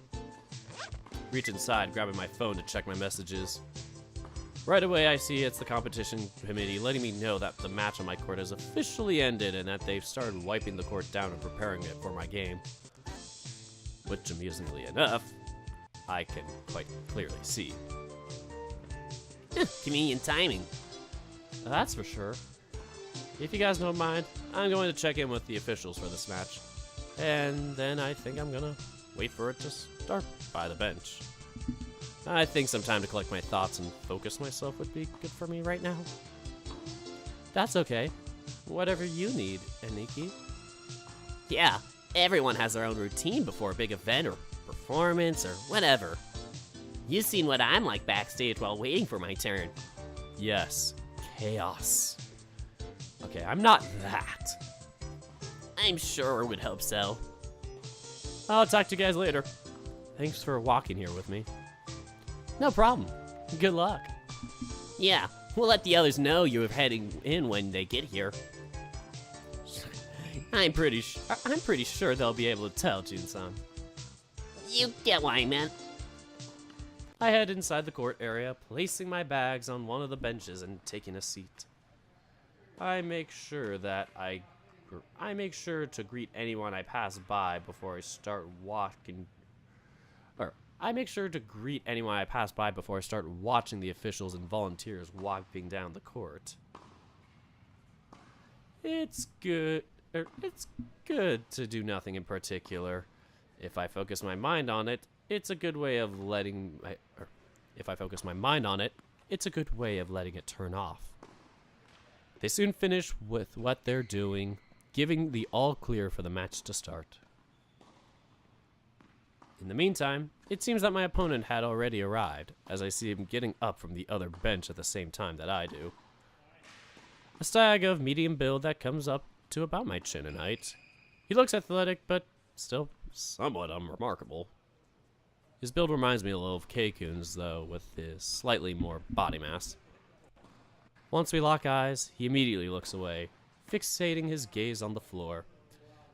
That is all I need to know about his current mind state. Nervous opponent, huh? Not that I can blame him. Being an unseeded player in these situations must be nerve-wracking. No one else knows about you. Probably no one else will be cheering for you. Wherever you go, you must always feel like playing on the away court. I'd feel a little sympathetic, but I try not to let that thought occupy my mind too much. At the end of the day, I still need to win my match, and feeling sorry for him won't make him feel any better when he loses. The two of us take to the court as the umpire announces the duration of our warm-up session. We quickly start our own personal warm-up routines, with them inevitably ending on a short, low-effort rally. Passing the ball back and forth so we can get the feel for our rackets and our swings. Then, It's time. Players, please come up to the net. we do as directed. When I get closer to him, I can tell that he's just a tad bulkier than when I initially assumed from a distance. Or at least, his check sticks out more than I thought it did. Wonder if he's a power player like me. Big pecs. We stand the big pec stag. Good luck. May we have a good match. Yeah, same here. We quickly get our greetings out of the way. Afterwards, the umpire pulls out the coin, asking for the stag to call heads or tails. As the coin lands back on the umpire's hand, it is uncovered and shows that the stag had called it right. Like any reasonable person that isn't Keisuke, the boy decides to serve first, to which I nod in understanding.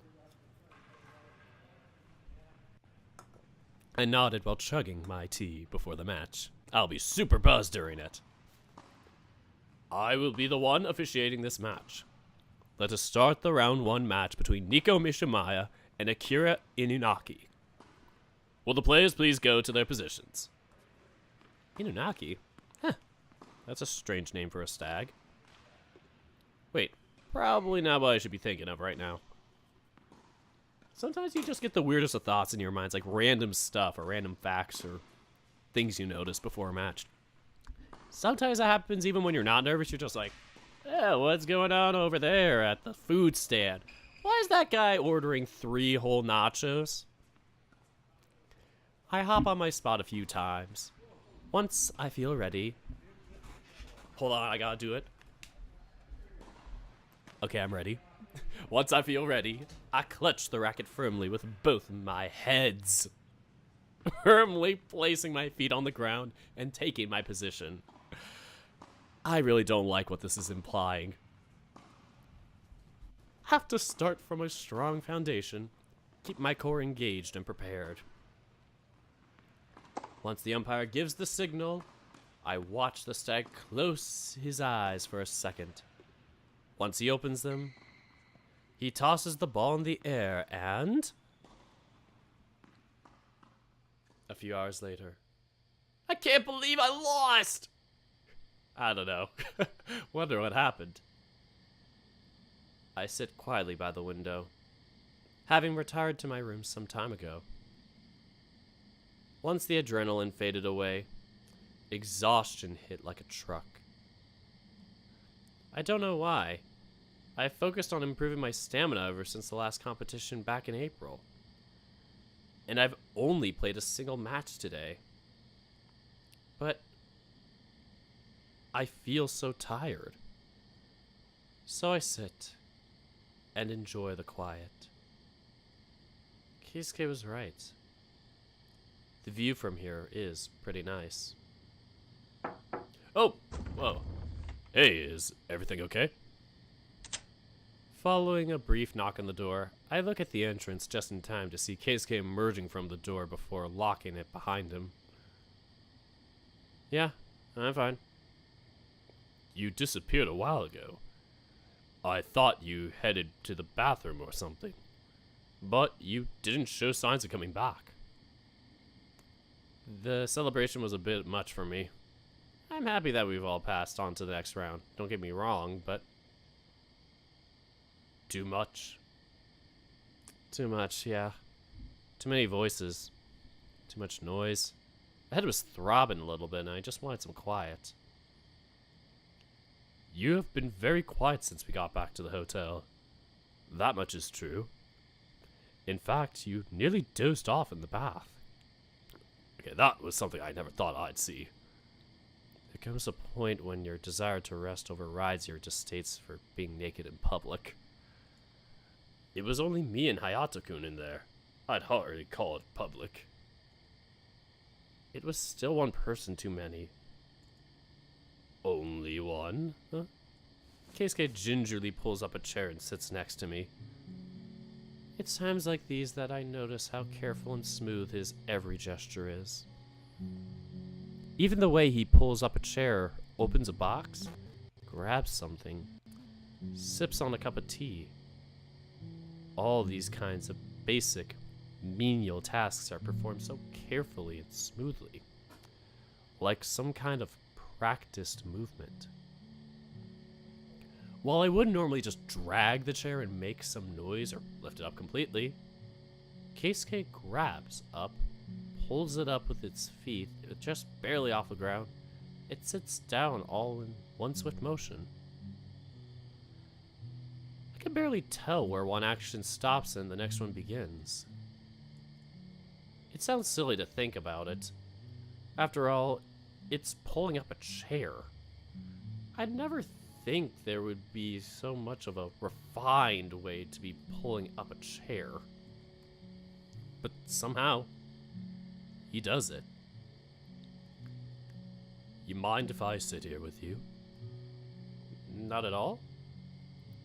Keisuke leans to the side, letting our shoulders touch, giving me my space while still letting me feel him nearby. It's nice. I like being able to sit together like this. I loved watching you play today, by the way. I guess it slipped my mind. I should have said it earlier, but I forgot. You've watched me play tons of times. True, but I still love to. It takes my breath away. Isn't that what I said to you earlier today? Are you recycling my lines now? Don't look at me like that. I know I sound corny, but it's the truth. I've always loved watching you play. That's why you came to our school, right? Right. It still feels embarrassing to admit. I don't mind. It's nice, knowing that you watch me so intently. I always do. Even before I fell for you. Granted, it was for a completely different reason, but still.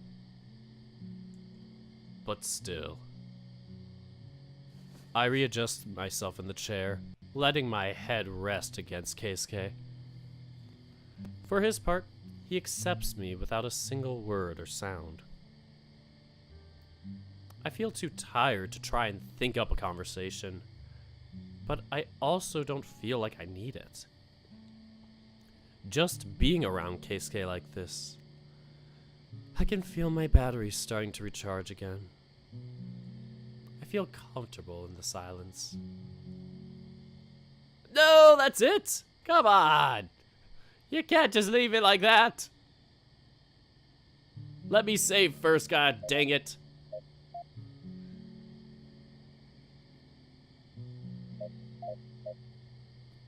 My OCD.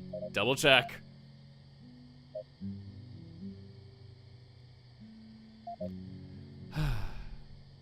And what time did we stop? 4:45.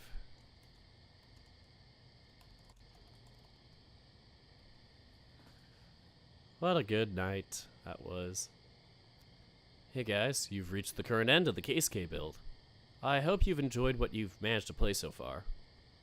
As you guys may or may not know already, all development in Tennis Ace is possible thanks to all my amazing patrons and other supporters who make it possible for me to dedicate the time to work on the game, as well as commission the art for it. If you haven't already, and if you're able, maybe you should consider help to support us too. Just click here and you'll be taken right to my Patreon page. Once again, thank you all, and we'll see each other with the next demo. Nice. Very nice. That's it for this update. I was going to do the bracket thing, but yeah, I got kind of caught up in the reading of it, and I was worried it would go on much longer, and I didn't want to hold things back. So yeah, I'll probably be working on that quickly after the video, maybe post a little thing on it. But yeah, it's exciting. It's very, very exciting.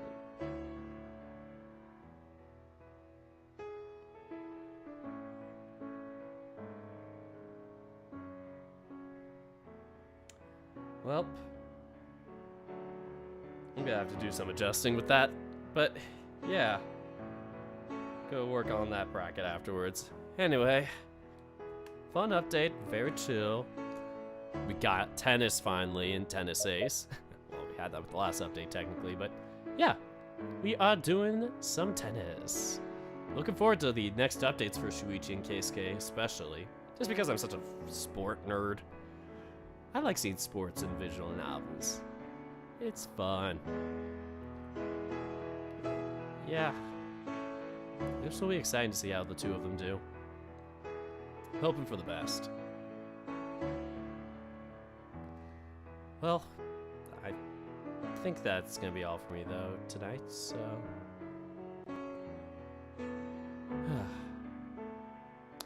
yeah, feeling pretty chill now. Don't know what else to say. So, I hope you guys had a great time with this, so... anyway, thank you all so much for watching, and until next time... take care, folks!